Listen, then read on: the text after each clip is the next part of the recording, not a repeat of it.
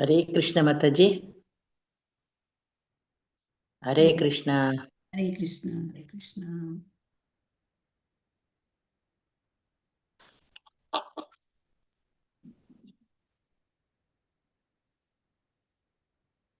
हरे कृष्ण। हरे कृष्ण। हरे कृष्ण माताजी। हरे कृष्ण। नमामीश्वरं सच्चिदानन्दरूपं लसत्कुण्डलं गोकुले ब्राजमानं यशोदाभियोलुक लाद्दावमानं परामृष्टम् अत्यन्ततो धृत्य गोप्या रुदन्तं मुहुर्नेत्रयुग्मं मृजन्तं कराम्भोजयुग्मेन सातङ्कनेत्रं मुहुश्वासकम्पा त्रिरेकाङ्ककण्ठ स्थितग्रैवं दामोदरं भक्तिबद्धं नमामीश्वरं सच्चिदानन्दरूपं लसत्कुण्डलं गोकुले भ्राजमानम् इति दृक्स्वलीलाभिरानन्दकुण्डे स्वघोषं निमज्जन्तम् आख्यापयन्तम् तदीयेषितज्ञेषु भक्तैर्जितत्वम् पुनः प्रेमतस्तं शतावृत्तिवन्दे नमामीश्वरं सच्चिदानन्दरूपम् लसत्कुण्डलं गोकुले भ्राजमानं वरं देवमोक्षं न मोक्षावधिं वा न चान्यं वृणेऽहं वरेशादपि ह्यः इदं ते वपुर्नाथ गोपालबालम् सदा मे मनस्याविरास्तां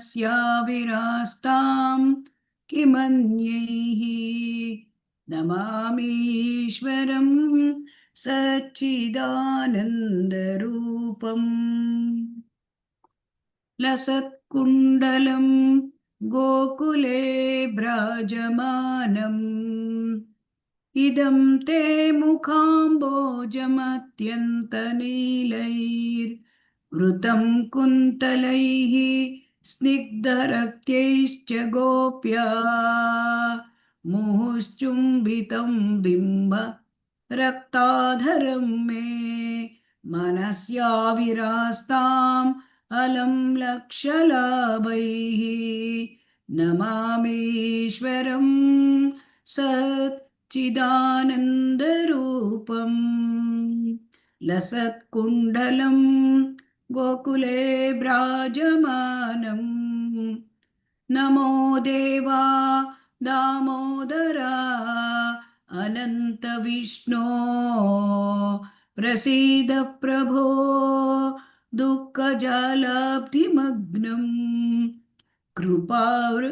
दृष्टिवृष्ट्या अतिदीनं बतानु गृहाणेश माम् अज्ञमेद्यक्षिदृश्यः नमामि ईश्वरं सच्चिदानन्दरूपम् लसत्कुण्डलं गोकुले भ्राजमानम् कुबेरात्मजौ बद्धमूर्त्यैव यद्वत् त्वया मोचितौ भक्तिभाजौ कृतौ च तथा प्रेमभक्तिं स्वकाम्ये प्रयच्छ न मोक्षे ग्रहो मे अस्ति दामोदरेह नमामीश्वरं सत् चिदानन्दरूपं लसत्कुण्डलं गोकुले व्राजमानम् नमस्तेऽस्तु धाम्ने स्फुरदीप्तिधाम्ने त्वदीयोदरायाथ विश्वस्य धाम्ने नमो राधिकायै त्वदीयप्रियायै नमो अनन्तलीलाय देवाय तुभ्यम् नमामीश्वरं सच्चिदानन्दरूपं लसत्कुण्डलं गोकुले व्राजमानम्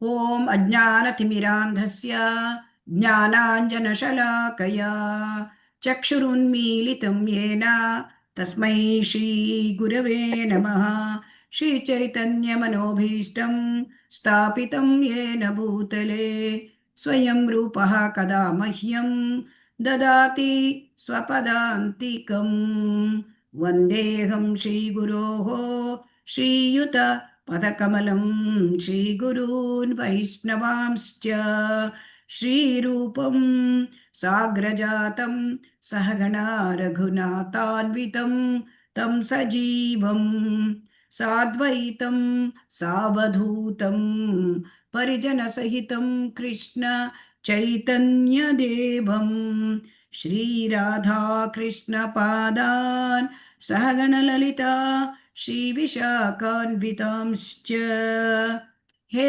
कृष्णा करुणा सिन्धो दीनबन्धो जगत्पते गोपेश गोपिका कान्त राधाकान्त नमोऽस्तु ते तप्तकाञ्चन गौराङ्गी राधे वृन्दावनेश्वरी वृषभानुसुते देवी प्रणमामि हरिप्रिये वाञ्छाकल्पतरुभ्यश्च कृपा सिन्धुभ्य एव च पतितानां पावनेभ्यो वैष्णवेभ्यो नमो नमः जय श्री कृष्ण चैतन्य प्रभु नित्यानंद श्री अद्वैत गदाधर श्रीवासादि गौरभक्तवृंद हरे कृष्णा कृष्ण कृष्ण हरे हरे हरे राम राम राम हरे हरे हरे कृष्ण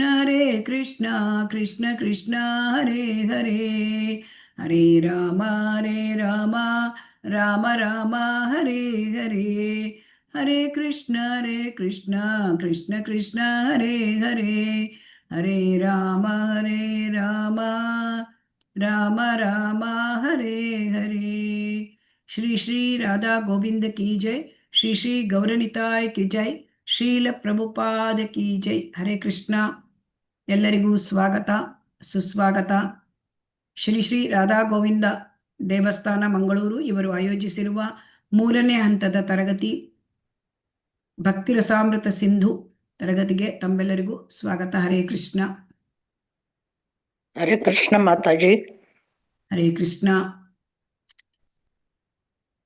ಇವತ್ತು ಅಧ್ಯಾಯ 1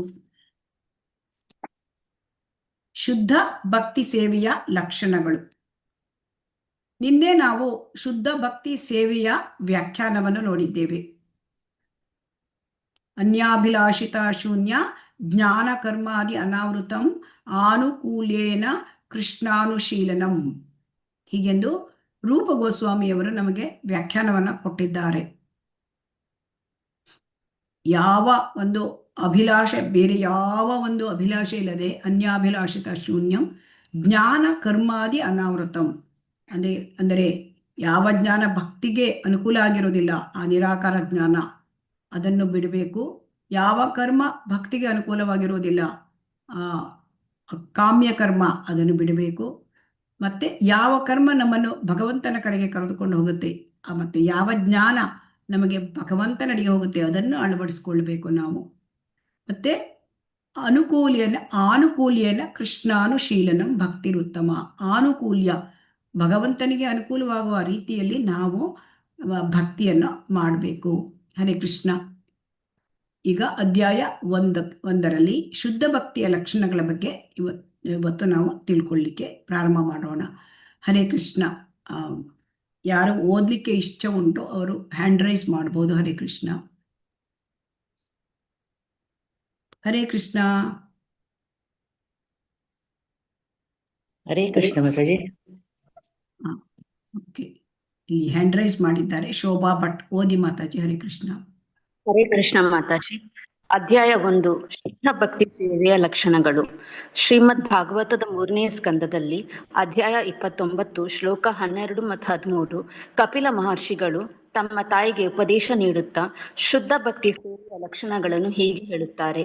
ತಾಯಿ, ಯಾರು ನನ್ನ ಶುದ್ಧ ಭಕ್ತರು ಮತ್ತು ಯಾರಿಗೆ ಐಹಿಕ ಲಾಭಗಳ ಆಸೆ ಇಲ್ಲವೋ, ಯಾರು ದಾರ್ಶನಿಕ ಮನೋಕಲ್ಪನೆಗಳಲ್ಲಿ ತೊಡಗುವುದಿಲ್ಲವೋ ಅಂತಹವರು ನನ್ನ ಸೇವೆಯಲ್ಲಿ ಎಷ್ಟರ ಮಟ್ಟಿಗೆ ಮನಸ್ಸನ್ನು ನಿಲ್ಲಿಸುತ್ತಾರೆಂದರೆ ನನ್ನ ಸೇವೆಯಲ್ಲಿ ತೊಡಗಿಕೊಂಡಿರಬೇಕೆಂಬುದರ ವಿನ ಬೇರೊಂದು ಅಪೇಕ್ಷೆ ಅವರಿಗಿರುವುದಿಲ್ಲ. ನನ್ನ ಧಾಮದಲ್ಲೇ ಇರಲು ಬಿಡುವುದಿಲ್ಲ. ಹರೇ ಕೃಷ್ಣ. ಹರೇ ಕೃಷ್ಣ. ಸೊ ಇಲ್ಲಿ ಶ್ರೀಮದ್ ಭಾಗವತದ ಒಂದು 2 ಶ್ಲೋಕಗಳನ್ನ ಶ್ರೀಲ ಪ್ರಭುಪಾದರು ನಮಗೆ ತಿಳಿಸ್ತಾರೆ. ಅಲ್ಲಿ ಕಪಿಲ ಮಹರ್ಷಿಗಳು ತಾಯಿ ದೇವಹೂತಿಗೆ ಉಪದೇಶ ನೀಡ್ತಾ ಇದ್ದಾರೆ. ಅದರಲ್ಲಿ ಶುದ್ಧ ಭಕ್ತಿಯ ಲಕ್ಷಣಗಳನ್ನ ವಿವರಿಸಿದ್ದಾರೆ. ಶುದ್ಧ ಭಕ್ತರಿಗೆ ಯಾವ ಐಹಿಕ ಲಾಭದ ಆಸೆ ಇರುವುದಿಲ್ಲ, ಐಹಿಕ ಇಚ್ಛೆಗಳು ಇರುವುದಿಲ್ಲ, ಮತ್ತು ಅವರು ದಾರ್ಶನಿಕ ಮನೋಕಲ್ಪನೆಗಳಲ್ಲಿ ತೊಡಗಿರುವುದಿಲ್ಲ. ಅವರು ಕೃಷ್ಣನ ಆ ಭಗವಂತನ ಭಕ್ತಿ ಸೇವೆಯಲ್ಲಿ ಇಷ್ಟೊಂದು ಮನಸ್ಸನ್ನ ನಿಲ್ಲಿಸಿರ್ತಾರೆ ಅಂದರೆ ಅವರಿಗೆ ಭಗವಂತನ ಭಕ್ತಿ ಸೇವೆ ಬಿಟ್ಟು ಬೇರೆ ಅಪೇಕ್ಷೆ ಇರೋದಿಲ್ಲ. ಅನ್ಯ ಅಭಿಲಾಷಿತ ಶೂನ್ಯ. ಸೊ ಹಾಗಾಗಿ ಯಾಕೆ ಈ ರೀತಿ ಆಗುತ್ತೆ ಅಂದರೆ ಅವರು ಕೃಷ್ಣನಿಂದ ಆಕರ್ಷಿತರಾಗಿದ್ದಾರೆ. ಅಖಿಲ ರಸಾಮೃತ ಮೂರ್ತಿ ಆ ಕೃಷ್ಣ ಭಗವಂತ ಎಲ್ಲರ ಮನಸ್ಸು ಅಂದರೆ ನಾವು ನೋಡಿದ್ದೇವೆ, ರಾಧಾರಾಣಿ ಮತ್ತು ಗೋಪಿಕೆಯರ ಮನಸ್ಸನ್ನು ಸೂರೆ ಮಾಡಿದ್ದಾನೆ. ಅಂತಹ ಎಲ್ಲ ಅಖಿಲ ರಸಾಮೃತ ಮೂರ್ತಿ ಭಗವಂತ ನಮ್ಮ ಮನಸ್ಸನ್ನು ಆಕರ್ಷಿಸಲಿ ಅಂತ ನಾವು ನಿನ್ನೆ ನೋಡಿದ್ದೇವೆ ಆ ಪ್ರಾರ್ಥನೆಯಲ್ಲಿ. ಹಾಗೆ ಇಲ್ಲಿ ಅವರು ಭಕ್ತರು, ಶುದ್ಧ ಭಕ್ತರು ಭಗವಂತನಿಂದ ಆಕರ್ಷಿತರಾಗಿದ್ದಾರೆ. ಅವರಿಗೆ ಹೇಗೆ ಕೇಳಿದರೆ ಭಗವಂತನ ಆಸಕ್ತಿ ಮತ್ತು ಈ ಶುದ್ಧ ಭಕ್ತರ ಆಸಕ್ತಿ ಎರಡೂ ಒಂದೇ ಇರುತ್ತೆ. ಭಗವಂತನ ಆಸಕ್ತಿಯನ್ನು ಪೂರೈಸಿದ್ರೆ ಬಿಟ್ಟರೆ ಭಗವಂತನ ಇಚ್ಛೆ, ದಿವ್ಯ ಇಚ್ಛೆ ಅದನ್ನು ಪೂರೈಸೋದನ್ನು ಬಿಟ್ಟರೆ ಬೇರೆ ಯಾವುದನ್ನು ಕೂಡ ಶುದ್ಧ ಭಕ್ತರಿಗೆ ಆಸಕ್ತಿ ಇರೋದಿಲ್ಲ. ಶುದ್ಧ ಭಕ್ತರು ಹೇಗೆ ಭಗವಂತನ ಕಡೆ ಆಕರ್ಷಿತರಾಗಿರ್ತಾರೆ ಅಂದರೆ, ಈ ಗಂಗಾ ನದಿ ಸಮುದ್ರಕ್ಕೆ ತನ್ನಷ್ಟಕ್ಕೆ ತಾನೇ ಹರಿತದೆ ಅಲ್ವಾ, ವೇಗವಾಗಿ. ಹೌದು ಮಾತಾಜಿ. ಅದೇ ರೀತಿ ಶುದ್ಧ ಭಕ್ತರ ಅವರ ಮನಸ್ಸು, ಅವರ ಎಲ್ಲ ಆಸಕ್ತಿ ಎಲ್ಲ ಭಗವಂತನ ಕಡೆಗೆ ಪ್ರವಹಿಸುತ್ತದೆ ಆ ರೀತಿ. ಸೊ ಹಾಗಾಗಿ ಅವರಿಗೆ ಅದು 24 ಗಂಟೆ ಅಹೈತುಕಿ ಅಪ್ರತಿಹತ, 24 ಗಂಟೆ ಅಪ್ರತಿಹತ ಅಹೈತುಕಿ, ಯಾವುದೇ ಕಾರಣ ಇಲ್ಲ. ಭಗವಂತನ ಯಾವುದೇ ಒಂದು ಭೌತಿಕ ಬಯಕೆಗಳು, ಯಾವ ಇಚ್ಛೆಗಳು ಇಲ್ಲದೆ ಆ ಭಗವಂತನ ಭಕ್ತಿ ಸೇವೆಯಲ್ಲಿ ಅವರು ನಿರತರಾಗಿರುತ್ತಾರೆ. ಹರೇ ಕೃಷ್ಣ. 2ನೇ ಒಂದು ಪ್ಯಾರವನ್ನು ಯಾರಾದರೂ ಓದಿ. ಹರೇ ಕೃಷ್ಣ. ಗೀತಾ ಮಾತಾಜಿ. ಹರೇ ಕೃಷ್ಣ. ಹರೇ ಕೃಷ್ಣ ಮಾತಾಜಿ. ಮುಕ್ತಿಯಲ್ಲಿ 5 ವಿಧ.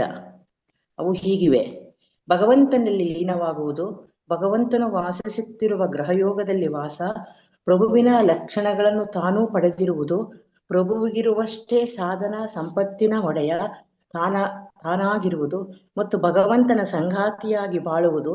ಭಕ್ತನು ಈ ವಿಧದ ಮುಕ್ತಿಯಲ್ಲಿ ಯಾವುದೊಂದನ್ನು ಬಯಸುವುದಿಲ್ಲ ಎಂದ ಮೇಲೆ ಐಹಿಕ ಇಂದ್ರಿಯ ತುಷ್ಟಿಯ ಬಗ್ಗೆ ಹೇಳುವುದೇನಿದೆ? ಭಗವಂತನಿಗೆ ಪ್ರೇಮ ಸೇವೆ ಸಲ್ಲಿಸುವಷ್ಟರಿಂದಲೇ ಭಕ್ತನು ತೃಪ್ತ. ಶುದ್ಧ ಭಕ್ತಿಯ ಲಕ್ಷಣ ಅದು.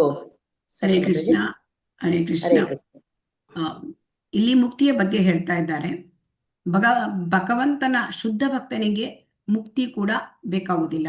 ಯಾಕೆ ಅಂತಂದ್ರೆ ಮುಕ್ತಿಯೂ ಕೂಡ ಚಿಕ್ಕದಾಗುತ್ತೆ ಆ ಭಗವಂತನ ಭಕ್ತಿ ಸೇವೆಯ ಮುಂದೆ ಅಂತ ಇಲ್ಲಿ ಅದನ್ನ ನಾವು ತಿಳ್ಕೊಳ್ಳೋಣ. ಸಾಲೋಕ್ಯ ಸಾಷ್ಟಿ ಸಾಮೀಪ್ಯ ಸಾರೂಪ್ಯೈ ಏಕತ್ವಂ ಅಪಿ ಉತ್ತ ದೀಯಮಾನಂ ನ ಗೃಹಣಂತಿ ವಿನಾ ಮತ್ಸೇವನಂ ಜನಾಃ. ಅಂದ್ರೆ ಶುದ್ಧ ಭಕ್ತನಿಗೆ ಸಾಲೋಕ್ಯ, ಸಾರ್ಷ್ಟಿ, ಸಾಮೀಪ್ಯ, ಸಾರೂಪ್ಯ ಅಥವಾ ಸಾಯುಜ್ಯ ಇಂತಹ ಯಾವುದೇ ಮೋಕ್ಷವನ್ನು ಅವರು ಸ್ವೀಕರಿಸುವುದಿಲ್ಲ. ಅವರಿಗೆ ಮೋಕ್ಷ ಬೇಕಾಗಲಿಲ್ಲ. ಈ ಸಾಯುಜ್ಯ ಮೋಕ್ಷ ಅಂತಂದ್ರೆ ಭಗವಂತನಲ್ಲಿ ಲೀನವಾಗುವುದು. ಅದನ್ನು ಸಾಯುಜ್ಯ ಮೋಕ್ಷವನ್ನು ಈ ನಿರಾಕಾರವಾದಿಗಳು ಬಯಸುತ್ತಾರೆ, ಮಾಯಾವಾದಿಗಳು ಬಯಸುತ್ತಾರೆ. ಆದರೆ ಭಗವಂತನ ಭಕ್ತನಿಗೆ ಅದು ಬೇಕಾಗಿಲ್ಲ. ಅದಕ್ಕೆ ಆ ಕೈವಲ್ಯ, ಆ ಕೈವಲ್ಯ ಅದು ನರಕ ಸದೃಶ ಅಂತ ಶುದ್ಧ ಭಕ್ತ ಅದನ್ನು ಪರಿಗಣಿಸುತ್ತಾನೆ. ಆ ಭಕ್ತನಿಗೆ ಭಗವಂತನಿಗೆ ಸೇವೆ ಸಲ್ಲಿಸಲು ಎಷ್ಟು ಪ್ರೀತಿ ಅಂದರೆ ಅವರಿಗೆ ಈ 5 ಬಗೆಯ ಮೋಕ್ಷಗಳು ಕೂಡ ಅವರಿಗೆ ಪ್ರಾಮುಖ್ಯ ಆಗಿಲ್ಲ. ಈಗ ಸಾಯುಜ್ಯ ಮೋಕ್ಷವನ್ನ ನೋಡಿದ್ವಿ, ಭಗವಂತನ ಲೀನವಾಗೋದು, ಅದು ಬೇಕಾಗಿಲ್ಲ. ಸಾರ್ಷ್ಟಿ ಅಂತಂದ್ರೆ ಆ ಭಗವಂತನಿಗೆ ಸಮಾನವಾದ ಐಶ್ವರ್ಯವನ್ನು ಹೊಂದುವುದು. ಸಾಮೀಪ್ಯ ಮುಕ್ತಿ ಅಂದರೆ ಆ ಭಗವಂತನ ವೈಯಕ್ತಿಕ ಸಹಚರನಾಗಿರ್ತಕ್ಕಂಥದ್ದು. ಸಾರೂಪ್ಯ ಮುಕ್ತಿ ಅಂದರೆ ಭಗವಂತನಿಗೆ ಯಾವ ಒಂದು ರೂಪ ಇದೆಯೋ ಅದೇ ರೀತಿಯ ಶರೀರ ಲಕ್ಷಣಗಳನ್ನು ಹೊಂದಿರತಕ್ಕಂಥದ್ದು. ಇದು 5 ರೀತಿಯ ಮುಕ್ತಿ. ಇಂತಹ ಮುಕ್ತಿಯನ್ನು ಕೊಟ್ಟರೂ ಕೂಡ ಭಗವಂತ ಕೊಡ್ತಾನೆ ಅಂತ ಅವರಿಗೆ ಬೇಕಾಗಲಿಲ್ಲ. ಸಾಯುಜ್ಯ ಮುಕ್ತಿಯಂತೂ ಅವರು ಅದನ್ನು ಯಾವತ್ತೂ ಬಯಸುವುದಿಲ್ಲ. ಸೊ ಹಾಗಾಗಿ ಇಲ್ಲಿ ಏನಾಗುತ್ತೆ ಅಂತಂದ್ರೆ ಭಕ್ತನು ವೈಕುಂಠ ಲೋಕಕ್ಕೆ ಹೋದಾಗ ಈ 4 ವಿಧದ ಸೌಲಭ್ಯವನ್ನು ಅವನು ಪಡೆಯುತ್ತಾನೆ. ಅಂದ್ರೆ ಸಾಷ್ಟಿ, ಸಾಮೀಪ್ಯ, ಸಾಲೋಕ್ಯ, ಸಾರೂಪ್ಯ. ಸೊ ಹಾಗಾಗಿ ಇಲ್ಲಿ ಅದು ಭಕ್ತನಿಗೆ ಬೇಕಾಗಲಿಲ್ಲ. ಯಾಕೆ ಅಂತಂದ್ರೆ ಭಕ್ತನಿಗೆ ಅದು ಭಗವಂತನ ಭಕ್ತಿ ಸೇವೆ ಮಾಡೋದೇ ಅಷ್ಟು ಪ್ರೀತಿ. ಸೊ ಇದೇ ಅವರಿಗೆ ಬೇಕಾಗಿರುತ್ತದೆ. ಸೊ ಹಾಗಾಗಿ ಅವರಿಗೆ ಇದು ಯಾವ ಮೋಕ್ಷದಲ್ಲೂ ಕೂಡ ಅವರಿಗೆ ಇಷ್ಟ ಇಲ್ಲ. ಈ ಮೋಕ್ಷ ಲಘುಕೃತ್ ಹೇಳ್ತಾರೆ, ಅಂದ್ರೆ ಮೋಕ್ಷ ಅವರಿಗೆ ಚಿಕ್ಕದಾಗಿ ಕಾಣುತ್ತೆ. ಇದನ್ನ ಈ 5 ವಿಧದ ಆಧ್ಯಾತ್ಮಿಕ ಒಂದು ಅಸ್ತಿತ್ವ ಅದನ್ನು ಕೊಟ್ಟರೂ ಕೂಡ ಭಕ್ತ ಅದನ್ನ ಸ್ವೀಕರಿಸುವುದಿಲ್ಲ. ಇದು ಅತಿ ಕ್ಷುದ್ರ ಅಂತ ಬಯಸುತ್ತಾನೆ. ಭಕ್ತಿ ಸೇವೆ ಅಷ್ಟು ಮುಖ್ಯವಾದದ್ದು, ಅಷ್ಟು ಅಂದರೆ ಅದಕ್ಕೆ ಮಹತ್ವವಾದದ್ದು. ಅದರ ಎದುರಿಗೆ ಈ ಎಲ್ಲ ಮೋಕ್ಷದ ಎಲ್ಲವೂ ಕೂಡ ತುಂಬ ಕ್ಷುಲ್ಲಕವಾಗಿ ಕಾಣುತ್ತೆ. ಈ ಭಕ್ತನು ಈ ವಿಧದ ಮುಕ್ತಿಯಲ್ಲಿ ಯಾವುದೊಂದನ್ನು ಬಯಸುವುದಿಲ್ಲ ಎಂದ ಮೇಲೆ ಐಕ ಇಂದ್ರಿಯ ತುಷ್ಟಿಯ ಬಗ್ಗೆ ಹೇಳುವುದೇನಿದೆ? ಭಕ್ತನಿಗೆ ಮೋಕ್ಷವೇ ಬೇಕಾಗಿಲ್ಲ ಅಂದ ಮೇಲೆ ಐಕ ಇಂದ್ರಿಯ ಭೋಗ ಈ ಭೌತಿಕ ಪ್ರಪಂಚದಲ್ಲಿ ಅದು ಕೂಡ ಅವನಿಗೆ ತುಚ್ಛ, ಅದು ಬೇಕಾಗಿಲ್ಲ. ಹಾಗಾದ್ರೆ ಅವನಿಗೆ ಅವನ ಭಕ್ತನ ಇಚ್ಛೆ ಏನು? ಭಕ್ತನ ಇಚ್ಛೆ ಭಗವಂತನಿಗೆ ಪ್ರೇಮ ಸಲ್ಲಿಸುವುದು. ಅದರಿಂದಲೇ ಭಕ್ತನು ತೃಪ್ತ, ಅಂದರೆ ಸೇವಾನಂದದಿಂದ ಅವನು ತೃಪ್ತಿ ಹೊಂದುತ್ತಾನೆ. ಭಕ್ತನು ಭಗವಂತನಿಗೆ ಸೇವೆ ಮಾಡುವ ಆ ಆನಂದವನ್ನು ಹೊಂದುತ್ತಾನೆ ಮತ್ತು ಅದರಿಂದ ತೃಪ್ತಿಯನ್ನು ಹೊಂದುತ್ತಾನೆ. ಇದು ಶುದ್ಧ ಭಕ್ತಿಯ ಲಕ್ಷಣ. ಹಾಗಾಗಿ ಶುದ್ಧ ಭಕ್ತಿಯ ಲಕ್ಷಣ ಏನು? ಹರೇ ಕೃಷ್ಣ. ಶುದ್ಧ ಭಕ್ತಿಯಲ್ಲಿ ಯಾವುದೇ ಅಪೇಕ್ಷೆ ಇರುವುದಿಲ್ಲ, ಯಾವ ಅಪೇಕ್ಷೆ ಇರುವುದಿಲ್ಲ ಮತ್ತು ಮೋಕ್ಷದ ಅಪೇಕ್ಷೆಯೂ ಕೂಡ ಅವರಿಗಿಲ್ಲ. ಅವರಿಗೆ ಭಗವಂತನ ಭಕ್ತಿ ಸೇವೆ ಸಲ್ಲಿಸುವುದರಿಂದ ಮಾತ್ರ ತೃಪ್ತ. ಹರೇ ಕೃಷ್ಣ.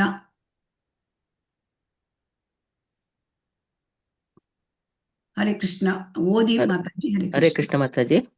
ಓದಿ ಮಾತಾಜಿ. ಓದಿ ಮಾತಾಜಿ.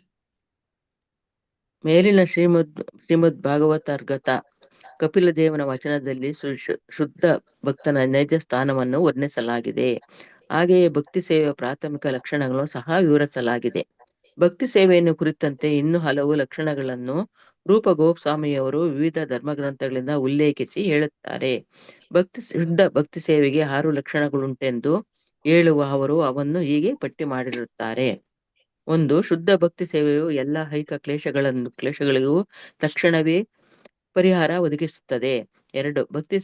ಶುದ್ಧ ಭಕ್ತಿ ಸೇವೆಯು ಸಕಲ ಶುಭದ ಪ್ರಾರಂಭ. 3. ಶುದ್ಧ ಭಕ್ತಿ ಸೇವೆಯು ತನ್ನೆಂತ ತಾನೇ ವ್ಯಕ್ತಿಯನ್ನು ಲೋಕೋತ್ತರವಾದ ಆನಂದಕ್ಕೆ ಕೊಂಡೊಯ್ಯುತ್ತದೆ. 4. ಶುದ್ಧ ಭಕ್ತಿ ಸೇವೆಯ ಸಾಧನೆ ಅದು ಬಹು ಸುದುರ್ಲಭ. 5. ಭಕ್ತಿ ಸೇವೆಯ ಶುದ್ಧ ಭಕ್ತಿ ಸೇವಾ ನಿರತರು ಮುಕ್ತಿಯ ಕಲ್ಪನೆಯನ್ನು ಕೂಡ ಹೀಗೆಳೆಯುತ್ತಾರೆ. 6. ಕೃಷ್ಣನನ್ನು ಆಕರ್ಷಿಸಲು ಶುದ್ಧ ಭಕ್ತಿ ಸೇವೆಯೊಂದೇ ಮಾರ್ಗ. ಕೃಷ್ಣನು ಸರ್ವಾಕರ್ಷಕ, ಆದರೆ ಶುದ್ಧ ಭಕ್ತಿಯು ಅವನನ್ನು ಕೂಡ ಆಕರ್ಷಿಸುತ್ತದೆ. ಹಾಗಾಗಿ ಶುದ್ಧ ಭಕ್ತಿ ಸೇವೆಯು ಸ್ವಯಂ ಕೃಷ್ಣನಿಗಿಂತಲೂ ಹೆಚ್ಚಿನ ಲೋಕೋತ್ತರ ಶಕ್ತಿಯನ್ನು ಪಡೆದಿದೆ ಎನ್ನಬಹುದು, ಏಕೆಂದರೆ ಭಕ್ತಿ ಸೇವೆಯು ಕೃಷ್ಣನ ಅಂತರಂಗ ಶಕ್ತಿ. ಹರೇ ಕೃಷ್ಣ. ಹರೇ ಕೃಷ್ಣ ಮಾತಾಜಿ. ಇಲ್ಲಿ ಧನ್ಯವಾದಗಳು. ಶ್ರೀಲ ರೂಪ ಗೋಸ್ವಾಮಿಯವರು ನಮಗೆ ಅನೇಕ ಧರ್ಮ ಗ್ರಂಥಗಳನ್ನ ಉಲ್ಲೇಖ ಮಾಡಿ ಈಗ ಶುದ್ಧ ಭಕ್ತಿ ಸೇವೆಗೆ 6 ಲಕ್ಷಣಗಳಿದೆ ಅಂತ ಅದನ್ನ ಹೇಳ್ತಾರೆ. ಶುದ್ಧ ಭಕ್ತಿ ಸೇವೆ ಯಾರು ಮಾಡ್ತಾ ಇದ್ದಾರೆ ಅವರಿಗೆ ಈ ರೀತಿಯ ಲಕ್ಷಣಗಳಿರುತ್ತೆ. ಸೊ ಹೇಗೆ ಅಂತ ನೋಡೋಣ.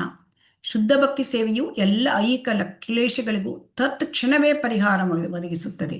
ಯಾರು ಈ ಶುದ್ಧ ಭಕ್ತಿ ಸೇವೆಯನ್ನು ಮಾಡ್ತಾರೆ ಅವರು ಐಹಿಕ ಕ್ಲೇಶಗಳಿಂದ ಅವರು ಬಳಲುವುದಿಲ್ಲ. ಕ್ಲೇಶಾಗ್ನಿ, ಐಹಿಕ ಕ್ಲೇಶಗಳನ್ನ ಒಂದು ಇದಕ್ಕೆ ಐಹಿಕ ಕ್ಲೇಶಗಳಿಗೆ ಈಗ ನಾವು ಅಗ್ನಿ ಅಂದ್ರೆ ಬೆಂಕಿಯನ್ನ ಹಾಕಿದ್ರೆ ಸುಟ್ಟು ಹೋಗುತ್ತೆ ಅಲ್ವಾ, ಹಾಗೆ ಈ ಕ್ಲೇಶಗಳೆಲ್ಲವೂ ಕೂಡ ಇದರಿಂದ ಈ ಕೃಷ್ಣ ಪ್ರಜ್ಞೆ ಭಕ್ತಿ ಸೇವೆ, ಶುದ್ಧ ಭಕ್ತಿ ಸೇವೆ ಮಾಡೋದ್ರಿಂದ ಎಲ್ಲ ಕ್ಲೇಶಗಳು ಪರಿಹಾರ ಒದಗಿಸುತ್ತದೆ. ಇದನ್ನ ನಾವು ಮುಂದೆ ನಾವು ಈಗ ಇದಾದ ಮೇಲೆ ಡೀಟೇಲ್ ಆಗಿ ತಿಳ್ಕೊಳ್ಳೋಣ. ಆಮೇಲೆ ಸಕಲ ಶುಭದ ಪ್ರಾರಂಭ. ಸೊ ಇಲ್ಲಿ ಕ್ಲೇಶಾಗ್ನಿ, ಶುಭದ ಎಲ್ಲ ಶುಭ ಅಂದರೆ ಈ ಭೌತಿಕ ಪ್ರಪಂಚ ಇಲ್ಲಿ ಇರೋದು ಯಾವುದೇ ಶುಭ ಇಲ್ಲ. ಇಲ್ಲಿ ಇರ್ತಕ್ಕಂಥದ್ದು ಒಂದೇ ಒಂದು ಶುಭ ಅಂದರೆ ಹರೇ ಕೃಷ್ಣ ಮಹಾಮಂತ್ರ. ಸೊ ಹಾಗಾಗಿ ಇಲ್ಲಿ ಎಲ್ಲ ಶುಭದ ಪ್ರಾರಂಭ ಆಗುತ್ತೆ ಶುದ್ಧ ಭಕ್ತಿ ಸೇವೆಯಿಂದ. ಶುಭದ ಅಂತ ಹೇಳ್ತಾರೆ. ಆಮೇಲೆ ಶುದ್ಧ ಭಕ್ತಿ ಸೇವೆಯು ತನ್ನಂತೆ ತಾನೇ ವ್ಯಕ್ತಿಯನ್ನು ಲೋಕೋತ್ತರ ಆನಂದಕ್ಕೆ ಒಯ್ಯುತ್ತದೆ. ಲೋಕೋತ್ತರವಾದ ಆನಂದ ಅಂತಂದ್ರೆ ಅಂದ್ರೆ ಅದು ದಿವ್ಯವಾದ ಆನಂದ. ಭೌತಿಕ ಪ್ರಪಂಚದಲ್ಲಿ ಈ ದಿವ್ಯವಾದ ಆನಂದ ಇರೋದಿಲ್ಲ. ಭೌತಿಕ ಪ್ರಪಂಚದಲ್ಲಿ ಚಪಲ ಸುಖ, ದುಃಖ ಇಲ್ಲದೆ ಇರತಕ್ಕಂಥ ಪರಿಸ್ಥಿತಿ. ಆದರೆ ಶುದ್ಧ ಭಕ್ತಿ ಸೇವೆ ಯಾರು ಮಾಡ್ತಾರೆ ಅವರು ಲೋಕೋತ್ತರವಾದ ಆನಂದಕ್ಕೆ, ದಿವ್ಯ ಆನಂದದಲ್ಲಿ ಇರುತ್ತಾರೆ. ಸೊ ಅದಕ್ಕೆ ಸಾಂದ್ರಾನಂದ ವಿಶೇಷಾತ್ಮ ಅಂತ ಹೇಳ್ತಾರೆ. ಆಮೇಲೆ ಶುದ್ಧ ಭಕ್ತಿ ಸೇವೆ ಸುದುರ್ಲಭ. ಶುದ್ಧ ಭಕ್ತಿ ಸೇವೆ ಮಾಡುವವರು ತುಂಬಾ ಅಂದ್ರೆ ಸುಲಭವಾಗಿ ಸಿಕ್ಕುವುದಿಲ್ಲ, ಸುದುರ್ಲಭ. ಯಾಕೆಂದ್ರೆ ಶುದ್ಧ ಭಕ್ತಿ ಸೇವೆಯನ್ನ ಭಗವಂತ ಅಷ್ಟು ಸುಲಭವಾಗಿ ಕೊಡೋದಿಲ್ಲ. ಭಗವಂತ ಮುಕ್ತಿ ಕೊಡ್ಬೋದು, ಭಗವಂತ ಭುಕ್ತಿ ಕೊಡ್ಬೋದು, ಐಹಿಕ ಭೋಗಭಾಗ್ಯಗಳನ್ನು ಕೊಡ್ಬೋದು. ಯಾಕೆಂದ್ರೆ ಈ ಶುದ್ಧ ಭಕ್ತಿ ಕೊಟ್ಟರೆ ಭಗವಂತ ಆ ಶುದ್ಧ ಭಕ್ತರ ಅವರ ಕಂಟ್ರೋಲಲ್ಲಿ ಬರ್ತಾನೆ. ಸೊ ಹಾಗಾಗಿ ಅಷ್ಟು ಸುಲಭದಲ್ಲಿ ಶುದ್ಧ ಭಕ್ತಿಯನ್ನ ಭಗವಂತ ಕೊಡೋದಿಲ್ಲ. ಶುದ್ಧ ಭಕ್ತಿ ಸಾಧನೆ ಸುದುರ್ಲಭ.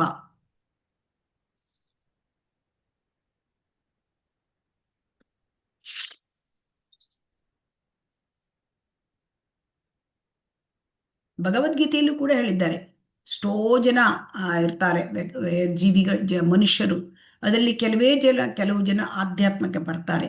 ಅದರಲ್ಲಿಯೂ ಕೂಡ ಭಕ್ತಿಗೆ ಬರುವವರು ತುಂಬಾ ಕಡಿಮೆ. ಆ ಭಕ್ತಿಗೆ ಬಂದವರಲ್ಲೂ ಕೂಡ ಶುದ್ಧ ಭಕ್ತಿಯನ್ನ ತಲುಪುವವರು ತುಂಬಾ ಕಡಿಮೆ. ಮೋಕ್ಷ ಲಘುಕೃತ್ ಅಂದ್ರೆ ಶುದ್ಧ ಭಕ್ತರು ಈ ಮೋಕ್ಷವನ್ನು ಕೂಡ ಹೇಗೆಳೆಯುತ್ತಾರೆ. ಅವರಿಗೆ ಭಕ್ತಿ ಸೇವೆ ಹೇಳ್ತಕ್ಕಂಥದ್ದು ಎಷ್ಟು ದೊಡ್ಡದಂದ್ರೆ ಮೋಕ್ಷ ಹೇಳೋದು ತುಂಬಾ ಲಘು ಆಗಿಬಿಡುತ್ತೆ, ಚಿಕ್ಕದಾಗಿಬಿಡುತ್ತೆ. ಅವರಿಗೆ ಅದು ಬೇಕಾಗ್ಲಿಲ್ಲ.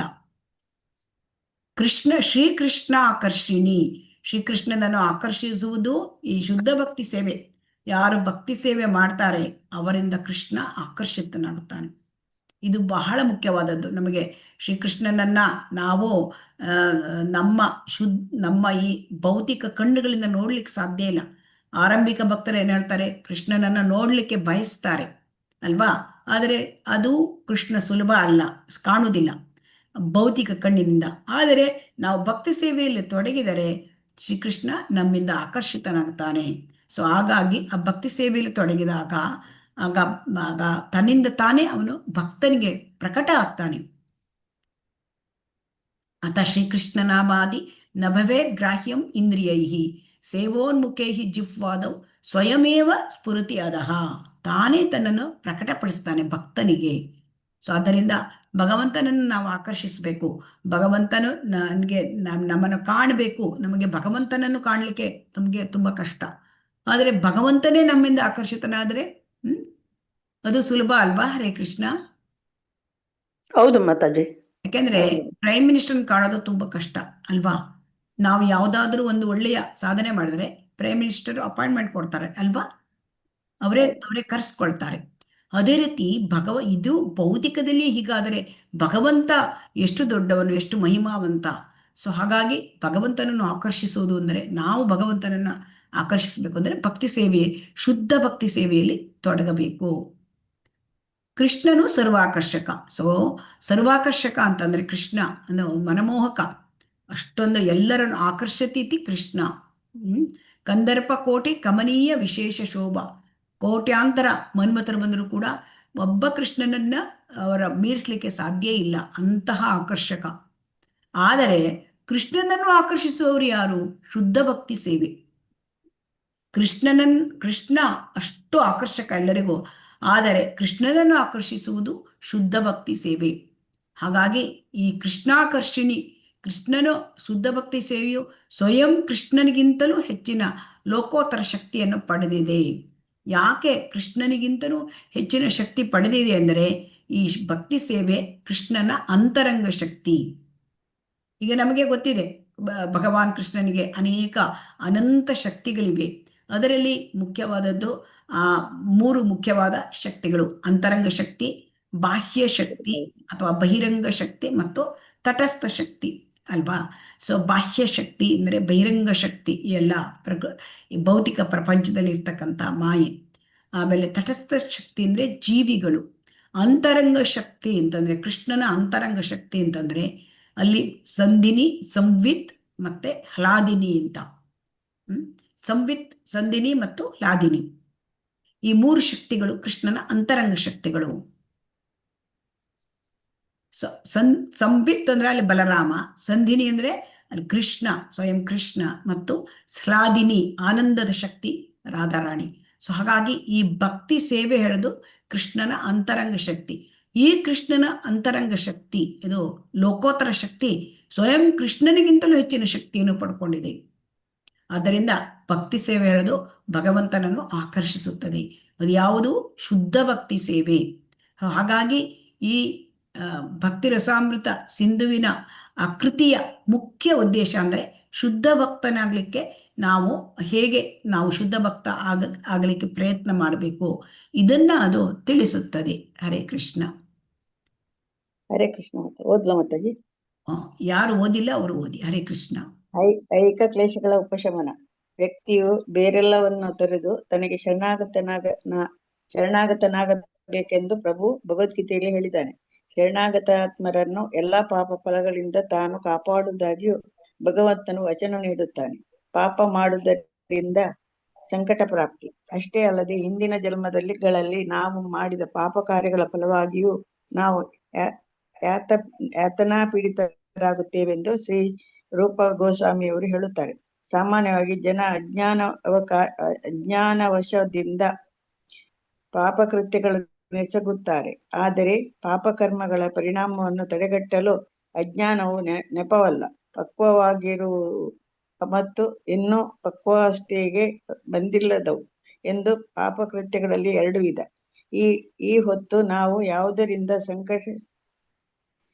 ಸಂಕಟಗ್ರಸ್ತರಾಗಿದ್ದೇವೋ ಅವು ಫಲಕ್ಕೆ ಬಂದಿರುವ ಪಾಪ ಕಾರ್ಯಗಳು. ನಮ್ಮಲ್ಲಿ ಶೇಖರವಾಗಿರುವ ಯಾವ ಪಾಪಕೃತ್ಯಗಳ ಫಲವನ್ನು ನಾವು ಇನ್ನೂ ಅನುಭವಿಸಲಿಲ್ಲವೋ ಅವು ಅಪಕ್ವ. ಉದಾಹರಣೆಗೆ, ವ್ಯಕ್ತಿಯೊಬ್ಬನು ಪಾಪಕೃತ್ಯಗಳನ್ನು ಎಸಗಿದ್ದಾನೆನ್ನೋಣ, ಆದರೆ ಇನ್ನೂ ಅವನ ದಸ್ತಗಿರಿಯಾಗಿಲ್ಲ. ಅವನ ಅಪರಾಧವು ಗುರುತಿಸಲಾದೊಡನೆ ಸೆರೆಮನೆ ವಾಸ ಅವನಿಗೆ ಕಾದು ನಿಂತಿದೆ. ಅದೇ ರೀತಿ ನಾವು ಮಾಡಿರುವ ಕೆಲವು ಪಾಪಕೃತ್ಯಗಳಿಗಾಗಿ ನಮಗೆ ಸಂಕಟ ಪ್ರಾಪ್ತಿಯಾಗುವುದನ್ನು ನಾವು ಎದುರು ನೋಡುತ್ತಿದ್ದೇವೆ.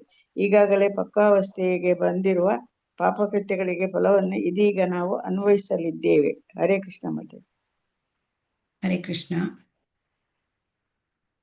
ಹರೇ ಕೃಷ್ಣ. ಐಕ ಕ್ಲೇಶಗಳ ಉಪಶಮನ. ಈಗ ನಾವು ಮೊದಲನೆಯ ಲಕ್ಷಣವನ್ನ ಶ್ರೀಲ ಪ್ರಭುಪಾದರು ತುಂಬಾ ದೊಡ್ಡ ಭಾವಾರ್ಥವನ್ನು ಕೊಟ್ಟಿದ್ದಾರೆ. ತುಂಬಾ ದೊಡ್ಡ ಭಾವಾರ್ಥ ಈ ಒಂದು ಇದಕ್ಕೆ ಅಧ್ಯಾಯದಲ್ಲಿ. ಐಹಿಕ ಕ್ಲೇಶಗಳ ಉಪರಿಶಮನ. ಇಲ್ಲಿ ಏನ್ ಹೇಳ್ತಾರೆ? ಭಕ್ತಿ ಸೇವೆಯು ಎಲ್ಲ ಐಹಿಕ ಕ್ಲೇಶಗಳಿಗೂ ತತ್ಕ್ಷಣವೇ ಪರಿಹಾರವನ್ನು, ಶುದ್ಧ ಭಕ್ತಿ ಸೇವೆಯು ಐಹಿಕ ಲಕ್ಷಣಗಳಿಗೆ ತತ್ಕ್ಷಣವೇ ಪರಿಹಾರವನ್ನು ಒದಗಿಸುತ್ತದೆ. ಈಗ ನಮಗೆ ಈ ಒಂದು ಭೌತಿಕ ಪ್ರಪಂಚದಲ್ಲಿ ಕ್ಲೇಶಗಳು ಉಂಟು ಅಲ್ವಾ ಹರೇ ಕೃಷ್ಣ? ದುಃಖಗಳು ಉಂಟು ಅಲ್ವಾ? ಕಷ್ಟ ಉಂಟು ಅಲ್ವಾ? ಹೌದು ಮಾತಾಜಿ. ಯಾಕೆಂದ್ರೆ ಭೌತಿಕ ಪ್ರಪಂಚ ದುಃಖಾಲಯ. ಸೊ ಈ ದುಃಖಗಳು ಯಾಕೆ ಬರುತ್ತೆ? ಈ ಪ್ರಶ್ನೆ ನಮಗೆ ಉಂಟಾಗುತ್ತೆ ಅಲ್ವಾ? ಯಾವುದೇ ಆದ್ರೂ ಒಂದು ದುಃಖ ಬಂದ್ಕೊಳ್ಳೆ ನನಗೆ ಯಾಕೆ ಈ ಕಷ್ಟ, ಬೇರೆಯವರು ಚೆನ್ನಾಗಿದ್ದಾರೆ, ಈ ಪ್ರಶ್ನೆ ನಮಗೆ ಕಾಣುತ್ತೆ ಅಲ್ವಾ? ಹೌದು ಮಾತಾಜಿ. ಆಗ ನಮಗೆ ತಿಳ್ಕೊಳ್ಳಿಕ್ಕೆ ಇದನ್ನ ಈ ಒಂದು ಶ್ರೀಲ ಪ್ರಭುಪಾದರದ ಭಾವಾರ್ಥದಲ್ಲಿ ಇದೆಲ್ಲವನ್ನು ಬರೆದಿದ್ದಾರೆ. ನೋಡೋಣ. ಸೊ ಇಲ್ಲಿ ಭಗವದ್ಗೀತೆಯಲ್ಲಿ ಚರಮ ಸಂದೇಶ ನಾವು ನೋಡಿದ್ದೇವೆ.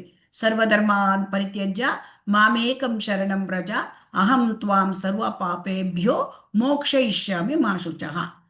ಭಗವದ್ಗೀತೆ 18ನೇ ಅಧ್ಯಾಯದಲ್ಲಿ ಕೊನೆಯದಾಗಿ ಹೇಳಿದ್ದಾನೆ, ಎಲ್ಲದನ್ನು ಬಿಡು, ನೀನು ನನಗೆ ಶರಣಾಗತನಾಗು. ಶರಣಾಗತನಾದರೆ ನಿನ್ನ ಪಾಪ ಫಲಗಳಿಂದ ನಾನು ಕಾಪಾಡ್ಬಿಡ್ತೇನೆ ಅಂತ ವಚನ ನೀಡ್ತಾನೆ. ಅಂದ್ರೆ ಪ್ರಾಮಿಸ್ ಮಾಡ್ತಾ ಇದ್ದಾನೆ ಭಗವಂತ. ಸೊ ಹಾಗಾಗಿ ಇಲ್ಲಿ ನಾವು ತಿಳ್ಕೊಳ್ಬೇಕು, ನಮಗೆ ಯಾಕೆ ಸಂಕಟ ಬರುತ್ತೆ, ಕಷ್ಟ ಬರುತ್ತೆ ಅಂದ್ರೆ ಪಾಪ ಮಾಡೋದ್ರಿಂದ. ಈ ಪಾಪ ನಾವು ಈಗ ಏನು ಅನುಭವಿಸ್ತಾ ಇದ್ದೇವೆ ಅದು ಹಿಂದಿನ ಜನ್ಮಗಳಲ್ಲಿ ನಾವು ಮಾಡಿದ ಪಾಪ ಕಾರ್ಯಗಳ ಫಲ ಎಂದು ಶ್ರೀಲ ರೂಪ ಗೋಸ್ವಾಮಿಯರು ಹೇಳ್ತಾರೆ. ಹರೇ ಕೃಷ್ಣ. ಇದೆಲ್ಲರಿಗೂ ಅರ್ಥ ಆಯ್ತಾ ಹರೇ ಕೃಷ್ಣ? ಅರ್ಥ ಆಗಿದೆ ಮಾತಾಜಿ.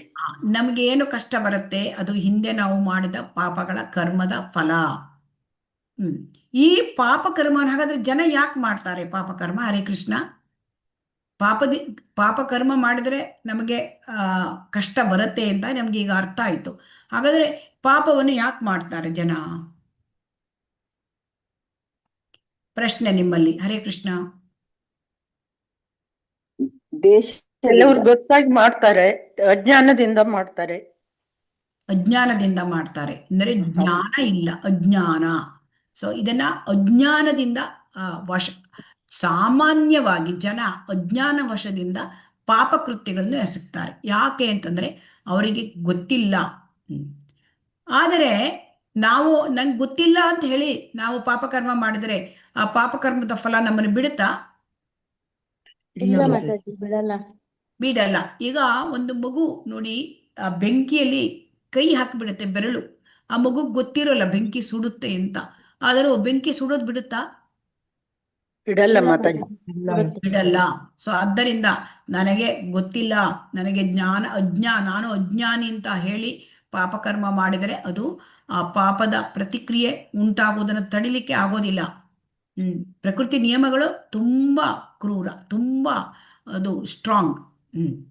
ಹಾಗಾಗಿ ಈ ಪಾಪಕೃತ್ಯಗಳಲ್ಲಿ 2 ರೀತಿ ಇರುತ್ತೆ. ಒಂದು ಪಕ್ವವಾದ ಪಾಪಕೃತ್ಯ, ಇನ್ನೊಂದು ಅಪಕ್ವವಾದದ್ದು. ಅಪಕ್ವವಾದದ್ದು ಅಂದ್ರೆ ನಮಗೆ ಅರ್ಥ ಆಗತ್ತೆ. ಪಕ್ವವಾದದ್ದು ಅಂದ್ರೆ ಇನ್ನೇನ, ನಾವು ಹಣ್ಣು ತಿನ್ಲಿಕ್ಕೆ ರೆಡಿ ಆಗಿದೆ ಅಲ್ವಾ? ಅಪಕ್ವ ಅಂದ್ರೆ ಈಗ ಒಂದು ಮಾವಿನಕಾಯಿ ತಗೊಂಡ್ರೆ ಕಾಯಿ ತಿನ್ಲಿಕ್ಕೆ ಆಗೋದಿಲ್ಲ ಅಲ್ವಾ? ಹಣ್ಣಿಗೆ ನಾವು ಕಂಪೇರ್ ಮಾಡಿದರೆ ಹಣ್ಣು ರುಚಿ ಅಲ್ವಾ? ಸೊ ತಿನ್ಲಿಕ್ಕೆ ನಾವು ನೋಡ್ತೇವೆ. ಹಾಗೆ ಯಾವಾಗ ಈಗೇನು ಸಂಕಟವನ್ನು ಅನುಭವಿಸ್ತಾ ಇದ್ದೇವೆ, ಈಗೇನು ಪ್ರಸ್ತುತ ಪರಿಸ್ಥಿತಿಯಲ್ಲಿ ಈ ಜೀವನದಲ್ಲಿ ಅದು ಪಕ್ವಕ್ಕೆ ಬಂದ ಅಂದ ಪಾಪದ ಫಲ. ಸೊ ಹಾಗಾದ್ರೆ ಇನ್ನೂ ಅನುಭವಿಸಿಲ್ಲ, ಅದು ಎಷ್ಟೋ ಶೇಖರವಾಗಿದೆ. ನಾವು ಮಾಡಿದ ಪಾಪಕೃತ್ಯಗಳು ಎಷ್ಟೋ ಶೇಖರವಾಗಿದೆ, ಅದಿನ್ನೂ ಈಗ ಫಲಕ್ಕೆ ಬಂದಿಲ್ಲ. ಅದು ಅಪಕ್ವವಾದದ್ದು. ಅದನ್ನ ಅಪಕ್ವವಾದ ಪಾಪಕೃತ್ಯದ ಫಲ ಇದೆ. ಅಪ್ರಾರಬ್ಧ ಅಂತ ಹೇಳ್ತಾರೆ. ಪ್ರಾರಬ್ಧ ಅಂತಂದ್ರೆ ನೋಡಿ, ನಾವು ಕೇಳಿರ್ತೇವೆ ಪ್ರಾರಬ್ಧ ಕರ್ಮ ಅಂತ ಕೇಳಿರ್ತೇವೆ ಅಲ್ವಾ? ಕೇಳಿದ್ದೇವೆ ಮಾತಾಜಿ. ಪ್ರಾರಬ್ಧ ಕರ್ಮ ಅಂದ್ರೆ ಅದು ಪಕ್ವವಾದ ಫಲ, ಪಾಪದ ಫಲ. ಈಗ ನಾವೇನು ಪ್ರಾರಬ್ಧ ಕರ್ಮ ಅವನು ಅನುಭವಿಸ್ತಾ ಇದ್ದಾನೆ ಅಂದ್ರೆ ಈಗ ಪಕ್ವಕ್ಕೆ ಬಂದ ಅದು ಪಾಪದ ಫಲ. ಆಮೇಲೆ ಅಪ್ರಾರಬ್ಧ ಅಂದ್ರೆ ಅದಿನ್ನೂ ಪಕ್ವಕ್ಕೆ ಆಗಿಲ್ಲ. ಅದು ಎಲ್ಲ ಪಾಪಗಳು ಒಂದೇ ಜನ್ಮದಲ್ಲಿ ಬರುತ್ತೆ ಅಂತಿಲ್ಲ. ಈ ಜನ್ಮದಲ್ಲಿ ಎಷ್ಟೋ ಜನ್ಮದ್ದು ಈಗ ಬಂದಿರಬಹುದು ಫಲಕ್ಕೆ, ಆಮೇಲೆ ಇನ್ನೂ ನಾವು ಫಲಕ್ಕೆ ಬಂದಿಲ್ಲದು ಮುಂದಿನ ಜನ್ಮಕ್ಕೂ ಬರಬಹುದು. ಸೊ ಹಾಗಾಗಿ ಇಲ್ಲಿ ಏನಾಗಿರುತ್ತೆ, ಅದನ್ನು ಹೇಗೆ ತಿಳ್ಕೊಳ್ಳೋದು ಅಂತಂದ್ರೆ, ಒಬ್ಬವನು ಈಗ ಕಳ್ಳತನ ಮಾಡಿದ್ದಾನೆ ಅಂತ ಇಟ್ಕೊಳ್ಳೋಣ. ಆ ಕಳ್ಳತನ ಇನ್ನೂ ಅವನಿಗೆ ಕಳ್ಳ ಅಷ್ಟೇ ಇರೋದು, ಅವನ ದಸ್ತಗಿರಿ ಅರೆಸ್ಟ್ ಆಗಿಲ್ಲ. ಅವನು ಪೊಲೀಸ್ ಕಳ್ಳತನ ಮಾಡಿದ್ದಾನೆ ಅಷ್ಟೇ, ನಿನ್ನೆ ಅಷ್ಟೇ ಮಾಡಿದ್ದಾನೆ, ಇವತ್ತಿನೂ ಅರೆಸ್ಟ್ ಆಗಿಲ್ಲ. ಸೊ ಅವನಿಗಿನ್ನೂ ಶಿಕ್ಷೆ ಆಗಲಿಕ್ಕೆ ಕೋರ್ಟ್ ಟ್ರಯಲ್ ಎಲ್ಲ ಹಾಕಬೇಕು ಅಲ್ವಾ. ಆಮೇಲೆ ಶಿಕ್ಷೆ, ಅವನ ಅಪರಾಧ ಮಾಡಿದ್ದೇನೆ ಅಂತ ಪ್ರೂಫ್ ಆಗ್ಬೇಕಲ್ವಾ. ಸೊ ಅದು ಆಗಲಿಕ್ಕೆ ಸಮಯ ಹಿಡಿಯುತ್ತೆ ಅಲ್ವಾ.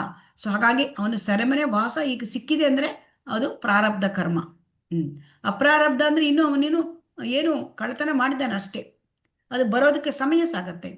ಸೊ ಹಾಗಾಗಿ ಇದನ್ನ ಈಗ ನಾವು ಏನು ಅನುಭವಿಸ್ತಾ ಇದ್ದೇವೆ ಅದು ಈಗಾಗಲೇ ಪಕ್ವಾವಸ್ಥೆಗೆ ಬಂದ ಪಾಪಕೃತ್ಯದ ಫಲಗಳು. ಸೊ ಹಾಗಾಗಿ ನಾವು ತಿಳ್ಕೊಳ್ಬೇಕು, ನಮಗೆ ಏಕೆ ದುಃಖ ಬರುತ್ತದೆ ಈ ವಿಷಯವನ್ನ ಶ್ರೀಲ ರೂಪ ಗೋಸ್ವಾಮಿಯವರು ತುಂಬ ಚೆನ್ನಾಗಿ ನಮಗೆ ತಿಳಿಸ್ಕೊಡ್ತಾ ಇದ್ದಾರೆ. ನಾವೇ ಮಾಡಿದ ಪಾಪಕರ್ಮದ ಫಲಗಳು, ಇದಕ್ಕೆ ಬೇರೆ ಯಾರೂ ಜವಾಬ್ದಾರಿ ಅಲ್ಲ. ಹರೇ ಕೃಷ್ಣ. ಈಗ ಇದನ್ನ ನೆಕ್ಸ್ಟ್ ಪ್ಯಾರಾ ಓದಿ. ಹರೇ ಕೃಷ್ಣ. ಹರೇ ಕೃಷ್ಣ ಮಾತಾಜಿ ಓದಿ. ಎಲ್ಲಿಂದ ಓದು? ಹೀಗೆ ಪಾಪ ಕಾರ್ಯಗಳು, ಅವುಗಳ ಫಲವಾಗಿ ಬರುವ ಯಾತನೆಗಳು ಸರಪಣಿಯಿಂದ ಕಟ್ಟಿ ಹಾಕಿದಂತೆ ನಮ್ಮನ್ನು ಬಿಗಿದಿವೆ. ಇಂತಹ ಪಾಪ ಕಾರ್ಯಗಳಿಂದಾಗಿ ಬದ್ಧ ಜೀವಿಯ ಜನ್ಮ ಜನ್ಮಾಂತರಗಳಿಂದ ನೋವುಣ್ಣುತ್ತಿದ್ದಾನೆ. ತನ್ನ ಹಿಂದಿನ ಜನ್ಮದ ಪಾಪ ಕೃತ್ಯಗಳ ಫಲವನ್ನು ಜೀವಿಯು ಈ ಜನ್ಮದಲ್ಲಿ ಅನುಭವಿಸುತ್ತಿದ್ದಾನೆ. ಅದೇ ಹೊತ್ತಿನಲ್ಲಿ ಮುಂದಿನ ಜನ್ಮದಲ್ಲಿ ಯಾತನಾ ಪೀಡಿತನಾಗಲು ಈ ಜನ್ಮದಲ್ಲಿ ಪಾಪವನ್ನು ಮಾಡುತ್ತಿದ್ದಾನೆ. ವ್ಯಕ್ತಿಯು ಸತತ ರೋಗಗ್ರಸ್ತನಾದಾಗಲೋ ಇಲ್ಲವೇ ಯಾವುದೋ ಕೋರ್ಟ್ ವ್ಯವಹಾರದಲ್ಲಿ ಸಿಕ್ಕಿಬಿದ್ದಿರುವಾಗಲೋ ಅಥವಾ ಅವನು ಹೀನ ಕುಲದಲ್ಲಿ ಜನಿಸಿದಾಗಲೋ ಅಥವಾ ಕುರೂಪಿಯಾಗಿದ್ದಾಗಲೋ ಅಥವಾ ಅನಕ್ಷರಸ್ಥನಾದಾಗಲೋ ಪಕ್ವಸ್ಥಿತಿಗೆ ಸಂದ ಪಾಪ ಕರ್ಮಗಳ ಫಲವು ಗೋಚರಕ್ಕೆ ಬರುತ್ತದೆ. ಹರೇ ಕೃಷ್ಣ. ಹರೇ ಕೃಷ್ಣ. ಹೀಗಾಗಿ ಈಗ ಪಾಪಕರ್ಮ ಅಂತಕ್ಕಂಥದ್ದು ಸರಪಳಿ ತರ ಕಟ್ಟಿ ಹಾಕ್ಬಿಟ್ಟಿದೆ ನಮ್ಮನ್ನ, ಭೌತಿಕ ಪ್ರಪಂಚದಲ್ಲಿ ಕಟ್ಟಿ ಹಾಕ್ಬಿಟ್ಟಿದೆ ನಮ್ಮನ್ನ ಅಲ್ವಾ. ತಪ್ಪಿಸ್ಕೊಳ್ಳಿಕ್ಕೆ ಸಾಧ್ಯ ಇಲ್ಲ. ಸರಪಳಿಯಿಂದ ಕಟ್ಟಿ ಹಾಕಿದ್ರೆ ತಪ್ಪಿಸ್ಕೊಳ್ಳಿಕ್ಕೆ ಸಾಧ್ಯ ಇದೆಯಾ? ಇಲ್ಲ ಮಾತಾಜಿ. ನಾವು ಜಾನುವಾರುಗಳನ್ನ, ದನಕರಗಳನ್ನ ಕಟ್ಟಿ ಹಾಕ್ತೇವೆ ಅಲ್ವಾ. ಹಾಗೆ ಈ ಪಾಪಕರ್ಮಗಳು ನಮ್ಮನ್ನ ಭೌತಿಕ ಪ್ರಪಂಚಕ್ಕೆ ಬಿಗಿದು ಹಾಕಿಬಿಟ್ಟಿದೆ, ಕಟ್ಟಿ ಹಾಕಿದೆ. ಸೊ ಈಗ ಕಟ್ಟಿ ಹಾಕೋದು ಒಂದೇ ಅಲ್ಲ, ನಮ್ಗೆ ಏನು ಕೊಡ್ತಾ ಇದೆ? ಪಾಪ ಕೃತ್ಯದಿಂದ ದುಃಖ, ಅದು ನೋವನ್ನ ನಮಗೆ ಕೊಡ್ತಾ ಇದೆ. ಸೊ ಹಾಗಾಗಿ ಈಗ ನಾವೇನು ಪ್ರಾರಬ್ಧ ಬಂದಿದೆ ನಮಗೀಗ, ಪ್ರಾರಬ್ಧ ಕರ್ಮ ಅದು ಫಲ ಈಗ ಅದು ಪಕ್ವವಾದ ಫಲವನ್ನ ನಾವೀಗ ಅನುಭವಿಸ್ತಾ ಇದ್ದೇವೆ. ಇಲ್ಲಿ ಶ್ರೀಲ ಪ್ರಭುಪಾದರು ಪಕ್ವವಾದ ಈ ಒಂದು ಪ್ರಾರಬ್ಧ ಕರ್ಮ ಅದರದ್ದ ಒಂದು ಉದಾಹರಣೆ ಕೊಡ್ತಾ ಇದ್ದಾರೆ. ಅಂದ್ರೆ ಈಗ ಕೆಲವರು ತುಂಬಾ ಸತತವಾಗಿ ಸುದೀರ್ಘ ಕಾಲ ರೋಗಗ್ರಸ್ತರಾಗಿರ್ತಾರೆ, ರೋಗವನ್ನ ಅನುಭವಿಸ್ತಾ ಇರ್ತಾರೆ ಅಲ್ವಾ. ಆಮೇಲೆ ಕೆಲವರಿಗೆ ಕೋರ್ಟ್ ವ್ಯವಹಾರದಲ್ಲಿ ಸಿಕ್ಕಾಕೊಂಡಿರ್ತಾರೆ. ಕೋರ್ಟ್ ವ್ಯವಹಾರ ಅದು ಮುಗಿಯುವುದೇ ಇಲ್ಲ, 10, 15, 20, 25 ವರ್ಷಗಳು ನಡಿಕೋತಾನೆ ಇರ್ತದೆ ಅಲ್ವಾ. ಹೌದು ಮಾತಾಜಿ. ಕೋರ್ಟ್. ಆಮೇಲೆ ಕೆಲವರು ಏನ್ ಮಾಡ್ತಾರೆ? ಕೀಳು ಜನ್ಮದಲ್ಲಿ ಹುಟ್ಟಿರ್ತಾರೆ. ಕೆಲವರು ಕುರೂಪಿಯಾಗಿ ಹುಟ್ಟಿರ್ತಾರೆ ಅಥವಾ ಅಂಗ ನ್ಯೂನತೆಗಳು. ಆಮೇಲೆ ಇನ್ನು ಕೆಲವರು ಅನಕ್ಷರಸ್ಥರು, ಅವರಿಗೆ ವಿದ್ಯಾಭ್ಯಾಸ ಮಾಡ್ಕೊಳ್ಳಿಕ್ಕೆ ಒಂದು ಸಂದರ್ಭವೇ ಇರೋದಿಲ್ಲ. ಇದೆಲ್ಲ ಒಂದು ಪಾಪ ಕರ್ಮಗಳು, ಪಕ್ವ ಸ್ಥಿತಿ ಅಂದರೆ ಪ್ರಾರಬ್ಧ ಕರ್ಮಗಳು. ಅವು ಈಗ ನಮ್ಗೀಗ ಈ ಜನ್ಮದಲ್ಲಿ ನಾವು ಅನುಭವಿಸ್ತಾ ಇರ್ತೇವೆ. ಸೊ ಅದಕ್ಕೆ ಉದಾಹರಣೆ. ಹೀಗೆ ಎಷ್ಟೋ ಪಾಪಕರ್ಮದ ಫಲವನ್ನ ನಾವು ಅನುಭವಿಸ್ತಾ ಇರ್ತೇವೆ. ಪ್ರತಿ ಒಂದು ಈ ಜನ್ಮದಲ್ಲಿ ನಮಗೆ ಎಷ್ಟೋ ತೊಂದರೆ ತಾಪತ್ರಯಗಳು ಬರುತ್ತೆ. ಅವು ಏನು? ಹರೇ ಕೃಷ್ಣ. ಅವು ಏನು? ಅವೆಲ್ಲ ಪಕ್ವ ಸ್ಥಿತಿಗೆ ಬಂದ ಪಾಪಕರ್ಮಗಳು. ಸೊ ಹಾಗಾಗಿ ನಮಗೆ ನಾವು ತಿಳ್ಕೊಳ್ಬೇಕು, ಈಗ ನಾವು ಅರ್ಥಕೊಳ್ಬೇಕು, ನನಗೆ ಯಾಕೆ ಕಷ್ಟ ಬಂತು? ನಾನು ಅಜ್ಞಾನದಲ್ಲಿ ಇದ್ದಿದ್ರಿಂದ, ನಾನು ಅಜ್ಞಾನ. ಯಾವುದು ಅಜ್ಞಾನ? ನಾನೇ ಇಂದ್ರಿಯ ಭೋಗ ಮಾಡಬೇಕು, ನಾನು ಮತ್ತೆ ಒಡೆಯನಾಗಬೇಕು, ಇದು ಅಜ್ಞಾನ. ಇಲ್ಲಿ ಅಜ್ಞಾನ, ಜ್ಞಾನ ಅಂದರೆ ಯಾವುದು ಅಲ್ಲಿ ಅಂದರೆ ಜ್ಞಾನ ಭಗವಂತ ಒಡೆಯ, ಎಲ್ಲ ಚರಾಚರ ಜಗತ್ತಿನ ಒಡೆಯ ಅಲ್ವಾ. ನಾವು ಈಶಾವಾಸ್ಯ ಪ್ರಿನ್ಸಿಪಲ್ ಅಲ್ಲಿ ನೋಡಿದ್ವಿ, ಈಶಾವಾಸ್ಯಮಿದಂ ಸರ್ವಂ ಜಗತ್ಕಿಂಚ ಜಗತ್ಯಾಂ ಜಗತ್ತಿನಲ್ಲಿ ಎಲ್ಲ ಚರಾಚರ ಜಗತ್ತಿನ ಒಡೆಯ ಭಗವಂತ. ಆದರೆ ನಮಗೇನು, ನಾವು ಒಡೆಯರಾಗ್ಲಿಕ್ಕೆ ಬಯಸ್ತಾ ಇದ್ದೇವೆ, ಮತ್ತೆ ನಾವು ಇಂದ್ರಿಯ ಭೋಗ ಮಾಡ್ಲಿಕ್ಕೆ ಹೇಳ್ತಾರೆ. ಭೋಕ್ತಾರಂ ಯಜ್ಞ ತಪಸಾಂ ಸರ್ವಲೋಕ ಮಹೇಶ್ವರಂ. ಭೋಕ್ತಾರ ಕೃಷ್ಣ, ನಾವು ಭೋಗ ಮಾಡ್ಲಿಕ್ಕೆ ಇಚ್ಛೆ ಬಯಸ್ತೇವೆ ಅಲ್ವಾ, ಇದು ಅಜ್ಞಾನ. ಸೊ ಆದ್ದರಿಂದ ನಮಗೆ ಈ ಒಂದು ಅಜ್ಞಾನ ಇರೋದರಿಂದ ನಾವು ಭೌತಿಕ ಪ್ರಪಂಚದಲ್ಲಿ ಪಾಪಗಳನ್ನು ಮಾಡ್ತೇವೆ. ನಾವು ಪುಣ್ಯ ಮಾಡಲಿಕ್ಕೆ ಬಯಸಿದ್ರೂ ಕೂಡ ಇದು ದ್ವಂದ್ವ, ಈ ಪಾಪಗಳು ಆಗೋದನ್ನ ಘಟಿಸುವುದು ತಪ್ಪಿಸ್ಲಿಕ್ಕೆ ಆಗೋದಿಲ್ಲ. ಆದರೆ ಕೆಲವರು ಜಾಸ್ತಿ ಮಾಡ್ತಾರೆ ಅಲ್ವಾ, ಅಜ್ಞಾನದಿಂದ ಜಾಸ್ತಿ ಮಾಡ್ತಾರೆ ಅಲ್ವಾ. ಹೌದು ಮಾತಾಜಿ. ಸೊ ಆದರೆ ಪ್ರತಿ ಒಂದು ಕರ್ಮಕ್ಕೂ ಅದಕ್ಕೆ ರಿಯಾಕ್ಷನ್ ಇದೆ, ಪ್ರತಿಕ್ರಿಯೆ ಇದೆ. ಸೊ ಅದು ಪುಣ್ಯ ಮತ್ತು ಪಾಪ ಇದ್ದಾಗ ನಮಗೆ ಈ ಸಂಕಟಗಳು ಬರುತ್ತೆ. ಸೊ ಆದ್ದರಿಂದ ನಾವು ಈಗ ಎಚ್ಚರವಾಗಿರಬೇಕು. ಇದನ್ನೆಲ್ಲ ನಾವು ಯಾಕೆ ಕಲಿತಾ ಇದ್ದೇವೆ ಅಂದರೆ ಈ ರೀತಿ ಆಗದಂತೆ, ಘಟಿಸದಂತೆ ನೋಡುವುದು ಹೇಗೆ ಅಂತ ನೋಡ್ಕೊಳ್ಳಿಕ್ಕೆ. ಶುದ್ಧ ಭಕ್ತಿ ಸೇವೆ ಮಾಡಿದರೆ ಅದು ಈ ಎಲ್ಲ ಕ್ಲೇಶಗಳಿಗೆ ಪರಿಹಾರವನ್ನು ಕೊಡುತ್ತದೆ. ಹರೇ ಕೃಷ್ಣ. ಹರೇ ಕೃಷ್ಣ ಮಾತಾಜಿ. ಓದ್ಲಾ ಮಾತಾಜಿ? ಇನ್ನೊಂದಿದೆ, ಈಗ ನಾವೀಗ ಹಿಂದಿನ ಜನ್ಮದಲ್ಲಿ ಮಾಡಿದ ಪಾಪಕೃತ್ಯಗಳ ಫಲವನ್ನು ಈ ಜನ್ಮದಲ್ಲಿ ಅನುಭವಿಸ್ತಾ ಇದ್ದೇವೆ. ಆದರೆ ಈ ಜನ್ಮದಲ್ಲಿ ನಾವು ನಮ್ಮ ಕರ್ಮಗಳನ್ನು ಮಾಡ್ತಾ ಇದ್ದೇವೆ. ಆದರೆ ಆ ಕರ್ಮಗಳು, ಪಾಪಕರ್ಮಗಳು ಘಟಿಸಿದ್ರೆ ಮತ್ತೆ ಮುಂದಿನ ಜನ್ಮದಲ್ಲಿ ಯಾತನಾ ಪೀಡರಾಗ್ಲಿಕ್ಕೆ ಈಗ ಮಾಡ್ತಾ ಇದ್ದೇವೆ ನಾವು ಕರ್ಮವನ್ನು. ಈಗ ಇದು ಅರ್ಥ ಆಯ್ತಾ? ಹರೇ ಕೃಷ್ಣ. ಅರ್ಥ ಆಯ್ತು ಮಾತಾಜಿ. ಈಗ ನಾವು ಮಾಡ್ತಾ ಇರೋ ಕೆಲಸಗಳು ಮುಂದಿನ ಜನ್ಮಕ್ಕೆ ಪಾಪವನ್ನ ತಂದ್ಕೊಂಡು ಬಿಡ್ಬಿಡ್ತೇವೆ, ಆ ಒಂದು ನೋವನ್ನ ತಂದ್ಬಿಡ್ತವೆ. ಹರೇ ಕೃಷ್ಣ. ಹರೇ ಕೃಷ್ಣ ಮಾತಾಜಿ. ಈ ಹೊತ್ತು ನಾವು ಬವಣೆ ಪಡುತ್ತಿರುವುದಕ್ಕೆ ಹಿಂದಿನ ಎಷ್ಟೋ ಪಾಪ ಕಾರ್ಯಗಳು ಕಾರಣವಾಗಿವೆ ಮತ್ತು ಈ ಹೊತ್ತಿನ ಪಾಪಕೃತ್ಯಗಳ ಫಲವಾಗಿ ನಾವು ಮುಂದೆ ಯಾತನಾ ಪೀಡಿತರಾಗಬಹುದು. ಆದರೆ ನಾವು ಕೃಷ್ಣ ಪ್ರಜ್ಞೆಯನ್ನು ತೆಗೆದುಕೊಂಡಲ್ಲಿ ಪಾಪಕೃತ್ಯಗಳ ಫಲವಾಗಿ ಬರುವ ಎಲ್ಲ ದುಷ್ಫಲಗಳನ್ನು ಒಮ್ಮೆಗೆ ತಡೆಗಟ್ಟಬಹುದು. ಈ ಮಾತಿಗೆ ಪೋಷಣೆ ಒದಗಿಸಲು ರೂಪ ಗೋಸ್ವಾಮಿಯವರು ಶ್ರೀಮದ್ ಭಾಗವತದ 11ನೆಯ ಸ್ಕಂದದಿಂದ ಅಧ್ಯಾಯ 14 ಶ್ಲೋಕ 19 ಸೂಕ್ತಿಯೊಂದನ್ನು ಉಲ್ಲೇಖಿಸುತ್ತಾರೆ. ಈ ಶ್ಲೋಕವು ಭಗವಾನ್ ಕೃಷ್ಣನು ಉದ್ಧವನಿಗೆ ಉಪದೇಶ ನೀಡಿದ ಸಂದರ್ಭಕ್ಕೆ ಸಂಬಂಧಿಸಿದೆ. ಕೃಷ್ಣನೆನ್ನುತ್ತಾನೆ, ಪ್ರಿಯ ಉದ್ಧವ, ನನಗೆ ಸಲ್ಲಿಸುವ ಭಕ್ತಿ ಸೇವೆಯ ತನಗೆ ಅರ್ಪಿಸಿದ್ದೆಲ್ಲವನ್ನು ಕ್ಷಣಾರ್ಧದಲ್ಲಿ ದಹಿಸಿ ಹಾಕಿಬಿಡುವ ದಗದಗಿಸುವ ಜ್ವಾಲೆಯಂತೆ ದಗದಗಿಸುವ ಜ್ವಾಲೆಯು ತನಗರ್ಪಿಸಿದ್ದನ್ನೆಲ್ಲವನ್ನು ದಹಿಸಿ ಭಸ್ಮ ಮಾಡಿಬಿಡುವಂತೆ ಕೃಷ್ಣ ಪ್ರಜ್ಞೆಯ ಭಾವದಲ್ಲಿ ಪ್ರಭುವಿಗೆ ಸಲ್ಲಿಸುವ ಭಕ್ತಿ ಸೇವೆಯು ಪಾಪಕರ್ಮಗಳನ್ನೆಲ್ಲ ದಹಿಸಿ ಬಿಡುತ್ತದೆ ಎಂಬುದು ಪ್ರಭುವಾಕ್ಯದ ಭಾವಾರ್ಥ. ಈ ಮಾತಿಗೊಂದು ಉದಾಹರಣೆ ಭಗವದ್ಗೀತೆಯಲ್ಲಿ ಸಿಗುತ್ತದೆ. ಯುದ್ಧ ಕಾರ್ಯವು ಪಾಪಕರ್ಮವೆಂದು ಅರ್ಜುನನ ಶಂಕೆ. ಆದರೆ ಕೃಷ್ಣನು ಅರ್ಜುನನಿಗೆ ಬುದ್ಧಿ ಹೇಳಿ ಯುದ್ಧದಲ್ಲಿ ತೊಡಗಿಸಿದ. ಹಾಗಾಗಿ ಈ ಯುದ್ಧವು ಭಕ್ತಿ ಸೇವೆಯಾಯಿತು. ಆದ್ದರಿಂದ ಅರ್ಜುನನು ಪಾಪಕಾರ್ಯದ ಫಲವನ್ನು ಅನುಭವಿಸಬೇಕಾಗಿಲ್ಲ. ಹರೇ ಕೃಷ್ಣ ಮಾತಾಜಿ. ಹರೇ ಕೃಷ್ಣ. ಧನ್ಯವಾದಗಳು. ಹಾಗಾಗಿ ನಾವೀಗ ಏನು ಕಷ್ಟ ಪಡ್ತಾ ಇದ್ದೇವೆ ಈಗ ಪ್ರಸ್ತುತ ಈ ಜೀವನದಲ್ಲಿ, ಅದು ಹಿಂದಿನ ಎಷ್ಟೋ ಪಾಪ ಕಾರ್ಯಗಳ ಕಾರಣ. ಎಷ್ಟೋ ಪಾಪ, ಎಷ್ಟು ಮಾಡಿದ್ದೇವೆ ಗೊತ್ತಿಲ್ಲ, ಅಷ್ಟು ಪಾಪ ಕಾರ್ಯಗಳು ಅದು ಅಲ್ಲ. ಯಾಕೆಂದ್ರೆ ಈ ಎಲ್ಲವೂ ಕೂಡ ಪಾಪ ಪುಣ್ಯಗಳು ನಮ್ಮ ಜೊತೆ ಬಂದ್ಬಿಡುತ್ತೆ, ನಮ್ಮ ಆತ್ಮದ ಜೊತೆ, ಮನಸ್ಸಿನ ಜೊತೆ ಬಂದ್ಬಿಡುತ್ತೆ. ಒಂದು ದೇಹದಿಂದ ಇನ್ನೊಂದು ದೇಹಕ್ಕೆ ಅದು ಕರ್ಕೊಂಡು ಹೋಗ್ಬಿಡುತ್ತೆ. ಸೊ ಹಾಗಾಗಿ ಇದನ್ನ ಈಗೇನು ನಾವು ಮಾಡ್ತಾ ಇದ್ದೇವೆ ಅದು ಮುಂದೆ ನಾವು ಯಾತನೆ ಪಡಲಿಕ್ಕೆ ಆ ಪಾಪ ಕಾರ್ಯಗಳು, ಈಗ ಮಾಡ್ತಿರೋ ಕಾರ್ಯಗಳು ಕಾರಣ ಆಗ್ತವೆ. ಆದರೆ ಇದಕ್ಕೆ ಪರಿಹಾರ ಇದೆ. ಈ ರೀತಿ ನಾವು ಪಾಪವನ್ನು ಮಾಡ್ಕೋತಾ ಕಷ್ಟಪಟ್ಕೋತಾ ಯಾಕಿರಬೇಕು ಅಲ್ವಾ? ಇದಕ್ಕೆ ಪರಿಹಾರ ಬೇಕಲ್ವಾ? ಹರೇ ಕೃಷ್ಣ. ಹೌದು ಮಾತಾಜಿ. ಆದರೆ ಇಲ್ಲಿ ನೋಡಿ, ನಮಗೆ ಈ ಭೌತಿಕ ಸಂಕಟಗಳು, ಕಷ್ಟಗಳು, ಆದರೆ ಅದಕ್ಕೆ ಪರಿಹಾರ ಭೌತಿಕ ಅಲ್ಲ.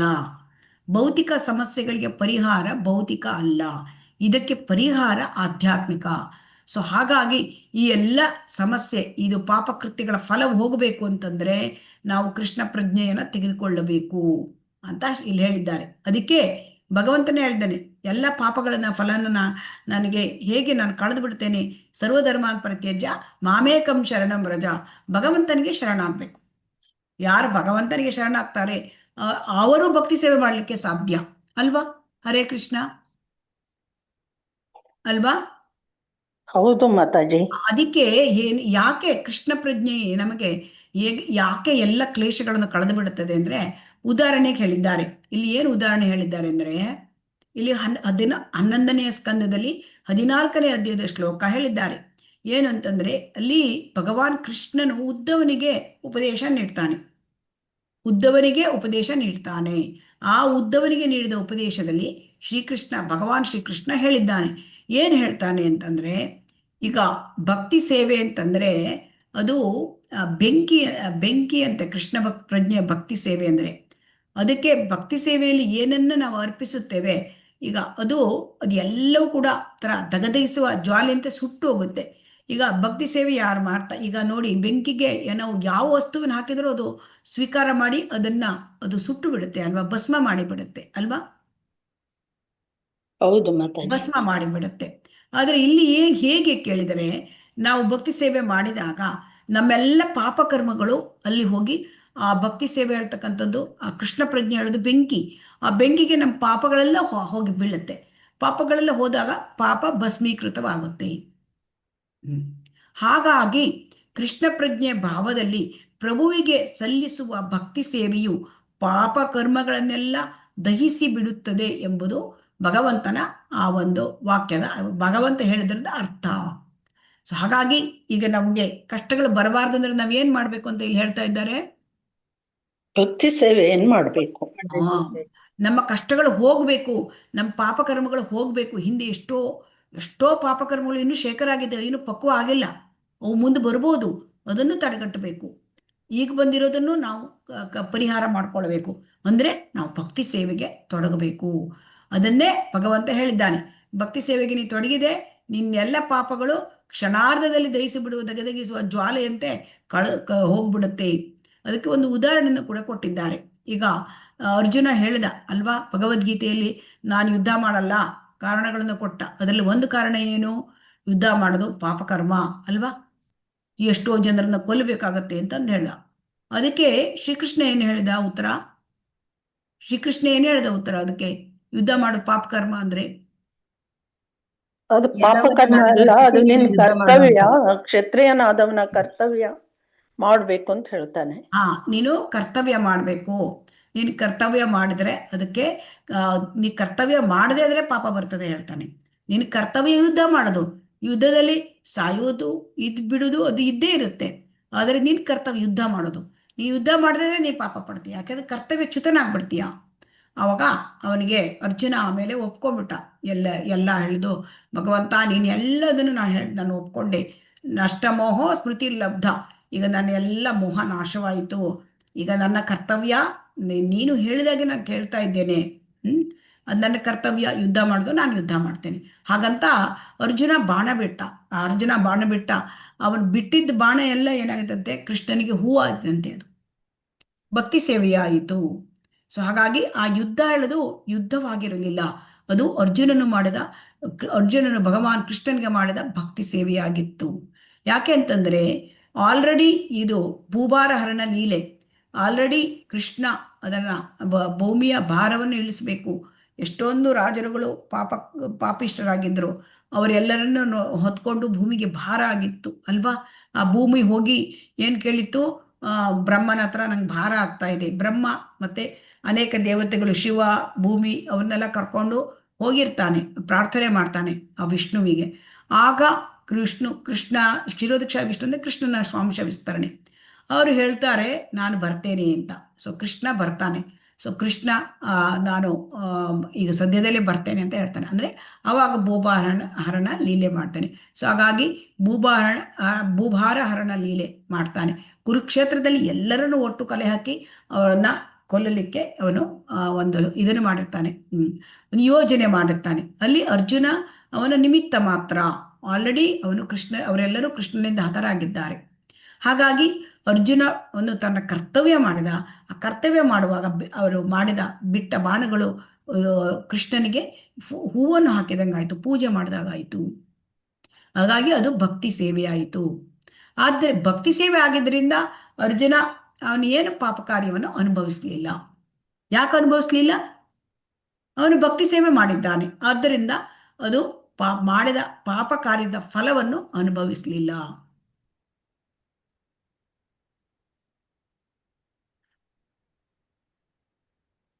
ಹರೇ ಕೃಷ್ಣ. ಇದನ್ನು ಓದಿ.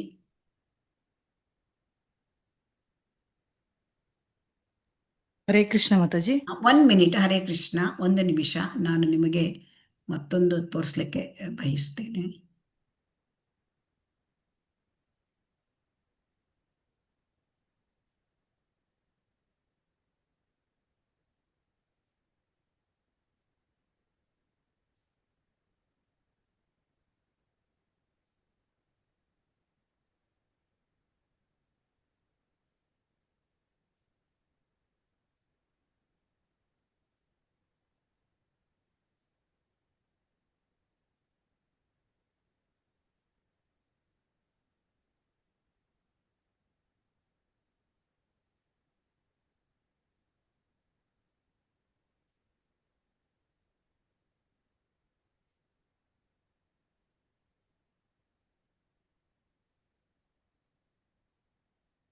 ಇದು ಕಾಣುತ್ತಾ ನಿಮಗೆ? ಹರೇ ಕೃಷ್ಣ.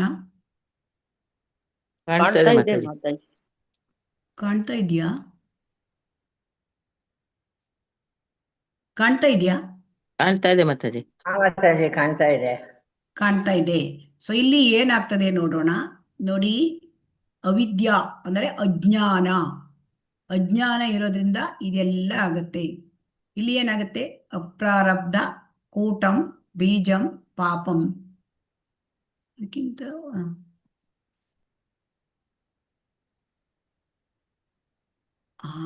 ಅಪ್ರಾರಬ್ಧ ಕೂಟಂ ಬೀಜಂ ಪಾಪಂ. ಪ್ರಾರಬ್ಧ, ಇದು ಚಿತ್ರ ಅರ್ಧಂಬರ್ಧ ಇದೆ, ಇದು ಕಾಣುತ್ತೆ, ಫುಲ್ ಬರ್ತಾ ಇಲ್ಲ ಕಾಣುತ್ತೆ ಇದರಲ್ಲಿ. ಇದ್ರ ಕೆಳಗಡೆ ಪ್ರಾರಬ್ಧ ಅಂತ ಇದೆ. ಇದು ನಿಮ್ಗೆ ಕಾಣ್ತಾ ಇಲ್ಲ? ಕಾಣ್ತಾ ಇದೆಯಾ? ಪ್ರಾರಬ್ಧ ಹೇಳೋದು ಕೆಳಗಿಂದು ಕಾಣ್ತಾ ಇದೆಯಾ? ಹರೇ ಕೃಷ್ಣ.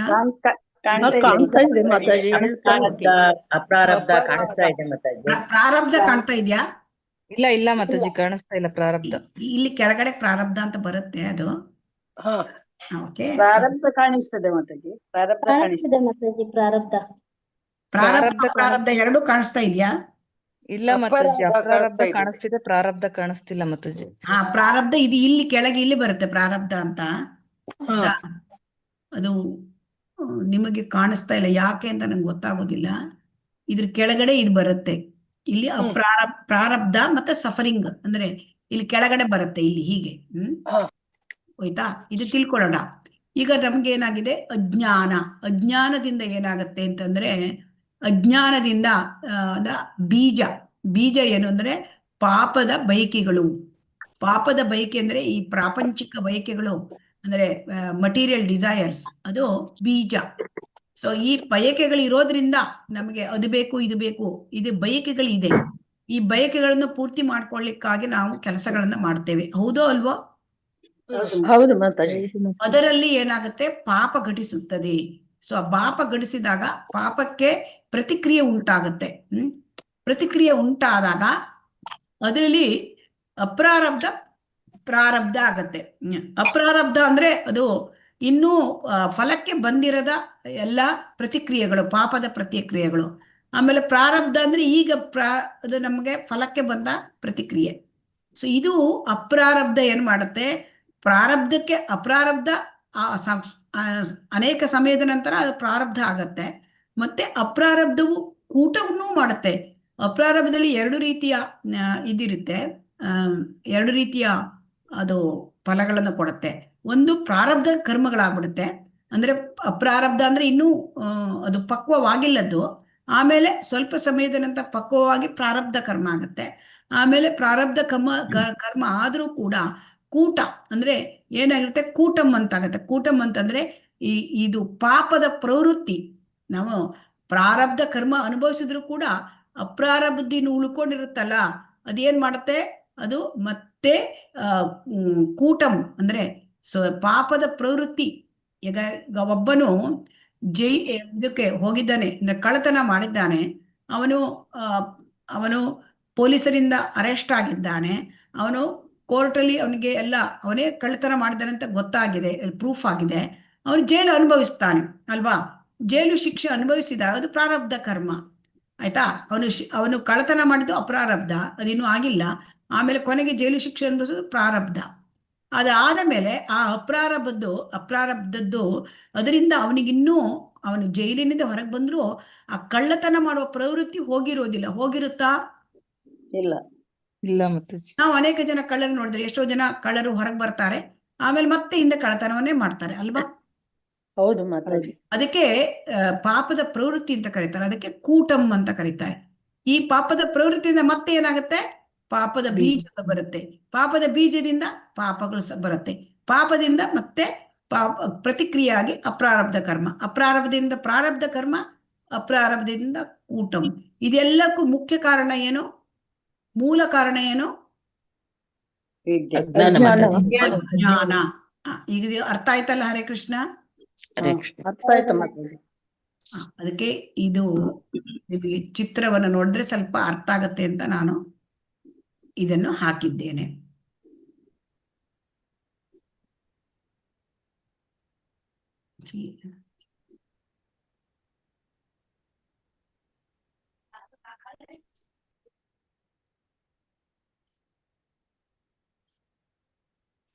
ಈಗ ಓದಿ ಹರೇ ಕೃಷ್ಣ. ಹರೇ ಕೃಷ್ಣ ಮಾತಾಜಿ. ಈಗ ನಿಮ್ಗೆ ಹರೇ ಕೃಷ್ಣ. ಅಪ್ರಾರಬ್ಧ ಕರ್ಮ ಅಂದ್ರೆ ಮೊದಲು ಅಜ್ಞಾನ ಕಾರಣ. ಅಜ್ಞಾನದಿಂದ ಏನಾಗತ್ತೆ, ಅದು ಪಾಪದ ಬೀಜಗಳು ಬರುತ್ತೆ. ಆ ಪಾಪದ ಬೀಜಗಳಿಂದ ಏನಾಗತ್ತೆ, ಪಾಪ ಕಾರ್ಯಗಳು ಘಟಿಸಿ ಹೋಗುತ್ತೆ. ಪಾಪ ಕಾರ್ಯಗಳು ಘಟಿಸಿ ಹೋದಾಗ ಅದು ಅಪ್ರಾರಬ್ಧ ಕರ್ಮ ಆಗತ್ತೆ. ಅಪ್ರಾರಬ್ಧ ಕರ್ಮ ನಿಧಾನವಾಗಿ ಪಕ್ವವಾಗಿ ಪ್ರಾರಬ್ಧ ಕರ್ಮ ಆಗತ್ತೆ. ಮತ್ತೆ ಅಪ್ರಾರಬ್ಧ ಕರ್ಮದಿಂದ ಮತ್ತೆ ಕೂಟಾಳಿ ಬರುತ್ತೆ, ಪಾಪದ ಪ್ರವೃತ್ತಿ. ಪಾಪದ ಪ್ರವೃತ್ತಿಯಿಂದ ಮತ್ತೆ ಹಿಂದೆ ಅದು ಇದಾಗತ್ತೆ. ಈಗ ಕೃಷ್ಣ ಪ್ರಜ್ಞೆ ಎಲ್ಲಿ ಕೆಲಸ ಮಾಡುತ್ತೆ ಅಂದ್ರೆ ಅಜ್ಞಾನದ ಮೇಲೆ ಕೆಲಸ ಮಾಡುತ್ತೆ. ಅಜ್ಞಾನವನ್ನ ತೆಗೆದು ಹಾಕುತ್ತೆ ಕೃಷ್ಣ ಪ್ರಜ್ಞೆ ಅಲ್ವಾ. ಪ್ರಜ್ಞೆ ಏನಾಗತ್ತೆ, ನಾನು ಒಡೆಯ ಅಲ್ಲ, ಭಗವಂತ ಒಡೆಯ ಅಲ್ವಾ, ನಮ್ಗೆ ತಿಳಿಸುತ್ತೆ ಜ್ಞಾನವನ್ನ. ಆಮೇಲೆ ಜೀವಿಯ ಸ್ವರೂಪ ಏನು, ಜೀವಿಯರ ಸ್ವರೂಪ ಕೃಷ್ಣೇರ ನಿತ್ಯದಾಸ. ಜೀವಿ ಕೃಷ್ಣನ ದಾಸ, ಸೇವಕ. ಸೇವಕರಿಗೆ ಒಡೆಯ ಒಡೆಯನ ಸೇವೆ ಮಾಡೋದು ಅಲ್ವಾ. ಸೊ ಹಾಗೆ ಒಡೆಯನ ಆಸ್ತಿಯನ್ನು ಅನುಭವಿಸೋದಲ್ಲ. ಸೊ ಹಾಗಾಗಿ ಈಶಾವಾಸ್ಯಂ ಇದಂ ಸರ್ವಂ, ಈ ಜಗತ್ತಲ್ಲಿ ಇರೋದೆಲ್ಲ ಭಗವಂತನಿಗೆ ಸೇರಿದ್ದು. ಇದೆಲ್ಲ ಜ್ಞಾನ ನಮಗೆ ಕೃಷ್ಣ ಪ್ರಜ್ಞೆಯಿಂದ ಸಿಕ್ಕತ್ತೆ.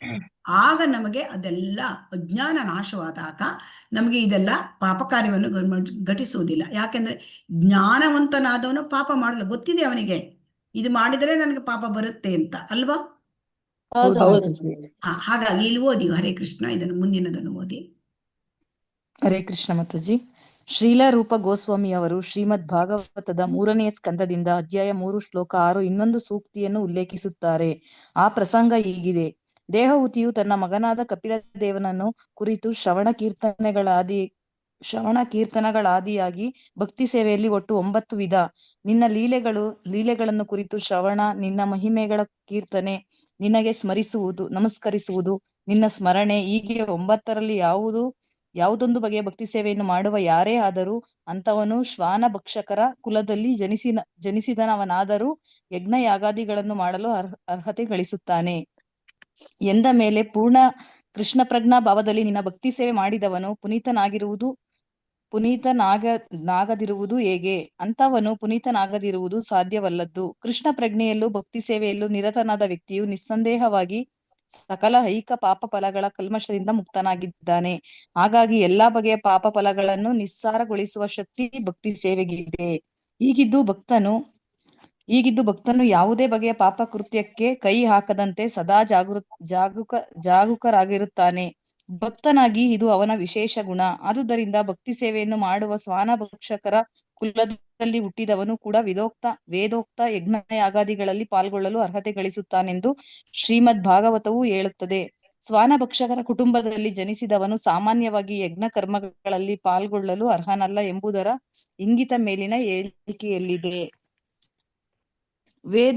ವೇದೋಕ್ತ ಯಜ್ಞಯಾಗಾದಿಗಳನ್ನು ಮಾಡುವ ಪುರೋಹಿತ ವರ್ಗದ ಜನರನ್ನು ಬ್ರಾಹ್ಮಣರು ಎಂದು ಕರೆಯಲಾಗಿದೆ. ಬ್ರಾಹ್ಮಣನಾಗಿದ್ದ ಹೊರತು ವ್ಯಕ್ತಿಯು ವೇದೋಕ್ತ ಧಾರ್ಮಿಕ ಕ್ರಿಯೆಗಳನ್ನು ಆಚರಿಸುವಂತಿಲ್ಲ. ಹರೇ ಕೃಷ್ಣ ಮಾತಾಜಿ. ಹರೇ ಕೃಷ್ಣ ಮಾತಾಜಿ. ಹರೇ ಕೃಷ್ಣ. ಈಗ ಇನ್ನೊಂದು ನೋಡೋಣ ನಾವು.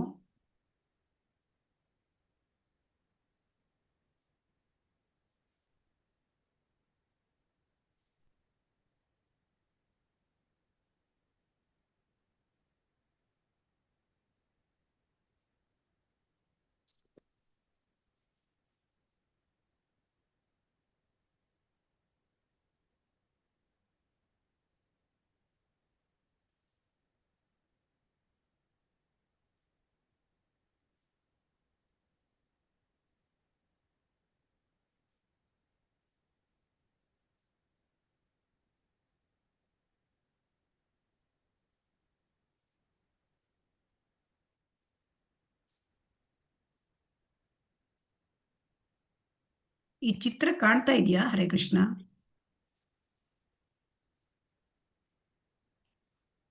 ಕಾಣ್ತಾ ಉಂಟಾ? ಹರೇ ಕೃಷ್ಣ. ಕಾಣ್ತಾ ಇದೆ.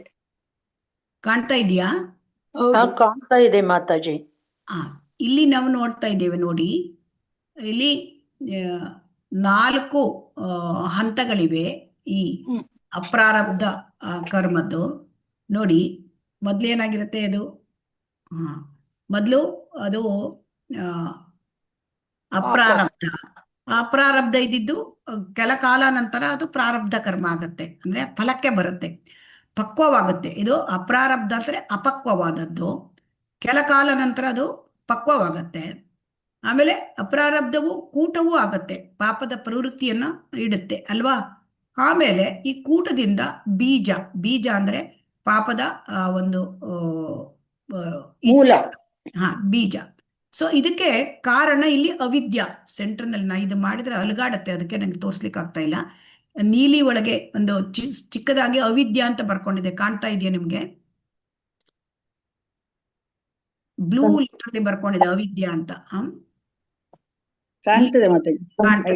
ಸೊ ಈಗ ಕೃಷ್ಣ ಪ್ರಜ್ಞೆ ಎಲ್ಲಿ ಅದರ ಪ್ರಭಾವವನ್ನು ತೋರಿಸುತ್ತೆ ಅಂದ್ರೆ ಈ ಅವಿದ್ಯವನ್ನು ತೆಗೆದು ಹಾಕುತ್ತದೆ. ಕೃಷ್ಣ ಪ್ರಜ್ಞೆ ಏನ್ ಮಾಡುತ್ತೆ? ಈ ಅವಿದ್ಯವನ್ನ ತೆಗೆದು ಹಾಕುತ್ತೆ. ಅವಿದ್ಯವನ್ನು ತೆಗೆದು ಹಾಕೋದ್ರಿಂದ ಕೃಷ್ಣ ಪ್ರಜ್ಞೆ ಎಲ್ಲವುದನ್ನು ನಾಶ ಮಾಡಿಬಿಡುತ್ತೆ.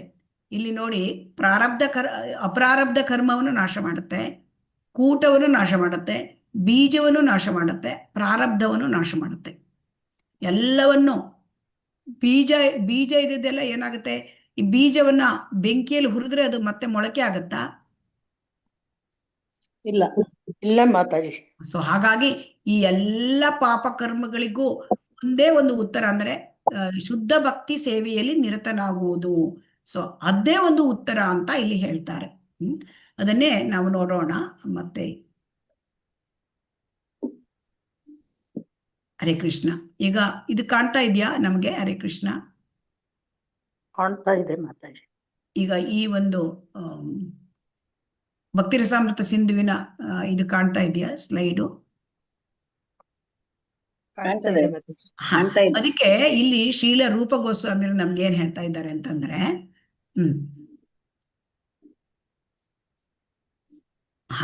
ಈ ರೂಪ ಗೋಸ್ವಾಮಿಯವರು ಈಗ ಒಂದು ಶ್ರೀಮದ್ ಭಾಗವತದ ಶ್ಲೋಕ 3ನೇ ಸ್ಕಂದದು ಅಧ್ಯಾಯ 33ರ ಶ್ಲೋಕ. ಅಂದ್ರೆ ಅಲ್ಲಿ ದೇವಹೂತಿ, ತಾಯಿ ದೇವಹೂತಿಗೆ ಕಪಿಲರ್ ದೇವರು ಕೊಟ್ಟಿರ್ತಕ್ಕಂಥ ಉಪದೇಶ. ಸೊ ಇದರಲ್ಲಿ ಭಗವಂತನ ಶ್ರವಣ ಕೀರ್ತನಗಳ ಆದಿಯಾಗಿ ಭಕ್ತಿ ಸೇವೆಯಲ್ಲಿ 9 ವಿಧ. ಇದು ನಮಗ್ ಗೊತ್ತಿದೆ ಅಲ್ವಾ? ಶ್ರವಣ, ಕೀರ್ತನ, ಸ್ಮರಣ, ಪಾದ ಸೇವನ, ಅರ್ಚನ, ವಂದನ, ದಾಸ್ಯ, ಸಖ್ಯ, ಆತ್ಮನಿವೇದನ. ಅದರಲ್ಲಿ ಶ್ರವಣ ಮಾಡೋದು, ಭಗವಂತನ ಕುರಿತು ಭಗವಂತನ ಮಹಿಮೆಗಳನ್ನು ಕೀರ್ತನ ಮಾಡೋದು, ಭಗವಂತನಿಗೆ ನಮಸ್ಕರಿಸುವುದು, ಭಗವಂತನ ಸ್ಮರಣೆ. ಯಾವುದೇ ಒಂದು ಭಕ್ತಿ ಸೇವೆಯನ್ನು ಯಾರೇ ಮಾಡಿದ್ರು ಕೂಡ, ಯಾರಿರ್ಬೋದು, ಅವನು ಕೀಳು ಜನ್ಮದಲ್ಲಿ ಹುಟ್ಟಿರ್ಬೋದು. ನೋಡಿ, ಕೀಳು ಜನ್ಮದಲ್ಲಿ ಹುಟ್ಟುವುದು ಏನು? ಪ್ರಾರಬ್ಧ ಕರ್ಮ ಅಲ್ವಾ? ಕೀಳು ಜನ್ಮದಲ್ಲಿ ಹುಟ್ಟಿದ್ದಾನೆ ಅವ. ಈಗ ಆ ಪ್ರಾರಬ್ಧ ಕರ್ಮ ಈ ಭಕ್ತಿ ಸೇವೆ ಮಾಡೋದ್ರಿಂದ ಏನಾಗುತ್ತೆ? ಅದು ಹೋಗುತ್ತೆ. ಈಗ ಕೀಳು ಜನ್ಮದಲ್ಲಿ ಹುಟ್ಟಿದ್ದಾನೆ ಒಬ್ಬನು, ಶ್ವಾನ ಭಕ್ಷಕರ ಕುಟುಂಬದಲ್ಲಿ ಹುಟ್ಟಿದ್ದಾನೆ ಅಲ್ವಾ? ಚಾಂಡಾಲರ ಕುಟುಂಬದಲ್ಲಿ ಹುಟ್ಟಿದ್ದಾನೆ. ಆದರೆ ಅವನಿಗೆ ಭಕ್ತಿ ಸೇವೆ ಮಾಡ್ಲಿಕ್ಕೆ ಅವನು ಮಾಡ್ಬೋದು, ಯಾರು ಬೇಕಾದ್ರೂ ಮಾಡ್ಬೋದು. ಯಾರು ಭಕ್ತಿ ಸೇವೆ ಯಾರು ಮಾಡ್ಲಿಕ್ಕಿಲ್ಲ ಅಂತ ಇಲ್ಲ, ಎಲ್ಲರೂ ಮಾಡ್ಬೋದು. ಈಗ ಅವನು ಭಕ್ತಿ ಸೇವೆ ಮಾಡಿದ, ಒಬ್ಬನು ಶ್ವಾನ ಭಕ್ಷಕ ಕುಟುಂಬದಲ್ಲಿ ಹುಟ್ಟಿದ್ದಾನೆ, ಚಾಂಡಾಲ ಕುಟುಂಬದಲ್ಲಿ. ಆದರೆ ಅವನು ಹುಟ್ಟಿ ಆ ಶ್ವಾನ ಭಕ್ಷಕ ಕುಲದಲ್ಲಿ ಹುಟ್ಟಿದ್ರಿಂದ ಅವನಿಗೆ ಯಜ್ಞ ಆಗದೆ ಮಾಡ್ಲಿಕ್ಕೆ ಆಗಲ್ಲ ಅಲ್ವಾ? ಆಗತ್ತಾ? ಅವನು ಹಾಗೆ ಆಗಲ್ಲ. ಯಾಕಂದ್ರೆ ಯಜ್ಞ ಆಗದಿಗಳನ್ನು ಮಾಡ್ಬೇಕಾದವರು ಬ್ರಾಹ್ಮಣರು. ಸೊ ಇಲ್ಲಿ ಏನಾಗಿದೆ, ಅವನು ಆ ಒಂದು ಚಾಂಡಾಲ ಕುಟುಂಬದಲ್ಲಿ ಹುಟ್ಟಿದರೂ ಕೂಡ ಅವನು ಭಕ್ತಿ ಸೇವೆ ಮಾಡಿದಾಗ ಅವನು ಪುನೀತನಾಗುತ್ತಾನೆ. ಪುನೀತನಾಗುವುದು ಅಂದ್ರೆ ಅವನು ಶುದ್ಧನಾಗ್ತಾನೆ. ಶುದ್ಧನಾಗಿ ಅವನು ಆ ಒಂದು ಕಲ್ಮಶಗಳು, ಅವನಿಗೇನು ಪಾಪದ ಕಲ್ಮಶಗಳೆಲ್ಲ ಇತ್ತಲ್ಲ, ಅದರಿಂದ ಮುಕ್ತನಾಗುತ್ತಾನೆ. ಸೊ ಮುಕ್ತನಾಗಿ ಅವನು, ಇಲ್ಲಿ ಹೇಳ್ತದೆ ಈ ಶ್ರೀಮದ್ ಭಾಗವತ ಶ್ಲೋಕದಲ್ಲಿ, ಅವನು ಮುಕ್ತನಾಗಿ ವೇದೋಕ್ತ ಯಜ್ಞಾಗಾದಿಗಳಲ್ಲಿ ಪಾಲ್ಗೊಳ್ಳಲು ಅರ್ಹತೆಯನ್ನು ಗಳಿಸುತ್ತಾನೆ ಎಂದು ಶ್ರೀಮದ್ ಭಾಗವತವು ಹೇಳುತ್ತದೆ. ಸೊ ಹಾಗಾಗಿ ಚಾಂಡಾಲ ಕುಟುಂಬದಲ್ಲಿ ಹುಟ್ಟಿದ್ದಾನೆ, ಆದರೆ ಕೃಷ್ಣ ಪ್ರಜ್ಞೆ ಭಕ್ತಿ ಸೇವೆ ಮಾಡಿ ಮಾಡಿ ಮಾಡಿ ಮಾಡಿ ಶುದ್ಧ ಭಕ್ತನಾಗಿದ್ದಾನೆ. ಶುದ್ಧ ಭಕ್ತನಾಗಿದ್ದಾಗ ಅವನು ಬ್ರಾಹ್ಮಣತ್ವವನ್ನು ಸಂಪಾದನೆ ಮಾಡ್ಕೊಂಡಿದ್ದಾನೆ. ಹುಟ್ಟುತ್ತಾ ಅವನಿಗೆ ಇರ್ಲಿಲ್ಲ ಅಲ್ವಾ? ಹರೇ ಕೃಷ್ಣ. ಹುಟ್ಟುತ್ತಾ ಇದ್ದ ಅವನಿಗೆ ಇಲ್ಲ, ಬ್ರಾಹ್ಮಣದ ಗುಣಗಳನ್ನೆಲ್ಲ ಅವನು ಪಡ್ಕೊಂಡಿದ್ದಾನೆ.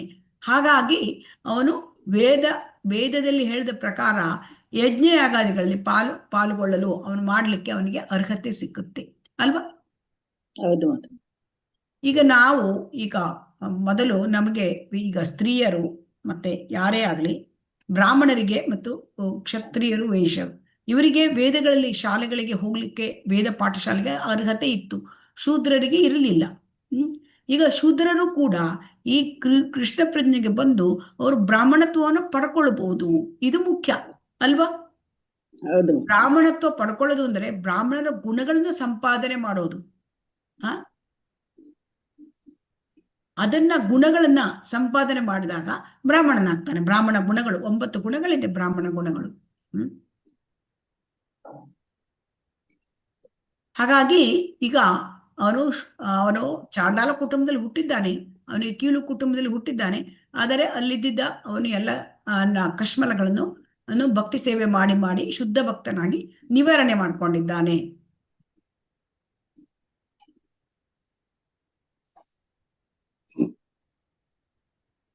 ಹರೇ ಕೃಷ್ಣ. ಇದನ್ನ ಯಾರಾದ್ರೂ ಓದಿ. ಹರೇ ಕೃಷ್ಣ ಮಾತಾಜಿ. ವ್ಯಕ್ತಿಯು ಅವನ ಪೂರ್ವ ಕರ್ಮಗಳನುಸಾರ ಬ್ರಾಹ್ಮಣರ ಕುಲದಲ್ಲೋ ಅಥವಾ ಶ್ವಾನಭಕ್ಷರ ಕುಲದಲ್ಲೋ ಜನಿಸುತ್ತಾನೆ. ವ್ಯಕ್ತಿಯೊಬ್ಬನು ಶ್ವಾನಭಕ್ಷಕರ ಕುಲದಲ್ಲಿ ಜನಿಸಿದ್ದಾನೆಂದರೆ ಅವನ ಪೂರ್ವಜನ್ಮಗಳ ಕಾರ್ಯಗಳೆಲ್ಲವೂ ಪಾಪಮಯವಾಗಿದ್ದವು ಎಂದು ಅರ್ಥ. ಆದರೆ ಅಂತಹ ವ್ಯಕ್ತಿಯು ಕೂಡ ಭಕ್ತಿ ಸೇವೆಯ ಮಾರ್ಗವನ್ನು ಹಿಡಿದು ಹರೇ ಕೃಷ್ಣ ಕೃಷ್ಣ ಕೃಷ್ಣ ಹರೇ ಹರೇ, ಹರೇ ರಾಮ ರಾಮ ರಾಮ ಹರೇ ಹರೇ ಎಂಬ ಮಂತ್ರವನ್ನು ಜಪಿಸಿ ಪ್ರಭುವಿನ ಪವಿತ್ರ ನಾಮ ಸಂಕೀರ್ತನೆ ಮಾಡಿದರೆ ಅವನು ಆ ಕ್ಷಣವೇ ಯಜ್ಞ ಯಾಗಾದಿಗಳನ್ನು ಮಾಡಲು ಅರ್ಹನಾಗುತ್ತಾನೆ. ಈ ಮಾತಿನ ಒಟ್ಟು ಅರ್ಥವೇನೆಂದರೆ ಆ ವ್ಯಕ್ತಿಯು ಪಾಪ ಫಲಗಳೆಲ್ಲವೂ ಆ ಕ್ಷಣವೇ ಪರಿಣಾಮಹೀನವಾದವು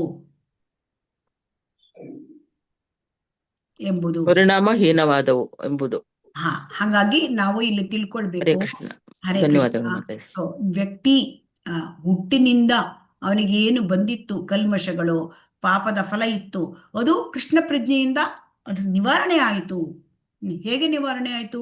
ನಾವು ಏನಾದ್ರೂ ಭೌತಿಕದಿಂದ ನಿವಾರಣೆ ಮಾಡ್ಲಿಕ್ಕೆ ಸಾಧ್ಯವಾ? ಅವನ ಹುಟ್ಟಿನಿಂದ ಬಂದ ಇದನ್ನ, ಅವನ ಕೀಳು ಜನ್ಮವನ್ನ ಸಾಧ್ಯ ಇಲ್ಲ. ಭೌತಿಕದಿಂದ ಅವನಿಗೆ ಸಾಧ್ಯ ಇಲ್ಲ. ಆದರೆ ಅವನು ಯಾವಾಗ ಆ ಒಂದು ಕೃಷ್ಣ ಪ್ರಜ್ಞೆ ಭಕ್ತಿ ಸೇವೆಗೆ ಸೇರ್ಕೊಂಡ, ಯಾವಾಗ ಅವನು ಹರೇ ಕೃಷ್ಣ ಮಹಾಮಂತ್ರವನ್ನು ಜಪಿಸಿದ, ಹರೇ ಕೃಷ್ಣ ಕೃಷ್ಣ ಕೃಷ್ಣ ಹರೇ ಹರೇ, ಹರೇ ರಾಮ ರಾಮ ರಾಮ ಹರೇ ಹರೇ, ಈ ಜಪಿಸಿ ಸಂಕೀರ್ತನೆ ಮಾಡಿದ, ಆವಾಗ ಅವನು ಎಲ್ಲ ಪಾಪಗಳು ಕೂಡ ಏನಾಗುತ್ತೆ? ನಾಶವಾಗ್ತದೆ. ಪರಿಣಾಮಹೀನ ಆಗ್ಬಿಡ್ತೇವೆ. ಪಾಪಗಳ ಪರಿಣಾಮನೇ ಬೀರೋದಿಲ್ಲ ಮನುಷ್ಯನಿಗೆ. ಸೊ ಅದಕ್ಕೆ ಈ ಹರಿನಾಮ ಸಂಕೀರ್ತನೆ ಹೇಳೋದು ಕಲಿಯುಗದಲ್ಲಿ ಏನೋ ಅದೇ ಮುಖ್ಯವಾದದ್ದು. ಹರೇರ್ನಾಮ ಹರೇರ್ನಾಮ ಹರೇರ್ನಾಮ ಇವ ಕೇವಲಂ ಕಲೌ ನಾಸ್ತಿ ಏವ ನಾಸ್ತಿ ಗತಿರನ್ಯತ. ಸೊ ಹಾಗಾಗಿ ನಮ್ಮ ಹಿಂದಿನ ಎಲ್ಲ ಪಾಪಗಳನ್ನ ಕಳ್ಕೊಳ್ಳಿಕ್ಕೆ, ನಾವು ಮತ್ತೆ ಭಗವಂತನ ಭಕ್ತಿ ಸೇವೆಯಲ್ಲಿ ನಾವು ನಿರ್ದಿಷ್ಟವಾಗಿ ನಿಲ್ಲಲಿಕ್ಕೆ ನಮಗೆ ಬರ್ತಕ್ಕಂಥ ಒಂದು ಸುಲಭೋಪಾಯ ಅಂದರೆ ಹರೇ ಕೃಷ್ಣ ಮಹಾಮಂತ್ರ ಕೊಟ್ಟಿದ್ದಾರೆ, ಭಕ್ತಿ ಮಾರ್ಗ. ಸೊ ಹಾಗಾಗಿ ಭಕ್ತಿ ಸೇವೆಯಿಂದ ಎಲ್ಲ ನಾವು ಆ ಪಾಪಗಳನ್ನು ಕೂಡ ಕಳ್ಕೊಂಡು ನಾವು ಉನ್ನತ ಸ್ಥಿತಿಗೆ ಬರ್ಬೋದು. ಆ ಒಂದು ಪಾಪಗಳೆಲ್ಲವೂ ಕ್ಷಣವೇ ಪರಿಣಾಮಹೀನವಾಗಿ ಬಿಡ್ತವೆ, ಪಾಪಗಳ ಪರಿಣಾಮವೇ ಬರೋದಿಲ್ಲ. ಸೊ ಅದಕ್ಕೆ ಕೃಷ್ಣ ಪ್ರಜ್ಞೆ ಎಷ್ಟು ಪವರ್ಫುಲ್ಲು. ಯಾಕೆ ಪವರ್ಫುಲ್ಲು ಅಂದರೆ ಅದು ಕೃಷ್ಣನ ಅಂತರಂಗ ಶಕ್ತಿಯಿಂದ ಬರುತ್ತದೆ. ಕೃಷ್ಣನ ಅಂತರಂಗ ಶಕ್ತಿ ಕೃಷ್ಣನಿಗಿಂತ ಮೇಲಂತೆ. ಭಗವಂತನಿಗೆ ಮೇಲೆ ಯಾರೂ ಇಲ್ಲ. ಅವನು ಅಸಮೂರ್ಧ್ವ, ಅವನ ಮೇಲೂ ಯಾರೂ ಇಲ್ಲ, ಅವನ ಸರಿಸಮಾನರು ಯಾರೂ ಇಲ್ಲ. ಆದರೆ ಭಕ್ತಿ ಸೇವೆ ಅವನಿಗಿಂತ ಮಿಗಿಲಾದದ್ದು ಅಂತ ಹೇಳ್ತಾರೆ. ಹರೇ ಕೃಷ್ಣ. ಇಲ್ಲಿ ಓದಿ ಹರೇ ಕೃಷ್ಣ. ಓದ್ಲಾ ಮಾತಾಜಿ? ಹರೇ ಕೃಷ್ಣ. ಮಾತಾಜಿ. ಪಾಪ ಕರ್ಮಗಳ ಫಲವು 4 ವಿಧವೆಂದು ಪದ್ಮಪುರಾಣದಲ್ಲಿ ಹೇಳಿದೆ. ಇನ್ನೂ ಫಲರೂಪಕ್ಕೆ ಬಂದಿಲ್ಲದ ಪಾಪ ಪರಿಣಾಮ, ಇನ್ನೂ ಬೀಜ ರೂಪದಲ್ಲೇ ಉಳಿದಿರುವ ಪಾಪ ಕರ್ಮ ಫಲ, ಈಗಾಗಲೇ ಪಕ್ವವಾಗಿ ಫಲರೂಪಕ್ಕೆ ಬಂದಿರುವ ಪಾಪ ಪರಿಣಾಮ ಮತ್ತು ಇನ್ನೇನು ಫಲಕ್ಕೆ ಬರಲಿರುವ ಪಾಪ ಕರ್ಮ ಫಲ. ದೇವೋತ್ತಮ ಪರಮಪುರುಷನಾದ ವಿಷ್ಣುವಿಗೆ ಶರಣಾಗತನಾಗಿ ಶುದ್ಧ ಕೃಷ್ಣ ಪ್ರಜ್ಞಾಭಾವದಲ್ಲಿ ಭಕ್ತಿ ಸೇವೆಗೆ ಮನಸ್ಸು ಕೊಡುವ ವ್ಯಕ್ತಿಯು ಮೇಲೆ ಹೇಳಲಾದ ಪಾಪ ಕರ್ಮ ಫಲಗಳಿಂದ ತತ್ಕ್ಷಣವೇ ವಿಮುಕ್ತನಾಗುತ್ತಾನೆಂದು ಕೂಡ ಪದ್ಮಪುರಾಣದಲ್ಲಿ ಹೇಳಿದೆ. ಹರೇ ಕೃಷ್ಣ ಮಾತಾಜಿ, ಧನ್ಯವಾದ. ಹಾಗಾಗಿ ಪದ್ಮಪುರಾಣದಲ್ಲಿ ಹೇಳಿದ್ದಾರೆ, ಅಪ್ರಾರಬ್ಧಂ ಕೂಟಂ ಬೀಜಂ ಫಲೋನ್ಮುಖಂ. ಸೊ ಅದನ್ನೇ ಇಲ್ಲಿ ಹೇಳ್ತಾ ಇದ್ದಾರೆ. ಇನ್ನು ಫಲರೂಪಕ್ಕೆ ಬಂದಿಲ್ಲ, ಅದು ಪಾಪದ ಪರಿಣಾಮ. ಪಾಪ ಮಾಡಿಬಿಟ್ರೆ ಅದು ಪರಿಣಾಮ ಕೊಟ್ಟೇ ಕೊಡುತ್ತೆ. ಸೊ ಆ ಪಾಪದ ಪರಿಣಾಮವನ್ನು ನಾವು ತಪ್ಪಿಸಿಕೊಳ್ಳೋದು ಹೇಗೆ ಹೇಳಿದ್ರೆ ಕೃಷ್ಣ ಪ್ರೇಜೆಯ ಭಕ್ತಿ ಸೇವೆ ಮಾಡಿದಾಗ ಮಾತ್ರ, ಶುದ್ಧ ಭಕ್ತಿ ಸೇವೆ. ಸೊ ಹಾಗಾಗಿ ಇಲ್ಲಿ 4 ಅಪ್ರಾರಬ್ಧಂ ಕೂಟಂ ಬೀಜಂ ಫಲೋನ್ಮುಖಂ. ಸೊ ಹಾಗಾಗಿ ಇದು 4 ಇನ್ನೂ ಫಲರೂಪಕ್ಕೆ ಬಂದಿಲ್ಲ, ಆ ಪಾಪದ ಪರಿಣಾಮ ಬೀಜ ರೂಪದಲ್ಲಿ ಇದೆ. ಆಮೇಲೆ ಪಕ್ವವಾಗಿ ಫಲರೂಪಕ್ಕೆ ಬಂದಿರೋದು, ಮತ್ತೆ ಇನ್ನೇನು ಫಲಕ್ಕೆ ಬರಲಿರುವ ಪಾಪಕರ್ಮ. ಸೊ ಹಾಗಾಗಿ ಇಲ್ಲಿ ಏನು ಇದನ್ನೆಲ್ಲ ತಪ್ಪಿಸ್ಕೊಳ್ಳೋದು, ಈ 4 ತಪ್ಪಿಸ್ಕೊಳ್ಳೋದು. ಅಪ್ರಾರಬ್ಧಂ ಕೂಟಂ ಬೀಜಂ ಫಲೋನ್ಮುಖಂ, ಈ 4 ಕೂಡ ತಪ್ಪಿಸ್ಕೊಳ್ಬೇಕು ಅಂದ್ರೆ ನಮಗೆ ಇನ್ನು ಮುಂದೆ ಬರಲಿರುವ ಪಾಪವನ್ನು ತಪ್ಪಿಸ್ಕೋಬೇಕು, ಈ ಪಾಪದ ಫಲವನ್ನು ತಪ್ಪಿಸ್ಕೊಳ್ಬೇಕು, ಈಗಿರೋ ಪಾಪದ ಪ್ರಾರಬ್ಧ ಕರ್ಮವನ್ನು ತಪ್ಪಿಸ್ಕೋಬೇಕು, ನಮ್ಮ ಮನಸ್ಸಿನಲ್ಲಿ ಇನ್ನು ಬೀಜ ರೂಪದಲ್ಲಿ ಬರ್ತಕ್ಕಂಥದ್ದು ಅದನ್ನು ನಾವು ತಪ್ಪಿಸ್ಕೊಳ್ಬೇಕು, ಮತ್ತೆ ಕೂಟ ಆ ಪಾಪದ ಪ್ರವೃತ್ತಿಯನ್ನು ತಪ್ಪಿಸ್ಕೊಳ್ಬೇಕು. ಅಂದರೆ ನಾವೇನ್ ಮಾಡ್ಬೇಕು? ಹರೇ ಕೃಷ್ಣ, ಕೃಷ್ಣನಿಗೆ ಶರಣಾಗಿ ಶುದ್ಧ ಕೃಷ್ಣ ಪ್ರಜ್ಞಾ ಭಾವದಲ್ಲಿ ಭಕ್ತಿ ಸೇವೆಗೆ ಮನಸ್ಸು ಕೊಡುವ ವ್ಯಕ್ತಿಯು ಮೇಲೆ ಹೇಳದ ಪಾಪ ಕರ್ಮಗಳಿಂದ ತತ್ಕ್ಷಣವೇ ವಿಮುಕ್ತನಾಗ್ತಾನೆ ಅಂತ ಪದ್ಮಪುರಾಣದಲ್ಲಿ ಹೇಳಿದೆ. ಸೊ ಅದರಿಂದ ನಾವು ಇಲ್ಲಿ ತಿಳ್ಕೊಳ್ಬೇಕು, ನಾವು ಭಕ್ತಿ ಸೇವೆಗೆ ಬಂದಿದ್ದೇವೆ. ಸೊ ಇದು ನಮಗೆ ಒಂದು ಉತ್ತಮವಾದ ಮಾರ್ಗ ಅಲ್ವಾ? ಹರೇ ಕೃಷ್ಣ. ಹೌದು ಮಾತಾಜಿ. ಅದಕ್ಕಾಗಿ ನಾವು ಬೇರೆ ಏನು ಭೌತಿಕದಲ್ಲಿ ನಾವು ಈ ರೀತಿಯ ಪಾಪವನ್ನು ಕಳ್ಕೊಳಕ್ ಬರೋದಿಲ್ಲ. ನಾವು ಕೃಷ್ಣ ಪ್ರಜ್ಞೆ ಭಕ್ತಿ ಸೇವೆಗೆ ಬಂದು ಆ ಭಕ್ತಿ ಸೇವೆಗೆ ತೊಡಗಿದಾಗ ಈ ಒಂದು ನಮಗೆ ಕ್ಲೇಶಾಗ್ನಿ ಇದರದ ಒಂದು ಫಲ ನಮಗೆ ಸಿಕ್ಕತ್ತೆ. ಹರೇ ಕೃಷ್ಣ. ಹರೇ ಕೃಷ್ಣ. ಯಾರಾದ್ರೂ ಓದಿ ಇದನ್ನ. ಹರೇ ಕೃಷ್ಣ. ಓದಿ. ಬೇರೆ ಓದಿನದವರು ಯಾರಾದ್ರೂ ಓದ್ಬಹುದು. ಹರೇ ಕೃಷ್ಣ. ಎಲ್ಲರಿಗೂ ಕೂಡ ಅವಕಾಶ ಓದಿ ಮಾತಾಜಿ. ಈಗ ಪಕ್ವ ಸ್ಥಿತಿಗೆ ಬಂದಿವೆ ಎನ್ನುವಂತಹ ಪಾಪ ಕರ್ಮ ಫಲಗಳು ನಾವು ಇವತ್ತು ಅನುಭವಿಸುತ್ತಿರುವ ಯಾತನೆಯನ್ನು ಸೂಚಿಸುತ್ತವೆ. ಇನ್ನು ಬೀಜ ರೂಪದಲ್ಲಿವೆ ಎನ್ನುವಂತಹ ಪಾಪ ಕರ್ಮ ಫಲಗಳು ನಮ್ಮ ಹೃದಯಾಂತರಾಳದಲ್ಲಿ ನೆಲೆ ನಿಂತಿವೆ. ಹಾಗೆಂದರೆ ಪಾಪಯುತವಾದ ಅಪೇಕ್ಷೆಗಳ ದಾಸ್ತಾನು ಹೃದಯಸ್ಥವಾಗಿದ್ದುಕೊಂಡಿವೆ ಎಂದು ಅರ್ಥ. ಆ ಫಲಗಳು ಇನ್ನೇನು ಬೀಜ ರೂಪಕ್ಕೆ ಬೀಜವು ಮಾಡುವ ಪರಿಣಾಮವನ್ನು ಉಂಟು ಮಾಡುವುದರಲ್ಲಿವೆ ಎಂಬುದನ್ನು ಕೂಟಂ ಎನ್ನುವ ಸಂಸ್ಕೃತ ಶಬ್ದವು ಸೂಚಿಸುತ್ತದೆ. ಅಪಕ್ವ ಫಲ ಎಂಬುದು ಪಾಪಕರ್ಮ ಫಲಗಳು ಬೀಜಾಂಕುಶವಾಗಿಲ್ಲದ ಸ್ಥಿತಿಯನ್ನು ಸೂಚಿಸುತ್ತದೆ. ಐಹಿಕ ಕಲ್ಮಶವು ಬಹು ಸೂಕ್ಷ್ಮತರದ್ದು ಎಂಬುದು ಪದ್ಮಪುರಾಣದ ಮೇಲಿನ ಹೇಳಿಕೆಯಿಂದ ತಿಳಿದು ಬರುತ್ತದೆ. ಐಹಿಕ ಕಲ್ಮಶದ ಆರಂಭ ಅದು ಫಲರೂಪಕ್ಕೆ ಬರುವುದು, ಫಲದ ಪರಿಣಾಮ ಮತ್ತು ವ್ಯಕ್ತಿಯು ಆ ಫಲಗಳನ್ನು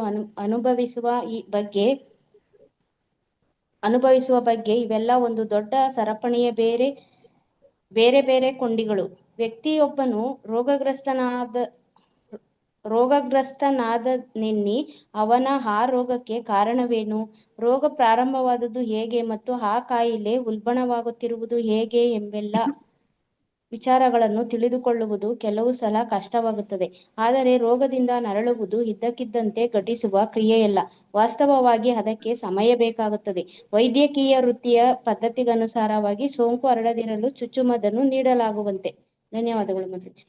ನೀಡಲಾಗುವಂತೆ ನಮ್ಮಲ್ಲಿನ ಪಾಪಕರ್ಮದ ಬೀಜಗಳು ಫಲರೂಪಕ್ಕೆ ಬರದಂತೆ ತಡೆಗಟ್ಟಲು ಕಾರ್ಯಸಾಧ್ಯ ಮಾರ್ಗವೆಂದರೆ ಕೃಷ್ಣ ಪ್ರಜ್ಞೆಯಲ್ಲಿ ತೊಡಗಿಕೊಳ್ಳುವುದೇ ಆಗಿದೆ. ಧನ್ಯವಾದಗಳು. ಹರೇ ಕೃಷ್ಣ. ಈಗ ಶ್ರೀಲ ಪ್ರಭುಪಾದರು ಮೊದಲು ಪ್ರಾರಬ್ಧ ಕರ್ಮವನ್ನ ನಾವು ಕೃಷ್ಣ ಪ್ರಜ್ಞೆಯಿಂದ ನಾವು ನಿವಾರಣೆ ಮಾಡ್ಕೊಳ್ಬಹುದು ಅಂತ ಆ ಶ್ವಾನಭಕ್ಷ ಕುಲದಲ್ಲಿ ಹುಟ್ಟಿದ ಒಬ್ಬ ಚಾಂಡಾಲ ಕುಟುಂಬದಲ್ಲಿ ಹುಟ್ಟಿದವನು ಒಬ್ಬನು ಹೇಗೆ ಯಜ್ಞಯಾಗಾದಿಗಳನ್ನು ಮಾಡುವ ಒಂದು ಅಧಿಕಾರವನ್ನು ಪಡ್ಕೊಳ್ತಾನೆ ಅದನ್ನ ನೋಡಿದ್ರು. ಈಗ ಇಲ್ಲಿ ಅಪ್ರಾರಬ್ಧ ಕರ್ಮ ಇನ್ನೂ ಫಲಕ್ಕೆ ಬಂದಿಲ್ಲ, ಅದನ್ನು ನಾವು ಹೇಗೆ ತಡ್ಕೊಳ್ಳೋದು, ಅದನ್ನು ಪ್ರಿವೆಂಟ್ ಮಾಡೋದು ಹೇಗೆ, ಪ್ರಿವೆನ್ಷನ್ ಹೇಳ್ತಾ ಇದ್ದಾರೆ. ಪ್ರಿವೆನ್ಷನ್ ಮಾಡೋದಕ್ಕೂ ಈಗ ರೋಗ ಬಂದರೆ ಗುಣಪಡಿಸ್ಬೇಕು, ರೋಗ ಬರದಿದ್ದ ಹಾಗೆ ಚುಚ್ಚುಮದ್ದು ಕೊಟ್ಕೋಬೇಕು ಅಲ್ವಾ? ಹೌದು ಮಾತಾಜಿ. ರೋಗ ಬರದಿದ್ದಾಗೆ ವ್ಯಾಕ್ಸಿನ್ ಕೊಡಬೇಕು, ರೋಗ ಬಂದಾಗ ಔಷಧಿ ಕೊಡಬೇಕು, ಮಾತ್ರೆಗಳು, ಔಷಧಿಗಳು, ಇಂಜೆಕ್ಷನ್ಗಳು ಅಲ್ವಾ? ಎಲ್ಲವೂ ಕೃಷ್ಣ ಪ್ರಜ್ಞೆ ಆಗಿದೆ. ರೋಗ ಬರದಿದಂಗೆ ನಿರ್ಮೂಲನೆ ಮಾಡ್ತಕ್ಕಂಥದ್ದು, ಈ ಪಾಪಗಳು ಘಟಿಸದಂಗೆ ನಿರ್ಮೂಲನೆ ಮಾಡ್ತಕ್ಕಂಥದ್ದು ಅದು ಕೂಡ ಕೃಷ್ಣ ಪ್ರಜ್ಞೆ.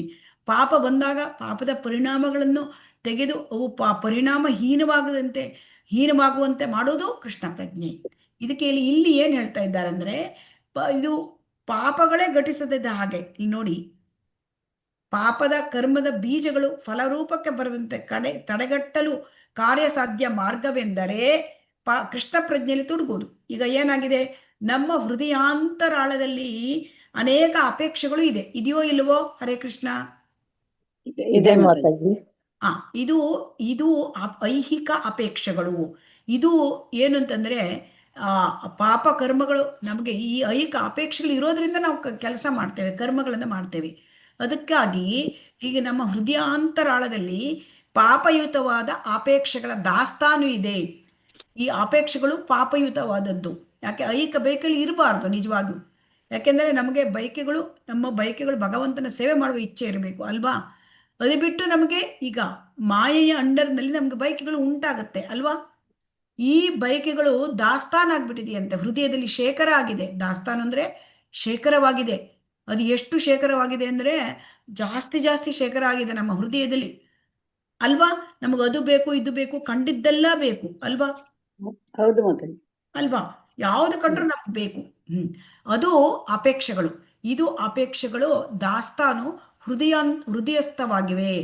ಈ ಫಲಗಳು ಇನ್ನೇನು ಬೀಜ ರೂಪಕ್ಕೆ ತಿರುಗುತ್ತಾ ಇದ್ದೇವೆ.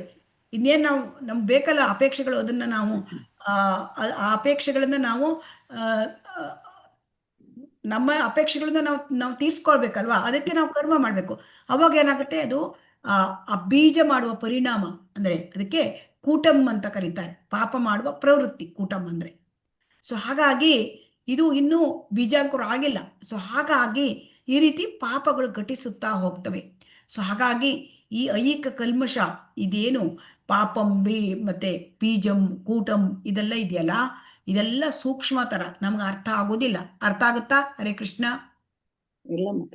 ಈಗ ಕೃಷ್ಣಗೆ ಪ್ರಜ್ಞೆಗೆ ಬಂದು ಈ ಒಂದು ನಮಗೆ 3ನೇ ಹಂತದ ತರಗತಿಯಲ್ಲಿ ಇದನ್ನು ತಿಳಿದುಕೊಳ್ತಕ್ಕಂಥ ಅವಕಾಶ ಸಿಕ್ಕಿರೋದ್ರಿಂದ ನಮ್ಗೆ ಅರ್ಥ ಆಗ್ತಾ ಇದೆ ಅಲ್ವಾ? ಹೌದು ಮಾತಾಜಿ. ಇಲ್ಲದಿದ್ರೆ ನಮ್ಗೆ ಅರ್ಥ ಆಗೋದಿಲ್ಲ, ಗೊತ್ತಾಗೋದಿಲ್ಲ. ಹಾಗಾಗಿ ಐಹಿಕ ಕಲ್ಮಶದ ಆರಂಭ, ಹರೇ ಕೃಷ್ಣ, ಅದು ಫಲರೂಪಕ್ಕೆ ಬರುವುದು, ಫಲದ ಪರಿಣಾಮ, ಮತ್ತೆ ವ್ಯಕ್ತಿ ಫಲವನ್ನು ಅನುಭವಿಸಿದೆಲ್ಲ ಒಂದೊಂದು ಸರಪಣಿ ಕೊಂಡಿ ಒಂದಕ್ಕೊಂದು ಕೊಂಡಿ. ಸರಪಣಿ ಒಳಗೆ ಏನಿರುತ್ತೆ, ಒಂದು ದೊಡ್ಡ ಸರಪಣಿ, ಒಂದು ಸಣ್ಣ ಸರಪಣಿ, ಮತ್ತೊಂದು ಸರಪಣಿ ಕೊಂಡಿ ಅಲ್ವಾ, ಒಂದರಿಂದ ಒಂದು ಪ್ರಾರಂಭ. ಈಗ ಹೇಗೆ ಮೊದಲು ನಮ್ಗೆ ಏನಾಗುತ್ತೆ, ಐಹಿಕ ಐಹಿಕ ಕಲ್ಮಶ ಅಂದ್ರೆ ರಜೋಗುಣ ತಮೋಗುಣ ಎಲ್ಲ 3 ಐಹಿಕ ಕಲ್ಮಶಗಳು, ಕಾಮ, ಲೋಭ, ಅದು ಮತ್ತೆ ಮೋಹ, ಇದೆಲ್ಲ ಇರ್ತದೆ, ಅರಿಷಡ್ ವರ್ಗಗಳು. ಅದು ಬಂದ್ಕೊಳ್ಳೆ ಏನಾಗುತ್ತೆ, ಮುಂದೆ ಕಲ್ಮಶದ ಆರಂಭ ಅದು ಮತ್ತೆ ನಮ್ಗೆ ಮೆಟೀರಿಯಲ್ ಡಿಸೈರ್ಸ್, ಭೌತಿಕ ಇಚ್ಛೆಗಳು ಬರುತ್ತೆ, ಅದು ಪಾಪದ ಬಯಕೆಗಳು. ಸೊ ಆ ಪಾಪದ ಬಯಕೆಗಳು ಬಂದ್ಕೊಳ್ಳೆ ಅಲ್ಲಿ ದೊಡ್ಡ ಸರಪಣಿ ಪಾಪ ಕಾರ್ಯಗಳು ನಡೆದು ಹೋಗುತ್ತೆ. ಸೊ ಹಾಗಾಗಿ ಇವೆಲ್ಲ ಬೇರೆ ಒಂದೇ ದೊಡ್ಡ ಸರಪಣಿಯ ಬೇರೆ ಬೇರೆ ಕೊಂಡಿಗಳು. ಹಾಗಾಗಿ ನಾವು ತಿಳ್ಕೊಳ್ಬೇಕು, ಒಬ್ಬನಿಗೆ ರೋಗ ಬಂತು ಅಂದ್ರೆ ರೋಗ ಸುಮ್ಮನೆ ಒಂದೇ ಸುತ್ತಿಗೆ ಬರೋದಿಲ್ಲ, ಅದು ಬಹಳ ದಿವಸದಿಂದ ಇದ್ದಿರುತ್ತೆ. ಆದರೆ ಎದುರಿಗೆ ಕಾಣಬೇಕಾದ್ರೆ ಅವನಿಗೆ ತುಂಬಾ ಸಮಯ ಹಿಡಿಯುತ್ತೆ ಅಲ್ವಾ. ಈಗ ಒಬ್ಬನಿಗೆ ಹಾರ್ಟ್ ಅಟ್ಯಾಕ್ ಆಗುತ್ತೆ ಅಥವಾ ಒಬ್ಬನಿಗೆ ಏನೋ ಇದಾಗತ್ತೆ ಅಂತ ತಿಳ್ಕೊಳ್ಳೋಣ. ಆದರೆ ಅದಕ್ಕಿಂತ ಮುಂಚೆ ಅವನಿಗೇನೋ ಕಾರಣ ಇದ್ದಿರುತ್ತೆ. ಒಮ್ಮೆಗೆ ಹಾರ್ಟ್ ಅಟ್ಯಾಕ್ ಆಗುತ್ತಾ, ಅವನು ಆಹಾರ ಏನೋ ಸರಿಯಾದ ಆಹಾರ ತಗೊಳ್ಳೋದಿಲ್ಲ, ಏನೋ ಅಂದರೆ ಹೆಚ್ಚಿನ ಕೊಬ್ಬಿನ ಅಂಶದ ಆಹಾರ ತಿನ್ನುವುದು ಅಲ್ವಾ, ಅಥವಾ ಅಂದರೆ ಹೆಚ್ಚಿನ ಒಂದು ಆಹಾರದಲ್ಲೂ ಕೂಡ ಪಥ್ಯ ಇಲ್ಲ. ಆಮೇಲೆ ಅವನು ಏನು ಮಾಡ್ತಾರೆ, ಟೆನ್ಷನ್ ತಗೊಳ್ತಾನೆ, BP ಎಷ್ಟೋ ವರ್ಷದಿಂದ ಇರುತ್ತೆ, ಗೊತ್ತೇ ಆಗೋದಿಲ್ಲ. ಆಮೇಲೆ ಅವನಿಗೆ ಒಮ್ಮೆಗೆ ಹಾರ್ಟ್ ಅಟ್ಯಾಕ್ ಬಂದ್ಬಿಡುತ್ತೆ ಅಲ್ವಾ. ಅದಕ್ಕೆ ಏನು ಮೊದಲೇನೆ ಇರುತ್ತೆ ಅದ್ರದ್ದು ಇದೆಲ್ಲ BP ಎಲ್ಲ ಹೈ BP ಇರುತ್ತೆ, ಅದು ಗೊತ್ತಾಗುದಿಲ್ಲ. ಯಾವಾಗ ಹಾರ್ಟ್ ಅಟ್ಯಾಕ್ ಬಂತು, BP ಜಾಸ್ತಿ ಇತ್ತು. ಹಾಗೆ ಇಲ್ಲಿ ನೋಡಿ ಹೇಳ್ತಾ ಇದ್ದಾರೆ, ರೋಗದಿಂದ ನರಳುವುದು ಇದ್ದಕ್ಕಿದ್ದಂತೆ ಘಟಿಸುವ ಕ್ರಿಯೆ ಅಲ್ಲ ಅಲ್ವಾ, ಅದಕ್ಕೆ ಸಮಯ ಬೇಕು.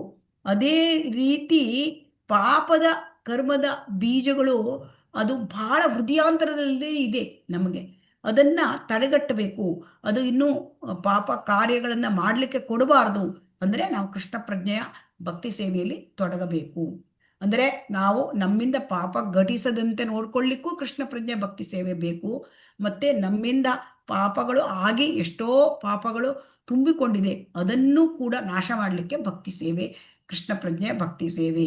ಸೊ ಆಗ ಪಾಪ ಘಟಿಸದಂತೆ ಇದ್ದ ಪಾಪಗಳನ್ನು ಕಳ್ಕೊಳ್ಳಿಕ್ಕೆ ಎಲ್ಲದಕ್ಕೂ ಕೂಡ ಕೃಷ್ಣ ಪ್ರಜ್ಞೆ ಭಕ್ತಿ ಸೇವೆ ಒಂದೇ ಮಾರ್ಗ. ಹರೇ ಕೃಷ್ಣ. ಎಲ್ಲರಿಗೂ ಅರ್ಥ ಆಯ್ತಾ? ಹರೇ ಕೃಷ್ಣ. ಅರ್ಥ ಆಗಿದೆ ಮಾತಾಜಿ. ಹರೇ ಕೃಷ್ಣ. ಇಲ್ಲಿ ಓದಿ, ಹರೇ ಕೃಷ್ಣ ಮುಂದೆ ಓದಿ. ಹರೇ ಕೃಷ್ಣ. ಓದ್ಲಾ ಮಾತಾಜಿ? ಹರೇ ಕೃಷ್ಣ. ಓದಿ ಮಾತಾಜಿ. ಸಂದರ್ಭೋಚಿತವಾಗಿ ಶುಕಮುನಿಗಳು ಶ್ರೀಮದ್ ಭಾಗವತದ 6ನೆಯ ಸ್ಕಂದದಲ್ಲಿ 2ನೆಯ ಅಧ್ಯಾಯ ಶ್ಲೋಕ 17 ಬರುವ ಅಜಾಮಿಳನ ಕಥೆಯನ್ನು ಹೇಳುತ್ತಾರೆ. ಅಜಾಮಿಳನು ಕರ್ಮನಿಷ್ಠ ಬ್ರಾಹ್ಮಣನಾಗಿಯೇ ಬದುಕನ್ನಾರಂಭಿಸಿದವ. ಆದರೆ ಅವನ ತಾರುಣ್ಯದ ಕಾಲದಲ್ಲಿ ವೇಶ್ಯ ಸ್ತ್ರೀಯೊಬ್ಬಳಿಂದ ಕಲುಷಿತನಾದ. ತನ್ನ ಹೀನ ಬದುಕಿನ ಅಂತ್ಯ ಕಾಲದಲ್ಲೊಮ್ಮೆ ನಾರಾಯಣ ಕೃಷ್ಣ ಎಂದು ಉಚ್ಚರಿಸಿದ ಮಾತ್ರಕ್ಕೆ ಅವನು ಅಷ್ಟೆಲ್ಲ ಪಾಪಕರ್ಮಗಳನ್ನು ಮಾಡಿದ್ದು ರಕ್ಷಿತನಾದನು. ಶುಕಮುನಿಗಳು ಒತ್ತಿ ಹೇಳುವ ಹಾಗೆ ತಪಶ್ಚರ್ಯೆ, ದಾನ ಧರ್ಮ ಹಾಗೂ ಯಜ್ಞ ಯಾಗಾದಿ ಕ್ರಿಯೆಗಳನ್ನು ಪಾಪವನ್ನು ನೀಗಿಕೊಳ್ಳುವ ಪರಿಕ್ರಮಗಳೆಂದು ಪ್ರತಿಪಾದಿಸಲಾಗಿದೆ. ಆದರೆ ಇವನ್ನೆಲ್ಲ ಆಚರಿಸುವಷ್ಟರಿಂದ ವ್ಯಕ್ತಿಯು ತನ್ನ ಹೃದಯದಲ್ಲಿನ ಪಾಪ ಬೀಜಗಳನ್ನು ಹೊರಕ್ಕೆಸೆಯಲಾರನು. ಅಜಾಮಿಳನಿಗೆ ತಾರುಣ್ಯದಲ್ಲಿ ಆದದ್ದು ಹಾಗೆಯೇ ಅಲ್ಲವೇ?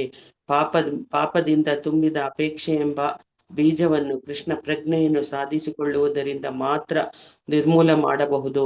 ಕೃಷ್ಣ ಪ್ರಜ್ಞೆಯ ಸಾಧನೆಯನ್ನು ಕಾರ್ಯರೂಪಕ್ಕೆ ತರುವುದು ಬಹು ಸುಲಭವಾದ ಕ್ರಿಯೆ. ಶ್ರೀ ಚೈತನ್ಯ ಮಹಾಪ್ರಭುಗಳು ಪ್ರತಿಪಾದಿಸಿದ ಹರೇ ಕೃಷ್ಣ ಮಹಾಮಂತ್ರವನ್ನು ಜಪಿಸಿದರೆ ಅದೊಂದೇ ಸಾಕು. ಬೇರೆಯ ಮಾತುಗಳಲ್ಲಿ ಹೇಳುವುದಾದರೆ ವ್ಯಕ್ತಿಯು ಭಕ್ತಿ ಸೇವೆಯ ಮಾರ್ಗವನ್ನು ಹಿಡಿದ ಹೊರತು ಪಾಪಕರ್ಮ ಫಲಗಳಿಂದ 100ಕ್ಕೆ 100ರಷ್ಟು ಮುಕ್ತನಾಗಲಾರನು. ಹರೇ ಕೃಷ್ಣ ಮಾತಾಜಿ, ಧನ್ಯವಾದಗಳು. ಹರೇ ಕೃಷ್ಣ. ಇಲ್ಲಿ ತುಂಬಾ ಮುಖ್ಯ ಶುದ್ಧ ಭಕ್ತಿ ಸೇವೆಯ ಒಂದು ಮಹತ್ವ ಏನು ಅಂದರೆ, ಪಾಪ ಕರ್ಮಗಳಿಂದ ಅದು 100ಕ್ಕೆ 100ರಷ್ಟು ನಮ್ಮನ್ನು ಮುಕ್ತನಾಗಿ ಮಾಡುತ್ತೆ.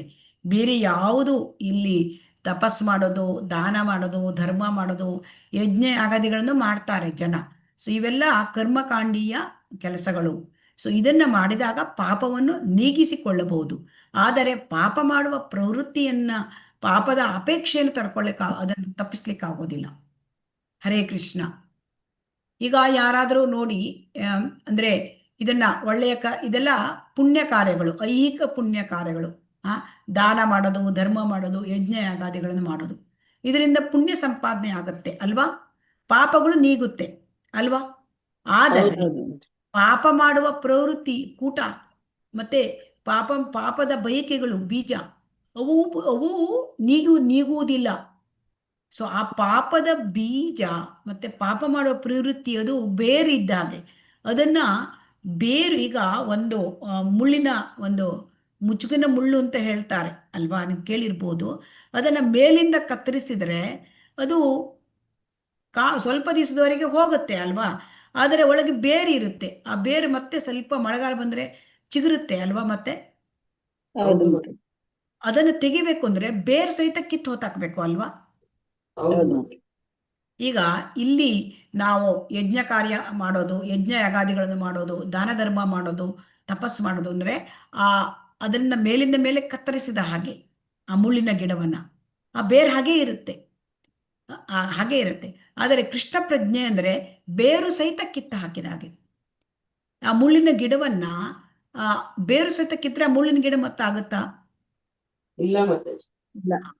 ಹಾಗಾಗಿ ನಾವು ಕೃಷ್ಣ ಪ್ರಜ್ಞೆ ಭಕ್ತಿ ಸೇವೆ ಮಾಡಿದರೆ ಅದು ಪಾಪ ಕರ್ಮದ ಫಲಗಳಿಂದ ಸಂಪೂರ್ಣವಾಗಿ ನಾವು ಮುಕ್ತ ಆಗಬಹುದು. ಸೊ ಅದಕ್ಕೆ ಇಲ್ಲಿ ಹೇಳ್ತಾ ಇದ್ದಾರೆ. ಹಾಗಾಗಿ ಇಲ್ಲಿ ಅಜಾಮಿಳನ ಕಥೆಯನ್ನೇ ಹೇಳ್ತಾರೆ. ಅಂದ್ರೆ ಅಜಾಮಿಳ ಅವನು ಬ್ರಾಹ್ಮಣನಾಗಿದ್ದ ಮತ್ತೆ ಯಜ್ಞ ಆಗಾದಿಗಳನ್ನು, ತಪಸ್ಸು, ದಾನ ಎಲ್ಲ ಮಾಡ್ತಾ ಇದ್ದಿದ್ದ, ಬ್ರಾಹ್ಮಣ ಕರ್ತವ್ಯವನ್ನು ಮಾಡ್ತಾ ಇದ್ದ. ಆದರೆ ಅವನ ತರುಣಾವಸ್ಥೆಯಲ್ಲಿ ಅಲ್ಲಿ ಅವನು ದೇವರಿಗೆ ಹೂ ಕೊಯ್ಲಿಕ್ಕೆ ಹೋಗಿದ್ದ ಸ್ವಲ್ಪ ಕಾಡಲ್ಲಿ. ಅಲ್ಲಿ ಒಂದು ವೇಶ್ಯಾಸ್ತ್ರೀ ಒಬ್ಬ ಯುವಕನ ಜೊತೆ ಇರೋದನ್ನ ಕಂಡ. ಅದರಿಂದ ಅವನಿಗೆ ಏನಾಯ್ತು, ಅದರಿಂದ ಅವನು ಪ್ರಚೋದನೆಗೊಂಡ ಮತ್ತು ಆ ವೇಶ್ಯಾಸ್ತ್ರೀಯಿಂದ ಅವನು ಆಕರ್ಷಿತನಾಗಿ ಅವಳೊಂದಿಗೆ ವಿವಾಹವಾದ. ಆಲ್ರೆಡಿ ಅವನಿಗೆ ವಿವಾಹವಾಗಿತ್ತು. ಮತ್ತೆ ಆ ವಿವಾಹವಾಗಿದ್ದ ಹೆಂಡತಿಯನ್ನು ಬಿಟ್ಟು ಇವಳನ್ನು ಮಾಡಿಕೊಂಡು ತಂದೆ ತಾಯಿಗಳನ್ನು ಬಿಟ್ಟು ಆ ವೇಶ್ಯೆ ಜೊತೆ ಜೀವನ ಮಾಡಿದ. ಆ ವೇಶ್ಯೆ ಜೊತೆಗೆ 10 ಮಕ್ಕಳು ಆಯಿತು. ಆಮೇಲೆ ಅವನು 80 ವರ್ಷ ಆದಾಗ ಅವನಿಗೆ ಇನ್ನೇನು ಒಂದು ಚಿಕ್ಕ ಮಗು ಇತ್ತು. ಅವನು ಆ ಸಮಯದಲ್ಲಿ ಅವನಿಗೇನು ಸಾವಿನ ಸಮಯ ಬಂದಿತ್ತು. ಯಾಕಂದ್ರೆ ಅವನು ಅಷ್ಟು ಪಾಪಗಳನ್ನು ಮಾಡಿದ್ದ, ವೇಶ್ಯೆ ಜೊತೆ ಜೀವನ ಮಾಡೋದು. ಆಮೇಲೆ ಈ ಬ್ರಾಹ್ಮಣದ ಕೆಲಸ ಎಲ್ಲ ಬಿಟ್ಬಿಟ್ಟಿದ್ದ. ಅವನು ಕಳ್ಳತನ ಮಾಡೋದು, ಬೇರೆ ಬೇರೆ ಎಲ್ಲ ಕೆಲಸಗಳನ್ನು ಕೂಡ ಮಾಡ್ತಾ ಇದ್ದ, ಕೆಟ್ಟ ಕೆಲಸಗಳನ್ನ. ಅವನ ಪಾಪಕ್ಕೆ ಯಮದೂತರು ಬಂದರು ಕರ್ಕೊಂಡು ಹೋಗ್ತೇವೆ ಅಂತ. ಆದರೆ ಅವನು ಆ ಸಮಯದಲ್ಲಿ ತನ್ನ ಮಗ ನಾರಾಯಣ ಅಂತ ಇಟ್ಕೊಂಡಿದ್ದ ಹೆಸರು. ಆ ನಾರಾಯಣ ಅಂತ ಕರೆದ ಕೂಡಲೇ ಅಲ್ಲಿ ಅವರು ಭಗವಂತ ತನ್ನನ್ನು ಸ್ಮರಣೆ ಮಾಡಿದ್ದಾನೆ, ಅಂತೆ ನಾರಾಯಣ ಸ್ಮೃತಿ ತಿಳ್ಕೊಂಡು ವಿಷ್ಣು ದೂತರನ್ನು ಕಳಿಸಿದ. ಸೊ ಹಾಗಾಗಿ ಇಲ್ಲಿ ನಾವು ತಿಳ್ಕೊಳ್ಬೇಕು, ಅವನು ಅಷ್ಟು ಪಾಪ ಕಾರ್ಯಗಳನ್ನು ಮಾಡಿದ್ರು ಕೂಡ ಅವನು ನಾರಾಯಣ ಅಂತ ಒಂದು ಶುದ್ಧ ಒಂದು ನಾಮವನ್ನ ಹೇಳಿದ. ಸೊ ಆಗ ಪಾಪರಹಿತವಾದ ನಾಮ, ಅಪರಾಧ ರಹಿತವಾದ ನಾಮವನ್ನು ಹೇಳಿದ ಅವನು. ಅದಕ್ಕೆ ಅವನ ಎಲ್ಲ ಪಾಪಗಳು ಕಳೆದೋಯ್ತು. ಸೊ ಹಾಗಾಗಿ ಇಲ್ಲಿ ನಾವು ತಿಳ್ಕೊಳ್ಬೇಕು, ಸಂಪೂರ್ಣ ಪಾಪ ನಾಶ ಆಗತ್ತೆ ಎಲ್ಲಿದ್ದರಿಂದ? ಕೃಷ್ಣ ಪ್ರಜ್ಞೆ ಭಕ್ತಿ ಸೇವೆಯಿಂದ ಅಂತ ಇಲ್ಲಿ ನಾವು ತಿಳ್ಕೊಳ್ಬೇಕು. ಸೊ ಹಾಗಾಗಿ ಇಲ್ಲಿ ನಮಗೆ ಕಂಪ್ಲೀಟು ಅಂದರೆ 100ಕ್ಕೆ 100 ಭಾಗ ಪಾಪ ಕರ್ಮಗಳಿಂದ ನಾವು ಮುಕ್ತಿ ಹೊಂದಬೇಕು ಅಂದರೆ ಕೃಷ್ಣ ಪ್ರಜ್ಞೆಯ ಭಕ್ತಿ ಸೇವೆ. ಸೊ ಅದು ಬಿಟ್ಟು ಇಲ್ಲಿ ಕರ್ಮಕಾಂಡೀಯ ಯಜ್ಞ, ಯಾಗ, ದಾನ, ಧರ್ಮ ಇದರಿಂದ ನಮಗೆ ಆ ಪಾಪದ ಫಲ ಟೆಂಪರರಿ ಹೋಗುತ್ತೆ, ಆದರೆ ಪಾಪ ಮಾಡೋ ಪ್ರವೃತ್ತಿನೂ ಹೋಗಿರೋದಿಲ್ಲ. ಈಗ ನಮಗೆ ಪರ್ಮನೆಂಟ್ ಸೊಲ್ಯೂಷನ್ ಬೇಕಾ, ಟೆಂಪರರಿ ಸೊಲ್ಯೂಷನ್ ಬೇಕಾ? ಯಾವುದೇ ಸಮಸ್ಯೆ ಪರ್ಮನೆಂಟ್ ಸೊಲ್ಯೂಷನ್ ಬೇಕು. ಪರ್ಮನೆಂಟ್ ಸೊಲ್ಯೂಷನ್ ಅಂದ್ರೆ ಕೃಷ್ಣ ಪ್ರಜ್ಞೆ ಭಕ್ತಿ ಸೇವೆ. ಟೆಂಪರರಿ ಸೊಲ್ಯೂಷನ್ ಅಂದ್ರೆ ಇಲ್ಲ, ಇದೆಲ್ಲ ದಾನ ಧರ್ಮ ಯಜ್ಞ ಯಾಗಾದಿ ಇವೆಲ್ಲ ಕ್ರಿಯೆಗಳು. ಆಯ್ತಾ? ಅರ್ಥ ಆಯ್ತಾ? ಹರೇ ಕೃಷ್ಣ. ಅರ್ಥ ಆಯ್ತು ಮಾತಾಜಿ. ಈಗ ಓದಿ ಹರೇ ಕೃಷ್ಣ. ಓದ್ಲಾ ಮಾತಾಜಿ? ಓದಿ. ಹರೇ ಕೃಷ್ಣ. ವೇದೋಕ್ತ ಕರ್ಮಕಾಂಡೀಯ ಆಚರಣೆಗಳನ್ನು ಪಾಲಿಸಿಯಾಗಲಿ, ದಾನವಾಗಿ ಹಣ ನೀಡುವುದರಿಂದಾಗಲಿ ವ್ಯಕ್ತಿಯು ಪಾಪಕರ್ಮ ಫಲಗಳಿಂದ ತತ್ಕಾಲಕ್ಕೆ ಮುಕ್ತನಾಗಬಹುದು. ಆದರೆ ಮರುಕ್ಷಣವೇ ಅವನು ಮತ್ತೆ ಪಾಪಕೃತ್ಯಗಳ ಮೊರೆ ಹೋಗಬೇಕು. ಉದಾಹರಣೆಗೆ, ವಿಪರೀತ ಕಾಮುಕ ಬದುಕಿಗೆ ವಶನಾಗಿ ಲೈಂಗಿಕ ಗುಹ್ಯ ರೋಗದಿಂದ ಬಳಲುತ್ತಿರುವ ವ್ಯಕ್ತಿಯು ಚಿಕಿತ್ಸೆಯ ಸಮಯದಲ್ಲಿ ಬಹುವಾದ ಯಾತನೆಯನ್ನು ಅನುಭವಿಸಬೇಕು. ಆ ಬಳಿಕ ಅವನಿಗೆ ತಾತ್ಕಾಲಿಕ ಉಪಶಮನವೂ ಸಿಗುವುದು. ಪ್ರತಿಸುಖದ ಅಪೇಕ್ಷೆಯನ್ನು ತಾನು ಮನಸ್ಸಿನಿಂದಲೇ ಕಿತ್ತೆಸೆಯಲು ಆ ವ್ಯಕ್ತಿಯು ಅಸಮರ್ಥನಾದುದರಿಂದ ಅವನು ಮತ್ತೊಮ್ಮೆ ಕಾಮದ ಬೆನ್ನು ಹತ್ತಿ ಮತ್ತೊಮ್ಮೆ ಗುಹ್ಯ ರೋಗಕ್ಕೆ ಈಡಾಗುತ್ತಾನೆ. ವೈದ್ಯಕೀಯ ಉಪಚಾರವು ಆ ವ್ಯಕ್ತಿಯ ಗುಹ್ಯ ರೋಗಕ್ಕೆ ತಾತ್ಕಾಲಿಕ ಉಪಶಮನವನ್ನು ನೀಡಬಹುದು. ಕಾಮುಕನ ಬದುಕು ಅಸಹ್ಯಕರವಾದುದೆಂದು ಆ ವ್ಯಕ್ತಿಗೆ ಶಿಕ್ಷಣ ನೀಡದ ಹೊರತು ಮೇಲಿಂದ ಮೇಲೆ ಪ್ರಾಪ್ತವಾಗುವ ರೋಗದ ಯಾತನೆಯಿಂದ ಆ ವ್ಯಕ್ತಿಯು ರಕ್ಷಿಸುವುದು ಅಸಾಧ್ಯ. ಅದೇ ರೀತಿ ವೇದೋಕ್ತ ಆಚರಣೆಗಳು, ದಾನ, ತಪಶ್ಚರ್ಯ ಮುಂತಾದವು ವ್ಯಕ್ತಿಯ ಪಾಪಕರ್ಮಾಚರಣೆಗೆ ಹೋಗದಂತೆ ತತ್ಕಾಲಕ್ಕೆ ತಡೆಯೊಡ್ಡಬಹುದಾದರೂ ಅವನ ಹೃದಯವು ನಿಷ್ಕಲ್ಮಶವಾಗುವ ತನಕ ಆ ವ್ಯಕ್ತಿಯು ಪಾಪಕರ್ಮಗಳನ್ನು ಆಚರಿಸುತ್ತಲೇ ಇರಬೇಕಾಗುತ್ತದೆ. ಹರೇ ಕೃಷ್ಣ. ಇಲ್ಲಿ ಉದಾಹರಣೆಗಳನ್ನು ಶ್ರೀಲ ಪ್ರಭುಪಾದರು ಅನೇಕ ಉದಾಹರಣೆಗಳನ್ನು ಕೊಡ್ತಾ ಇದ್ದಾರೆ. ಇಲ್ಲಿ ಇನ್ನೊಂದು ಉದಾಹರಣೆ ಅಂದ್ರೆ, ಈಗ ಪೂರ್ತಿಯಾಗಿ ಈಗ ಪಾಪಕರ್ಮವನ್ನು ತಬ್ಬಿಡೋದು ಹೇಗೆ, ಇನ್ನೊಂದು ಉದಾಹರಣೆ ಕೊಡ್ತಾ ಇದ್ದಾರೆ.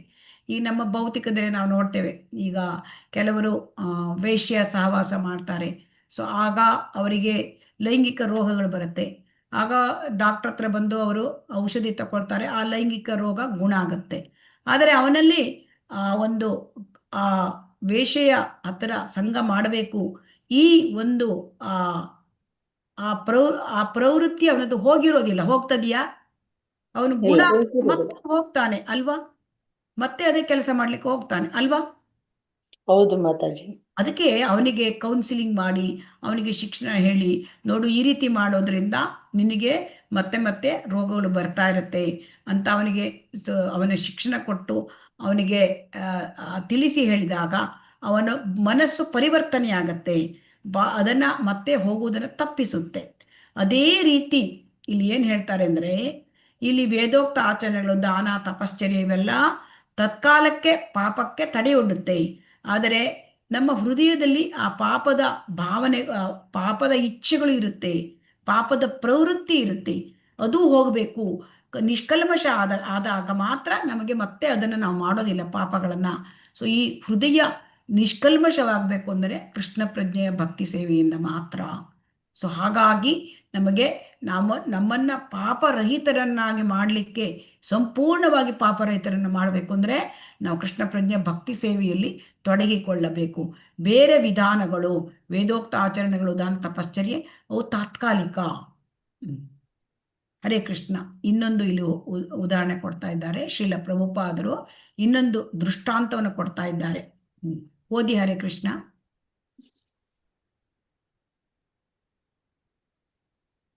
ಹರೇ ಕೃಷ್ಣ. ಹರೇ ಕೃಷ್ಣ. ಶ್ರೀಮದ್ ಭಾಗವತದಲ್ಲಿ ಇನ್ನೂ ಒಂದು ದೃಷ್ಟಾಂತವನ್ನು ನೀಡಲಾಗಿದೆ. ಆನೆಯೊಂದು ಕೊಳಕ್ಕೆ ಹೋಗಿ ಅಮಿತ ಉತ್ಸಾಹದಿಂದ ಸ್ನಾನ ಮಾಡಿ ತನ್ನ ಇಡೀ ದೇಹವನ್ನು ಶುದ್ಧ ಮಾಡಿಕೊಳ್ಳುತ್ತದೆ. ಆದರೆ ನೀರು ಬಿಟ್ಟು ಹೊರ ಬಂದೊಡನೆ ಸೊಂಡಲಿನಿಂದ ಒಂದಿಷ್ಟು ಮಣ್ಣನ್ನೆತ್ತಿಕೊಂಡು ದೇಹದ ಮೇಲೆ ಎರಚಿಕೊಳ್ಳುತ್ತದೆ. ಅದೇ ರೀತಿ ಕೃಷ್ಣ ಪ್ರಜ್ಞೆಯ ವಿಚಾರದಲ್ಲಿ ಶಿಕ್ಷಣವಿಲ್ಲದ ವ್ಯಕ್ತಿಯು ಪಾಪಕರ್ಮಗಳಲ್ಲಿ ತೊಡಗುವ ಆಸೆಯಿಂದ ಸಂಪೂರ್ಣವಾಗಿ ಮುಕ್ತನಾಗಿರಲಾರನು. ಯೋಗ ಪದ್ಧತಿಯೇ ಆಗಲಿ, ದಾರ್ಶನಿಕ ಮನೋಕಲ್ಪನೆಗಳಾಗಲಿ ಅಥವಾ ಕಾಮ್ಯ ಕರ್ಮಗಳಾಗಲಿ ಪಾಪಯುತ ಅಪೇಕ್ಷೆಗಳ ಬೀಜಗಳಿಂದ ವ್ಯಕ್ತಿಯನ್ನು ಸಂರಕ್ಷಿಸಲಾರರು. ಭಕ್ತಿ ಸೇವೆಯಲ್ಲಿ ಮಗ್ನನಾಗುವುದರಿಂದ ಮಾತ್ರ ಇದು ಸಾಧ್ಯವಾಗುತ್ತದೆ. ಸೊ ಹೀಗಾಗಿ ಅನೇಕ ಉದಾಹರಣೆಗಳು ಶ್ರೀಲ ಪ್ರಭುಪಾದರು ಕೊಟ್ಟು ನಮ್ಮನ್ನು ಮನದಟ್ಟು ಮಾಡಿಸ್ತಾ ಇದ್ದಾರೆ ಅಲ್ವಾ? ಹರೇ ಕೃಷ್ಣ. ಹೌದು ಮಾತಾಜಿ. ನಮ್ಗೆ ಅರ್ಥ ಆಗುದಿಲ್ಲ, ಯಾಕೆಂದ್ರೆ ನಾವು ಕಲಿಯುಗದಲ್ಲಿ ನಾವು ಮಂದ ಬುದ್ಧಿ ದಡ್ಡರು, ನಮ್ಗೆ ಒಂಚೂರು ಹೇಳಿದ್ರೆ ಅರ್ಥ ಆಗೋದಿಲ್ಲ. ಅನೇಕ ಉದಾಹರಣೆಗಳನ್ನು ಕೊಟ್ಟು ಶ್ರೀಲ ಪ್ರಭುಪಾದರು ಆಚಾರ್ಯರು ನಮಗೆ ತಿಳಿಸ್ಕೊಡ್ತಾ ಇದ್ದಾರೆ. ಈಗ ಆನೆ ಏನ್ ಮಾಡುತ್ತೆ, ಅಲ್ಲಿ ಹೋಗಿ ಸ್ನಾನ ಮಾಡುತ್ತೆ ಕೊಳದಲ್ಲಿ, ಆದರೆ ಸ್ನಾನ ಮಾಡಿದ ಹೊರಗೆ ಬರುತ್ತೆ, ಆ ಮಣ್ಣೆಲ್ಲ ಸೊಂಡ್ಲಿದ್ದ ಮತ್ತೆ ಮೈ ಮೇಲೆ ಹಾಕೊಂಡ್ಬಿಡುತ್ತೆ ಅಲ್ವಾ? ಸೊ ಅಂದ್ರೆ ಏನಪ್ಪ ಅದು ಸ್ನಾನ ಮಾಡಿ ಏನು ಪ್ರಯೋಜನ? ಸೊ ಅದನ್ನ ಅದೇ ತರಹ ನಾವು ಕೃಷ್ಣ ಪ್ರಜ್ಞೆ ಇಲ್ಲದೆ ಬೇರೆ ಏನಾದರೂ ಈ ಜ್ಞಾನ ಮಾರ್ಗ ಅಥವಾ ಇದು ಯೋಗ ಅಂದ್ರೆ ಅಷ್ಟಾಂಗ ಯೋಗ, ಯೋಗ ಮಾರ್ಗ, ಇದರಲ್ಲಿ ಏನಾಗುತ್ತೆ, ಅಥವಾ ಕಾಮ್ಯ ಕರ್ಮಗಳಿಂದ ಮಾರ್ಗ ಇಟ್ಕೊಳ್ಳೋದು, ಇದೆಲ್ಲ ಮಾಡಿದರೆ ಅಲ್ಲಿ ಏನಾಗುತ್ತೆ ಅಂತಂದ್ರೆ ಸಂಪೂರ್ಣವಾಗಿ ನಮ್ಮಲ್ಲಿ ಆ ಅಪೇಕ್ಷೆ, ಐಹಿಕ ಬಯಕೆಗಳು ಅದನ್ನು ನಿರ್ಮೂಲ ಮಾಡೋದಿಲ್ಲ. ಜ್ಞಾನ ಮಾರ್ಗದಲ್ಲಿ ಏನಾಗುತ್ತೆ, ದಾರ್ಶನಿಕ ಮನೋಕಲ್ಪನೆಯಲ್ಲಿ ಅದರಲ್ಲಿ ಸಾಯುಜ್ಯ ಮೋಕ್ಷ, ದೇವರಲ್ಲಿ ಒಂದಾಗಬೇಕು, ಅದು ಕೂಡ ಐಹಿಕವೇ. ಅದರಲ್ಲಿ ಮೋಕ್ಷದಲ್ಲಿ ಸಾಯುಜ್ಯ ಮೋಕ್ಷ, ದೇವರಲ್ಲಿ ಒಂದಾಗೋದು. ಯಾರು ಕೂಡ ದೇವರಲ್ಲಿ ಒಂದಾಗ್ಲಿಕ್ಕೆ ಸಾಧ್ಯ ಇಲ್ಲ. ದೇವರು ತುಂಬ ದೊಡ್ಡವನು, ವಿಭು. ಜೀವಾತ್ಮ ಅದು ಅಣು. ಸೊ ಅದು ಹೇಗೂ ಒಂದೇ ಆಗ್ಲಿಕ್ಕೆ ಸಾಧ್ಯ. ಸೊ ಆದ್ದರಿಂದ ಇದು ಕೂಡ ಮಾಯೆಯ ಒಂದು ಕೊನೆಯ ಒಂದು ಬಾಣ. ಸೊ ಆದ್ದರಿಂದ ಜ್ಞಾನ ಮಾರ್ಗದಿಂದ ಅಲ್ಲಿ ಮುಕ್ತಿಯ ಬಯಕೆ ಇರುತ್ತೆ. ಕಾಮ್ಯ ಕರ್ಮದಲ್ಲಿ ಐಹಿಕದ ಒಂದು ಭೋಗ ಭಾಗ್ಯಗಳ ಬಯಕೆ ಇರುತ್ತೆ. ಮತ್ತು ಸತ್ತ ಮೇಲೆ ಸ್ವರ್ಗಕ್ಕೆ ಹೋಗಬೇಕು ಇರುತ್ತೆ. ಆಮೇಲೆ ಯೋಗ ಪದ್ಧತಿಯಲ್ಲಿ ಏನಿರುತ್ತೆ, ಅಲ್ಲಿ ಸಿದ್ಧಿಗಳನ್ನ, ಅಷ್ಟಸಿದ್ಧಿಗಳನ್ನ ಪಡ್ಕೊಳ್ಬೇಕು ಅಂತ ಇರುತ್ತೆ. ಸೊ ಹಾಗಾಗಿ ಇದೆಲ್ಲ ಐಹಿಕ ಬಯಕೆಗಳು. ಸೊ ಹಾಗಾಗಿ ಈ ಅಪೇಕ್ಷೆಗಳ ಬೀಜಗಳು, ಇದನ್ನ ರಕ್ಷಣೆ ಮಾಡಲಿಕ್ಕೆ ಬೇರೆ ಯಾವ ಮಾರ್ಗದಿಂದ ಆಗೋದಿಲ್ಲ. ಆದರೆ ಭಕ್ತಿ ಸೇವೆಯಲ್ಲಿ ಏನಾಗಿರುತ್ತೆ, ಯಾವ ಐಹಿಕ ಬಯಕೆಗಳೇ ಇರೋದಿಲ್ಲ. ಭಕ್ತಿ ಸೇವೆಯಲ್ಲಿ ಭಗವಂತನ ಸೇವೆ ಮಾಡೋದು ಮಾತ್ರ. ಸೊ ಹಾಗಾಗಿ ಭಕ್ತಿ ಸೇವೆಯಿಂದ ಮಾತ್ರ ನಮಗೆ ಹೃದಯ ಪರಿಶುದ್ಧಿ ಆಗುತ್ತೆ. ಸೊ ಇಲ್ಲಿ ದಾರ್ಶನಿಕ ಮನೋಕಲ್ಪನೆ ಆಗಲಿ, ಕಾಮ್ಯ ಕರ್ಮಗಳಾಗಲಿ ಅಥವಾ ಯೋಗ ಪದ್ಧತಿ ಆಗಲಿ ಹೃದಯವನ್ನು ಕಂಪ್ಲೀಟ್ ಅದು ಪರಿಶುದ್ಧ ಮಾಡಲಿಕ್ಕೆ ಸಾಧ್ಯ ಆಗೋದಿಲ್ಲ. ಭಕ್ತಿ ಯೋಗದಲ್ಲಿ ಮಾತ್ರ ಹೃದಯ ಸಂಪೂರ್ಣವಾಗಿ ಶುದ್ಧ ಆಗತ್ತೆ. ಆಗ ಹೃದಯ ಶುದ್ಧ ಆಗೋದ್ರಿಂದ ಮತ್ತೆ ಪಾಪಗಳು ಘಟಿಸೋದಿಲ್ಲ. ಹರೇ ಕೃಷ್ಣ. ಇದನ್ನು ಓದಿ. ಹರೇ ಕೃಷ್ಣ. ಹರೇ ಕೃಷ್ಣ ಮಾತಾಜಿ. ಶ್ರೀಮದ್ ಭಾಗವತದ 4ನೆಯ ಸ್ಕಂದದಲ್ಲಿ 22ನೆಯ ಅಧ್ಯಾಯ ಶ್ಲೋಕ 39. ಇನ್ನೂ ಒಂದು ರುಜುವಾತು ಸಿಗುತ್ತದೆ. ಸನತ್ ಕುಮಾರನು, ಪ್ರಿಯ ದೊರೆಯೇ, ಮನುಷ್ಯನ ಮಿಥ್ಯಾಹಂಕಾರವು ಎಷ್ಟು ಬಲಯುತವಾದುದೆಂದರೆ ಅದು ಅವನನ್ನು ಬಲವಾದ ಹಗ್ಗಗಳಿಂದ ಕಟ್ಟಿಹಾಕಿದಂತೆ ಐಹಿಕ ಅಸ್ತಿತ್ವಕ್ಕೆ ಕಟ್ಟಿಹಾಕುತ್ತದೆ. ಕೃಷ್ಣ ಪ್ರಜ್ಞಾ ಭಾವದಲ್ಲಿ ಮಗ್ನನಾಗುವ ಭಕ್ತರು ಮಾತ್ರ ಇಂತಹ ಕಟ್ಟುಗಳನ್ನು ಸುಲಭವಾಗಿ ಕಳಚಿ ಹಾಕಬಲ್ಲರು. ಕೃಷ್ಣ ಪ್ರಜ್ಞಾ ಭಾವವಿಲ್ಲ ಶ್ರೇಷ್ಠ ಯೋಗಿಗಳೋ, ಶ್ರೇಷ್ಠ ವೇದೋಪವಾಸಕರೋ ಆಗಲು ಪ್ರಯತ್ನಿಸುತ್ತಿರುವ ಜನ ಭಕ್ತರಂತೆ ಮುನ್ನಡೆಯಲಾರರು. ಆದ್ದರಿಂದ ಮಿಥ್ಯಾಹಂಕಾರವೆಂಬ ಕಟ್ಟುನಿಟ್ಟಿನಿಂದ ಬಿಡಿಸಿಕೊಳ್ಳಲು ಹಾಗೂ ಐಹಿಕ ಕಾರ್ಯಗಳಲ್ಲಿ ತೊಡಗಿರುವ ಕ್ರಿಯೆಯಿಂದ ಬಿಡುಗಡೆ ಪಡೆಯಲು ಕೃಷ್ಣ ಪ್ರಜ್ಞೆಯನ್ನು ಸಾಧಿಸುವ ಚಟುವಟಿಕೆಗಳಲ್ಲಿ ಪಾಲ್ಗೊಳ್ಳುವುದು ಪ್ರತಿಯೊಬ್ಬನ ಕರ್ತವ್ಯವಾಗಿದೆ. ಹರೇ ಕೃಷ್ಣ ಮಾತಾಜಿ. ಹರೇ ಕೃಷ್ಣ. ಹಾಗಾಗಿ ಇಲ್ಲಿ ಏನ್ ಹೇಳ್ತಾರೆ ಅಂತಂದ್ರೆ, ಮಿಥ್ಯಾ ಅಹಂಕಾರ. ಮಿಥ್ಯಾ ಅಹಂಕಾರ ಅಂತಂದ್ರೆ ನಾನು ನನ್ನದು ಹೇಳ್ತಕ್ಕಂಥದ್ದು. ಇದು ನಾನು, ಇದು ಇವರು ನನ್ನವರು. ಇದು ಒಂದು ಬೇಲಿ ಹಾಕೊಂಡ್ಬಿಟ್ಟಿದ್ದೇವೆ ಅಲ್ವಾ ನಾವು? ಹೌದು ಮಾತಾಜಿ. ಇವರು ಇದು ನನ್ನ ಗಂಡ, ಇದು ನನ್ನ ಹೆಂಡತಿ, ಇವರು ನನ್ನ ಮಕ್ಕಳು. ಅದಕ್ಕೋಸ್ಕರ ನಾವು ಏನಾಗ್ಬಿಡುತ್ತೆ, ಮತ್ತೆ ಮತ್ತೆ ಒಂದು ಕೆಲಸಗಳನ್ನ ಮಾಡ್ತಾ ಇರ್ತೇವೆ ಅವರಿಗೆ ಹೋಗಿ. ಸೊ ಹಾಗಾಗಿ ಅಲ್ಲಿ ಏನಾಗುತ್ತೆ, ಐಹಿಕ ಅಸ್ತಿತ್ವಕ್ಕೆ ನಾವು ಭೌತಿಕ ಬಂಧನಕ್ಕೆ ಒಳಗಾಗ್ತೇವೆ. ಯಾಕೆ ಅಂತಂದ್ರೆ ಬಲವಾದ ಹಗ್ಗಗಳಿಂದ ಕಟ್ಟಿ ಹಾಕಿದೆ. ಅದು ಹೃದಯ ಗ್ರಂಥಿ ಅಂತ ಹೇಳ್ತಾರೆ. ಹೃದಯ ಗ್ರಂಥಿ ಅದು ಏನ್ ಮಾಡುತ್ತೆ, ನಮ್ಮನ್ನು ಐಹಿಕ ಅಸ್ತಿತ್ವಕ್ಕೆ ಕಟ್ಟಿ ಹಾಕುತ್ತೆ. ಐಹಿಕದಿಂದ ಬಿಡುಗಡೆ ಆಗ್ಲಿಕ್ಕೆ ಸಾಧ್ಯ ಇಲ್ಲ. ನಾನು ಸರ್ವೋಪಾಧಿ ವಿನಿರ್ಮುಕ್ತಂ ತತ್ಪರತ್ವೇನ ನಿರ್ಮಲಂ ಹೃಷಿಕೇಶ ಸೇವನಂ ಭಕ್ತಿರುತ್ತಮ. ನಿನ್ನೆನೂ ನಾವು ನೋಡಿದ್ದೇವೆ ಅಲ್ವಾ, ಸರ್ವ ಉಪಾಧಿ. ಈ ಉಪಾಧಿಗಳು ಇರೋದು ಅಹಂಕಾರ, ಮಿಥ್ಯಾ ಅಹಂಕಾರ. ಮಿಥ್ಯಾ ಅಹಂಕಾರ ಇದು ನಿಜವಾದ ಅಹಂಕಾರ ಅಲ್ಲ. ಹಾಗಾದ್ರೆ ನಿಜವಾದ ಅಹಂಕಾರ ಯಾವುದು? ಹರೇ ಕೃಷ್ಣ. ಯಾರಾದ್ರೂ ಹೇಳ್ತೀರಾ ನಿಜವಾದ ಅಹಂಕಾರ ಯಾವುದು? ನಿಜವಾದ ಅಹಂಕಾರ ಅಂದ್ರೆ ಕೃಷ್ಣ ಪ್ರಜ್ಞೆಯಲ್ಲಿ ತೊಡಗಬೇಕು. ನಿಜವಾದ ಅಹಂಕಾರ ಅಂದ್ರೆ ಅದರಲ್ಲಿ ನಿಜವಾದ ಅಹಂಕಾರ ಅಂದ್ರೆ ಜೀವೇರ ಸ್ವರೂಪ ಕೃಷ್ಣರ ನಿತ್ಯದಾಸ. ಜೀವಿ ಕೃಷ್ಣನ ನಿತ್ಯದಾಸ. ಭಗವಂತ ನಾನು ಭಗವಂತನ ಸೇವಕ, ನಾನು ಬೇರೆ ಯಾರು ಉಪಾಧಿ ಇಲ್ಲ ನನಗೆ. ಅದು ಈ ಮಿಥ್ಯಾ ಅಹಂಕಾರ ಇರೋದ್ರಿಂದ ನಾವು ಐಹಿಕ ಅಸ್ತಿತ್ವದಲ್ಲಿ ಇದ್ದೇವೆ. ಆದರೆ ನಿಜವಾದ ಅಹಂಕಾರ ಅದು ಬಂದಾಗ, ನಾನು ಕೃಷ್ಣನ ಸೇವಕ, ಅದು ನಿಜವಾದ ಅಹಂಕಾರ. ಅದು ಬಂದಾಗ ನಾವು ಈ ಐಹಿಕ ಅಸ್ತಿತ್ವವನ್ನು ಕಟ್ಟುಗಳನ್ನ ಸುಲಭವಾಗಿ ಕಳಚಿಕೊಳ್ಬಹುದು. ಈ ಉಪಾಧಿಗಳಿಂದ ಹೊರಗೆ ಬರ್ಬೋದು. ಸೊ ಉಪಾಧಿಗಳಿಂದ ಹೊರಗೆ ಬಂದ ಮೇಲೆ ನಾವು ಮತ್ತೆ ಭೌತಿಕದ ಈ ಒಂದು ಐಹಿಕ ಅಸ್ತಿತ್ವದ ಕೆಲಸಗಳನ್ನ ನಾವು ಮಾಡೋದಿಲ್ಲ. ಸೊ ಹಾಗಾಗಿ ಕೃಷ್ಣ ಪ್ರಜ್ಞಾ ಭಾವ ಇಲ್ಲದೆ ಇದ್ರೆ ಶ್ರೇಷ್ಠ ಯೋಗಿಯಾಗಿ, ಶ್ರೇಷ್ಠ ವೇದೋಪವಾಸಕರಾಗಿ ಭಕ್ತರಂತೆ ಅವ್ರು ಮುಂದುವರಿಯುವುದಿಲ್ಲ. ಎಷ್ಟೋ ವೇದ ಕಲಿಬಹುದು, ವೇದಗಳನ್ನ ತುಂಬ ಚೆನ್ನಾಗಿ ಕಲ್ತಿರ್ಬೋದು, ಅಥವಾ ಶ್ರೇಷ್ಠ ಯೋಗಿಗಳಾಗ್ಬೋದು. ಆದರೆ ಭಕ್ತರಾಗಿಲ್ಲ. ಭಕ್ತಿಗೆ ಬರದೆ ಅವರು ಮುನ್ನಡಿಲಿಕ್ಕೆ ಸಾಧ್ಯ ಇಲ್ಲ. ಸೊ ಹಾಗಾಗಿ ಜ್ಞಾನ ಮಾರ್ಗ, ಯೋಗ ಮಾರ್ಗ ಅವು ಅಪರಿಪೂರ್ಣ ಸಾಕ್ಷಾತ್ಕಾರ. ಪರಿಪೂರ್ಣ ಸಾಕ್ಷಾತ್ಕಾರ ಆಗೋದಿಲ್ಲ. ಪರಿಪೂರ್ಣ ಸಾಕ್ಷಾತ್ಕಾರ ಆಗಬೇಕು ಅಂದರೆ ಭಕ್ತಿಗೆ ಬರಬೇಕು, ಭಗವಂತನ ಭಕ್ತಿ ಸೇವೆಯಲ್ಲಿ ತೊಡಗಬೇಕು. ಸೊ ಹಾಗಾಗಿ ಈ ಮಿಥ್ಯಾ ಅಹಂಕಾರವೆಂಬ ಕಟ್ಟಿನಿಂದ ಬಿಡಿಸಿಕೊಳ್ಳಲು, ಐಹಿಕ ಕಾರ್ಯಗಳಲ್ಲಿ ತೊಡಗಿರುವ ಕ್ರಿಯೆಯಿಂದ ಬಿಡುಗಡೆ ಪಡೆಯಲು, ಈ ಐಹಿಕ ಕಾರ್ಯ ಮಾಡೋದ್ರಿಂದ ನಮ್ಗೆ ಬಂಧನಕ್ಕೆ ಕಾರಣ. ಮಿಥ್ಯಾ ಅಹಂಕಾರ, ನಾನು ನನ್ನದು, ಅಹಂ ಮಮೇತಿ, ಇದರಿಂದ ಬಿಡಿಸ್ಕೊಂಡು ಬರಲಿಕ್ಕೆ ನಮಗೆ ಕೃಷ್ಣ ಪ್ರಜ್ಞೆಯನ್ನು ಸಾಧಿಸುವ ಚಟುವಟಿಕೆಗಳಲ್ಲಿ ಪಾಲ್ಗೊಳ್ಳುವುದು ಪ್ರತಿಯೊಬ್ಬನ ಕರ್ತವ್ಯ ಅಂತ ಹೇಳ್ತಾರೆ. ಇಲ್ಲಿ ನಮಗೆ ಗೊತ್ತೇ ಇಲ್ಲ ಇದು ನಮ್ಮ ಕರ್ತವ್ಯ ಅಂತ. ಕೃಷ್ಣ ಪ್ರಜ್ಞೆ ತೊಡಗಿಕೊಳ್ಳುವುದು ಕರ್ತವ್ಯ ಅಂತ ನಮಗೆ ಗೊತ್ತಿತ್ತ? ಹರೇ ಕೃಷ್ಣ.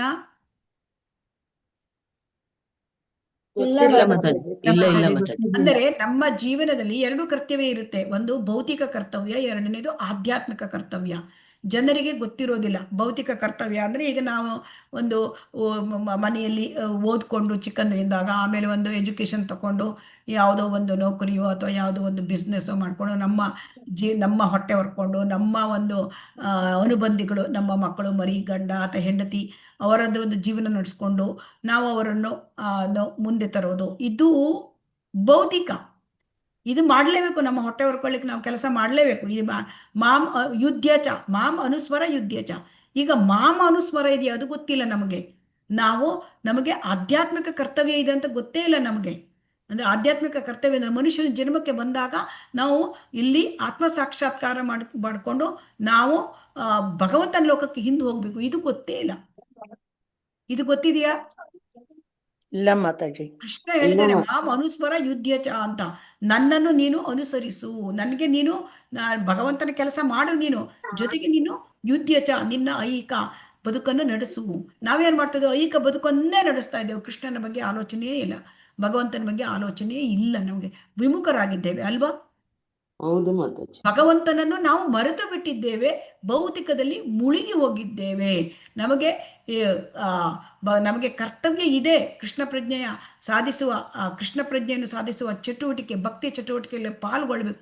ಇದು ನಮಗೆ ಗೊತ್ತಿಲ್ಲ. ಇದು ಅಜ್ಞಾನ. ಇದಕ್ಕೇನು ಹೇಳ್ತಾರೆ? ಅಜ್ಞಾನ. ಈ ಅಜ್ಞಾನವೇ ಈ ಎಲ್ಲ ಪಾಪ ಕಾರ್ಯ ಜರುಗಲಿಕ್ಕೆ ಕಾರಣ. ಹರೇ ಕೃಷ್ಣ. ಎಲ್ಲರಿಗೂ ಅರ್ಥ ಆಯ್ತು ಅಂತ ತಿಳ್ಕೊಂಡೆ. ಹರೇ ಕೃಷ್ಣ. ಅರ್ಥ ಆಯ್ತು ಮಾತಾಜಿ. ಈಗ ಓದಿ ಮಾತಾಜಿ. ಹರೇ ಕೃಷ್ಣ. ಹರೇ ಕೃಷ್ಣ ಮಾತಾಜಿ. ಮಿಥ್ಯಾಹಂಕಾರವೆಂಬ ಗಂಟು ಅಜ್ಞಾನದಿಂದಾದದ್ದು. ವ್ಯಕ್ತಿಯು ತನ್ನ ವ್ಯಕ್ತಿತ್ವದ ಬಗೆಗೆ ಅಜ್ಞಾನಿಯಾಗಿ ಉಳಿದಿರುವ ತನಕ ಅವನು ತಪ್ಪಾಗಿ ವರ್ತಿಸುವುದು, ಅದರ ಪರಿಣಾಮವಾಗಿ ಐಹಿಕ ಕಲ್ಮಶಗಳಿಂದ ಬಂಧಿತನಾಗಿರುವುದು ನಿಶ್ಚಯ. ವಸ್ತುಸ್ಥಿತಿಯ ಬಗೆಗಿನ ಈ ಅಜ್ಞಾನವನ್ನು ಕೃಷ್ಣ ಪ್ರಜ್ಞೆಯಿಂದ ತೊಡೆದು ಹಾಕಬಹುದು ಎಂಬ ಮಾತನ್ನು ಪದ್ಮಪುರಾಣದ ಈ ಹೇಳಿಕೆಯು ದೃಢಪಡಿಸುತ್ತದೆ. ಕೃಷ್ಣ ಪ್ರಜ್ಞಾ ಭಾವದಲ್ಲಿದ್ದು ಮಾಡುವ ಭಕ್ತಿ ಸೇವೆಯು ನಿಜವಾಗಿ ಜ್ಞಾನಪ್ರದಾಯಕ ಮತ್ತು ಇಂತಹ ಜ್ಞಾನೋದಯವಾದಾಗ ಅದು ಕಾಡಿನಲ್ಲಿ ಭುಗಿಲೆದ್ದ ಜ್ವಾಲೆಯಂತೆ ಆಸೆಗಳೆಂಬ ಅಶುಭ ಸರ್ಪಗಳನ್ನು ದಹಿಸಿ ಹಾಕಿಬಿಡುತ್ತದೆ. ಕಾಡಿನಲ್ಲಿ ಕಿಚ್ಚು ಹುಟ್ಟಿಕೊಂಡಾಗ ಹೇಳುವ ಪ್ರಖರ ಜ್ವಾಲೆಯು ಅಲ್ಲಿನ ಎಲ್ಲಾ ಸರ್ಪಗಳನ್ನು ಸ್ವಾಭಾವಿಕವಾಗಿಯೇ ಸುಟ್ಟು ಹಾಕಿಬಿಡುತ್ತದೆ ಎಂಬುದು ಸುಸ್ಪಷ್ಟ. ಇದನ್ನು ಮನದಟ್ಟು ಮಾಡಿಕೊಳ್ಳಲೆಂದು ಪ್ರಸ್ತುತ ಸಂದರ್ಭದಲ್ಲಿ ಕೃಷ್ಣ ಮಾತಾಜಿ. ಧನ್ಯವಾದ.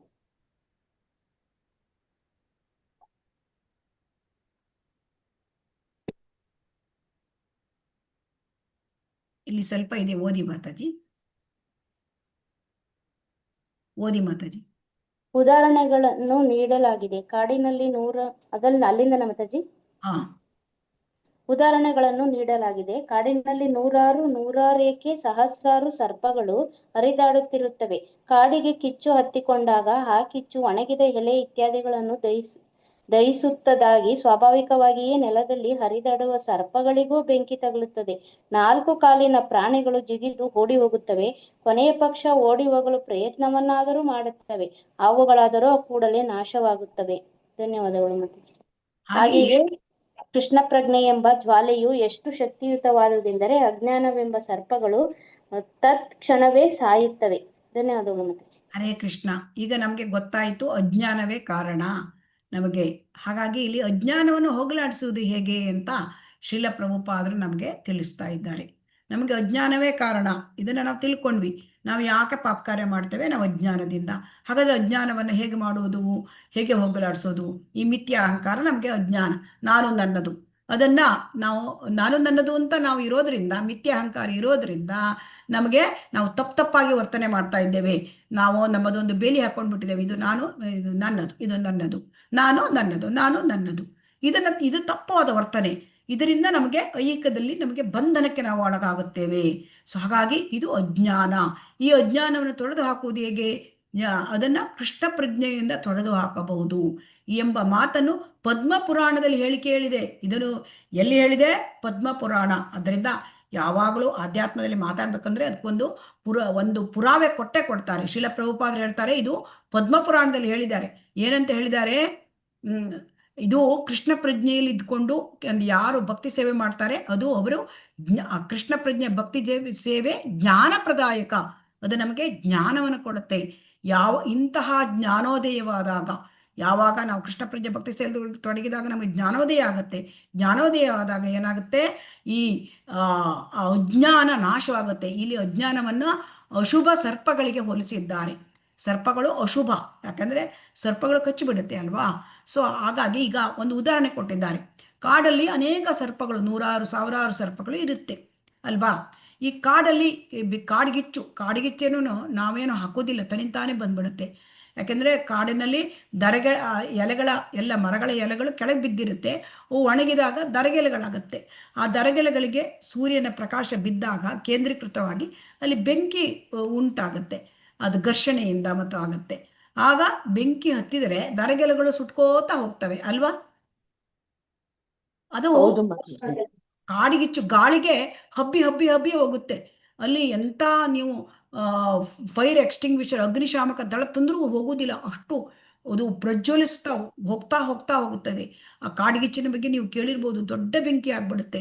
ಆ ದೊಡ್ಡ ಬೆಂಕಿ ಆಗ್ದಂಗೆ ಪ್ರಾಣಿಗಳೆಲ್ಲ ಹೋಗ್ತವೆ. 4 ಕಾಲಿನ ಪ್ರಾಣಿಗಳು ಅಲ್ವಾ? ಜಿಂಕೆಗಳು ಇರ್ಬೋದು, ಕೋತಿಗಳು ಇರ್ಬೋದು, ಆಮೇಲೆ ಬೇರೆ ಬೇರೆ ಪ್ರಾಣಿಗಳಿರುತ್ತೆ ಕಾಡಲ್ಲಿ. ಅವು ಕಾಡಿಗಿಚ್ಚು ಬಂದರೆ ಓಡಿ ಹೋಗ್ತವೆ. ಆದರೆ ಸರ್ಪಗಳು ಏನು ಮಾಡ್ತವೆ? ಅವು ನೆಲದ ಮೇಲೆ ಹರಿದಾಡ್ತಕ್ಕಂಥವು. ಅವಕ್ಕೆ ಓಡ್ಲಿಕ್ಕೆ ಆಗೋದಿಲ್ಲ ಅಲ್ವಾ? ಅವು ಸುಟ್ಟು ಹೋಗುತ್ತವೆ ಅಲ್ವಾ? ಹರೇ ಕೃಷ್ಣ. ಹೌದು ಮಾತಾಜಿ.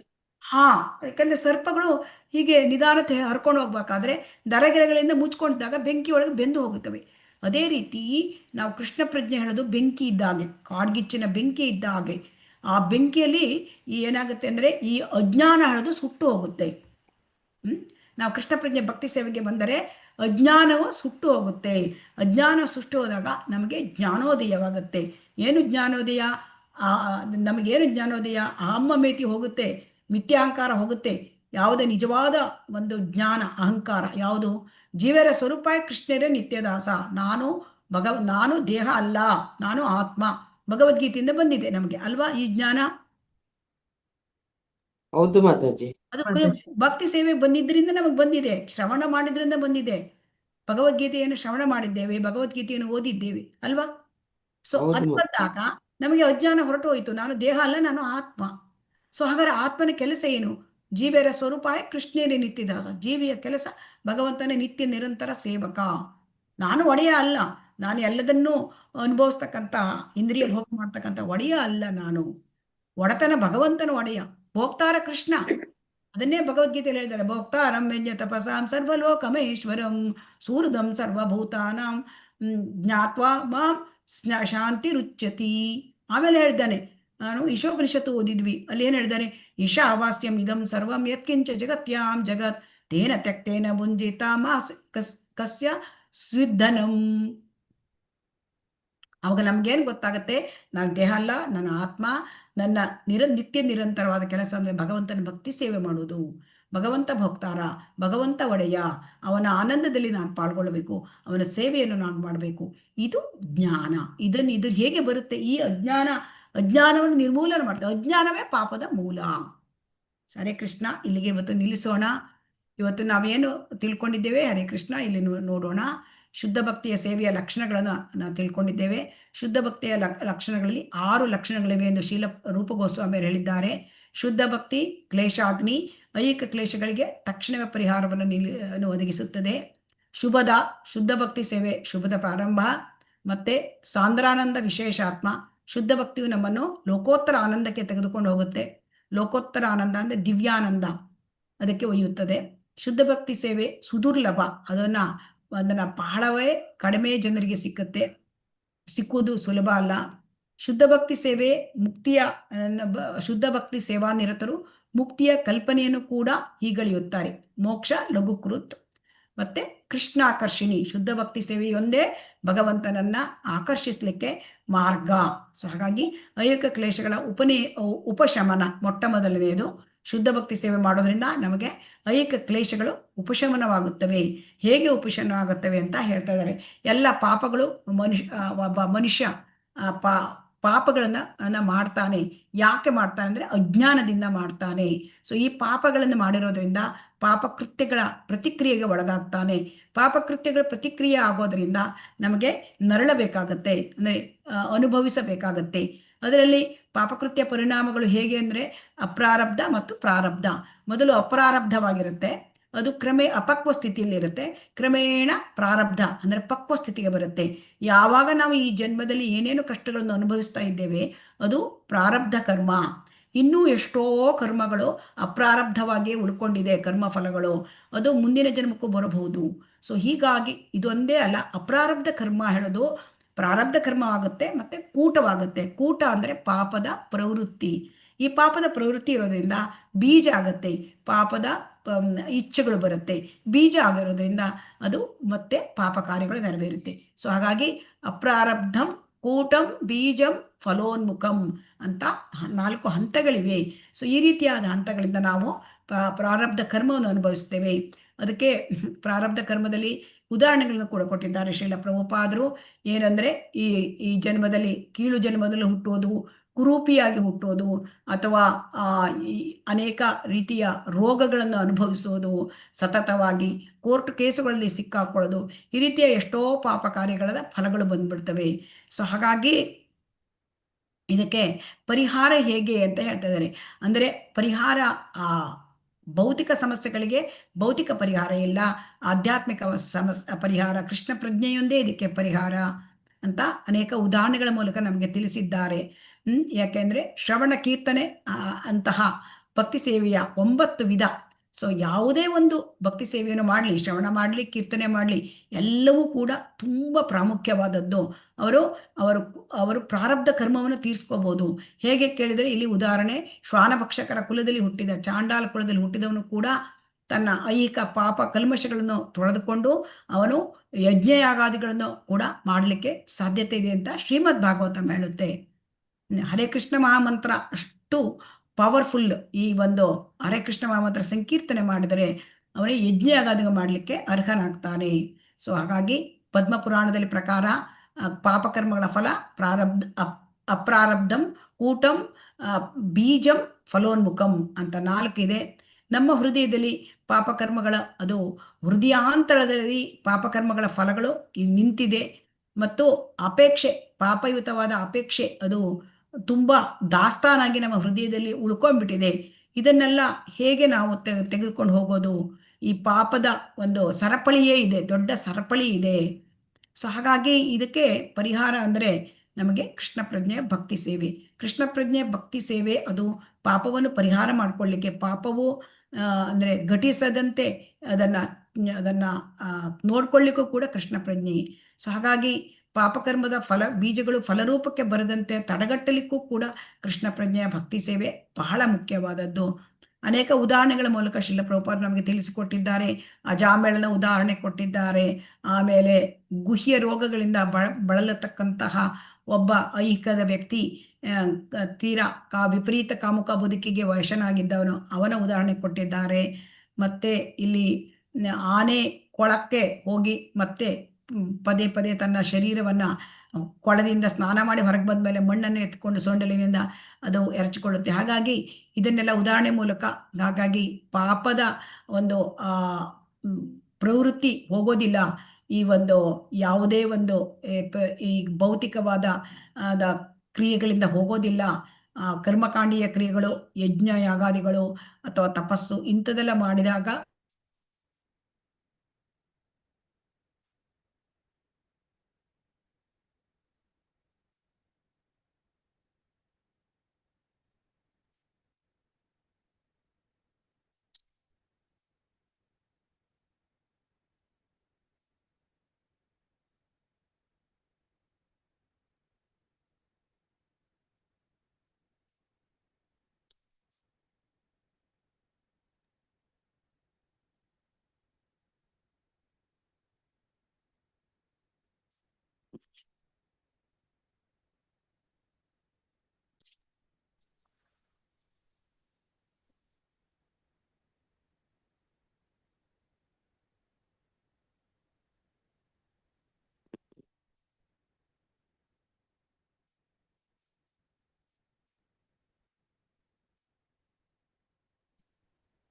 ಆಯ್ತಲ್ಲ, ಟೈಮ್ಸ್ ಆಯ್ತು.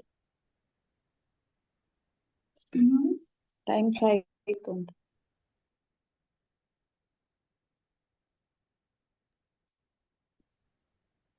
ಹರೇ ಕೃಷ್ಣ ಮಾತಾಜಿ. ಹರೇ ಕೃಷ್ಣ. ಹರೇ ಕೃಷ್ಣ. ಇಲ್ಲಿ ಕೇಳಿಸ್ತಾ ಸ್ವಲ್ಪ ಇರ್ಲಿಲ್ಲ ಕರೆಂಟ್ ಮಾತಾಜಿ. ಹೋಗಿದೆ, ಅದಕ್ಕೆ ಹೀಗಾಯ್ತು. ಸರಿ ಮಾತಾಜಿ. ಹರೇ ಕೃಷ್ಣ. ಹರೇ ಕೃಷ್ಣ. ಹಾಗಾಗಿ ಇಲ್ಲಿ ನಾವು ಈ ರೀತಿಯಾಗಿ ನಾವು ಯೋಗ ಪದ್ಧತಿ ಆಗ್ಲಿ, ದಾರ್ಶನಿಕ ಮನೋಕಲ್ಪನೆ ಆಗ್ಲಿ, ಕಾಮ್ಯ ಕರ್ಮಗಳಾಗಲಿ ಕೂಡ ಪಾಪಯುತ ಅಪೇಕ್ಷೆಗಳಿಂದ ಮನುಷ್ಯನನ್ನ ಸಂರಕ್ಷಿಸೋದಿಲ್ಲ. ಹಾಗಾಗಿ ಭಕ್ತಿ ಸೇವೆಯಿಂದ ಮಾತ್ರ ನಮ್ಗೆ ಪಾಪಯುತ ಅಪೇಕ್ಷೆಗಳ ಬೀಜಗಳಿಂದ ನಾವು ಸಂರಕ್ಷಿಸಿಕೊಳ್ಬಹುದು. ಇದೆಲ್ಲದಕ್ಕೂ ಕಾರಣ ನಾವು ಅಜ್ಞಾನ ಅಂತ ತಿಳ್ಕೊಂಡ್ವಿ. ಸೊ ಅಜ್ಞಾನವು ಕೂಡ ಹೇಗೆ ತೊಲಗಿಸಬಹುದು? ಅಜ್ಞಾನ ತೊಲಗಿಸ್ಲಿಕ್ಕೆ ನಮ್ಗೆ ಕೃಷ್ಣ ಪ್ರಜ್ಞೆಯ ಭಕ್ತಿ ಸೇವೆ ಹೇಗೆ ಒಂದು ಉದಾಹರಣೆ ಕೊಟ್ಟಿದ್ದಾರೆ. ಏನು ಅಂದ್ರೆ, ಕಾಡ್ಗಿಚ್ಚಿನಲ್ಲಿ ಎಲ್ಲ ಸರ್ಪಗಳು ಸುಟ್ಟು ಹೋಗ್ಬಿಡ್ತವೆ. ಅದೇ ರೀತಿ ಭಕ್ತಿ ಸೇವೆಯಲ್ಲಿ ಅಜ್ಞಾನವೆಲ್ಲ ತೊಲಗಿ ಹೋಗುತ್ತದೆ ಅಂತ. ಹರೇ ಕೃಷ್ಣ. ಇಲ್ಲಿಗೆ ಮುಗಿಸೋಣ. ವಾಂಚಾಕಲ್ಪತರುಭ್ಯಶ್ಚ ಕೃಪಾ ಸಿಂಧುಭ್ಯ ಏವ ಚ ಪತಿತಾನಾಂ ಪಾವನೇಭ್ಯೋ ವೈಷ್ಣವೇಭ್ಯೋ ನಮೋ ನಮಃ. ಹರೇ ಕೃಷ್ಣ ಕೃಷ್ಣ ಕೃಷ್ಣ ಹರೇ ಹರೇ, ಹರೇ ರಾಮ ರಾಮ ರಾಮ ಹರೇ ಹರೇ. ಶ್ರೀ ಶ್ರೀ ರಾಧಾ ಗೋವಿಂದ ಕಿ ಜೈ, ಶ್ರೀ ಶ್ರೀ ಗೌರನಿತಾಯ್ ಕಿ ಜೈ, ಶ್ರೀಲ ಪ್ರಭುಪಾದ ಕಿ ಜೈ. ಹರೇ ಕೃಷ್ಣ. ಎಲ್ಲರಿಗೂ ಕೂಡ ಧನ್ಯವಾದಗಳು. ಹರೇ ಕೃಷ್ಣ. ಧನ್ಯವಾದಗಳು. ಹರೇ ಕೃಷ್ಣ ಮಾತಾಜಿ, ಧನ್ಯವಾದಗಳು.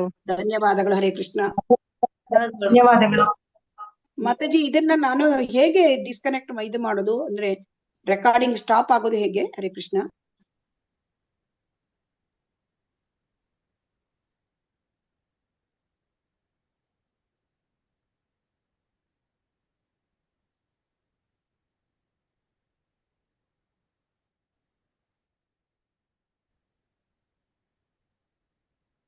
ಏವ ಚ ಪತಿತಾನಾಂ ಪಾವನೇಭ್ಯೋ ವೈಷ್ಣವೇಭ್ಯೋ ನಮೋ ನಮಃ.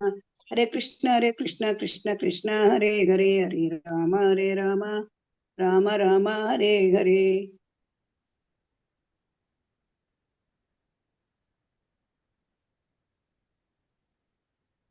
ಎಲ್ಲರಿಗೂ ಧನ್ಯವಾದಗಳು. ಹರೇ ಕೃಷ್ಣ.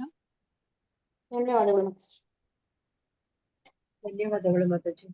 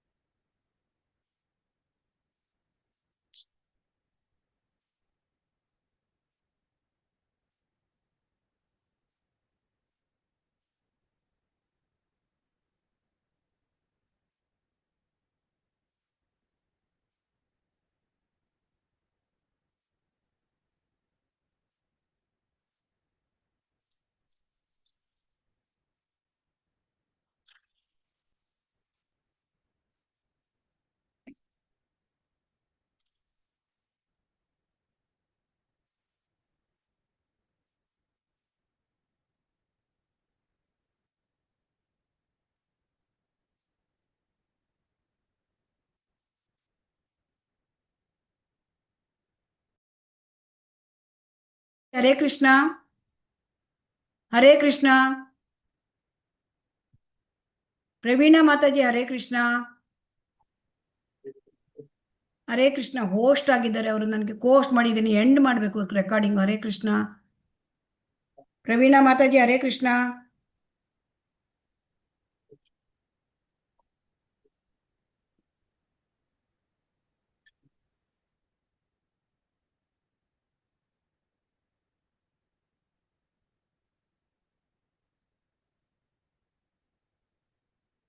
ಹರೇ ಕೃಷ್ಣ ಪ್ರವೀಣ ಮಾತಾಜಿ. ಹರೇ ಕೃಷ್ಣ ಪ್ರವೀಣ ಮಾತಾಜಿ, ಇದ್ರ ಹೋಸ್ಟ್ ಎಂಡ್ ಮಾಡಿ ಇದನ್ನ ಮಾತಾಜಿ. ಹರೇ ಕೃಷ್ಣ ಪ್ರವೀಣ ಮಾತಾಜಿ. ಹರೇ ಕೃಷ್ಣ.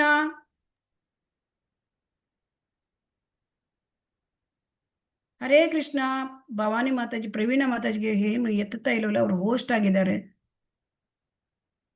ಹರೇ ಕೃಷ್ಣ.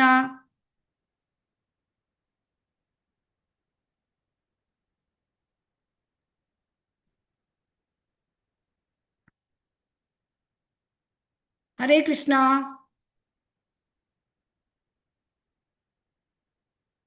ಹರೇ ಕೃಷ್ಣ ಪ್ರವೀಣ ಮಾತಾಜಿ. ಹರೇ ಪರವಾಗಿಲ್ಲ ಮಾತಾಜಿ, ನಾನು ಹೇಳ್ತೇನೆ. ಅವರಿಗೆ ಹೇಳಿದು, ಇದು ರೆಕಾರ್ಡಿಂಗ್ ನೋಡ್ಕೋತಾನೆ ಇದೆ, ಪ್ರವೀಣ ಮಾತಾಜಿ. ಅವ್ರು ಎತ್ತುತ್ತಾ ಇಲ್ಲ ಫೋನು. ಹಾ ಮಾತಾಜಿ, ಅವ್ರಿಗೆ ಈಗ ಏನ್ ಮಾತಾಜಿ ಅವ್ರು ಎತ್ತಾ ಇಲ್ಲ. ಈಗ ಏನ್ ಮಾಡೋದು? ನಾನು ಔಟ್ ಆಗ್ಬಿಡ್ತೇನೆ. ಅವ್ರದ್ದು ಒಬ್ಬರೇ ಅವ್ರು ಹೋಸ್ಟ್ ಆಗಿದ್ದಾರೆ ಅಷ್ಟೇ. ನಾನು ಲೀವ್ ಆಗ್ತೇನೆ. ಹರೇ ಕೃಷ್ಣ. ಹಾ, ನೀವ್ ಲೀವ್ ಆಗಿ ಮಾತಾಜಿ, ಬಂದಾಗ ಹೇಳಿದ್ರಾಯ್ತು. ಪ್ರವೀಣ ಮಾತಾಜಿ ಈಗ ಬಂದಿರೋ ಆಗಿದೆ ನೋಡಿ ಮಾತಾಜಿ.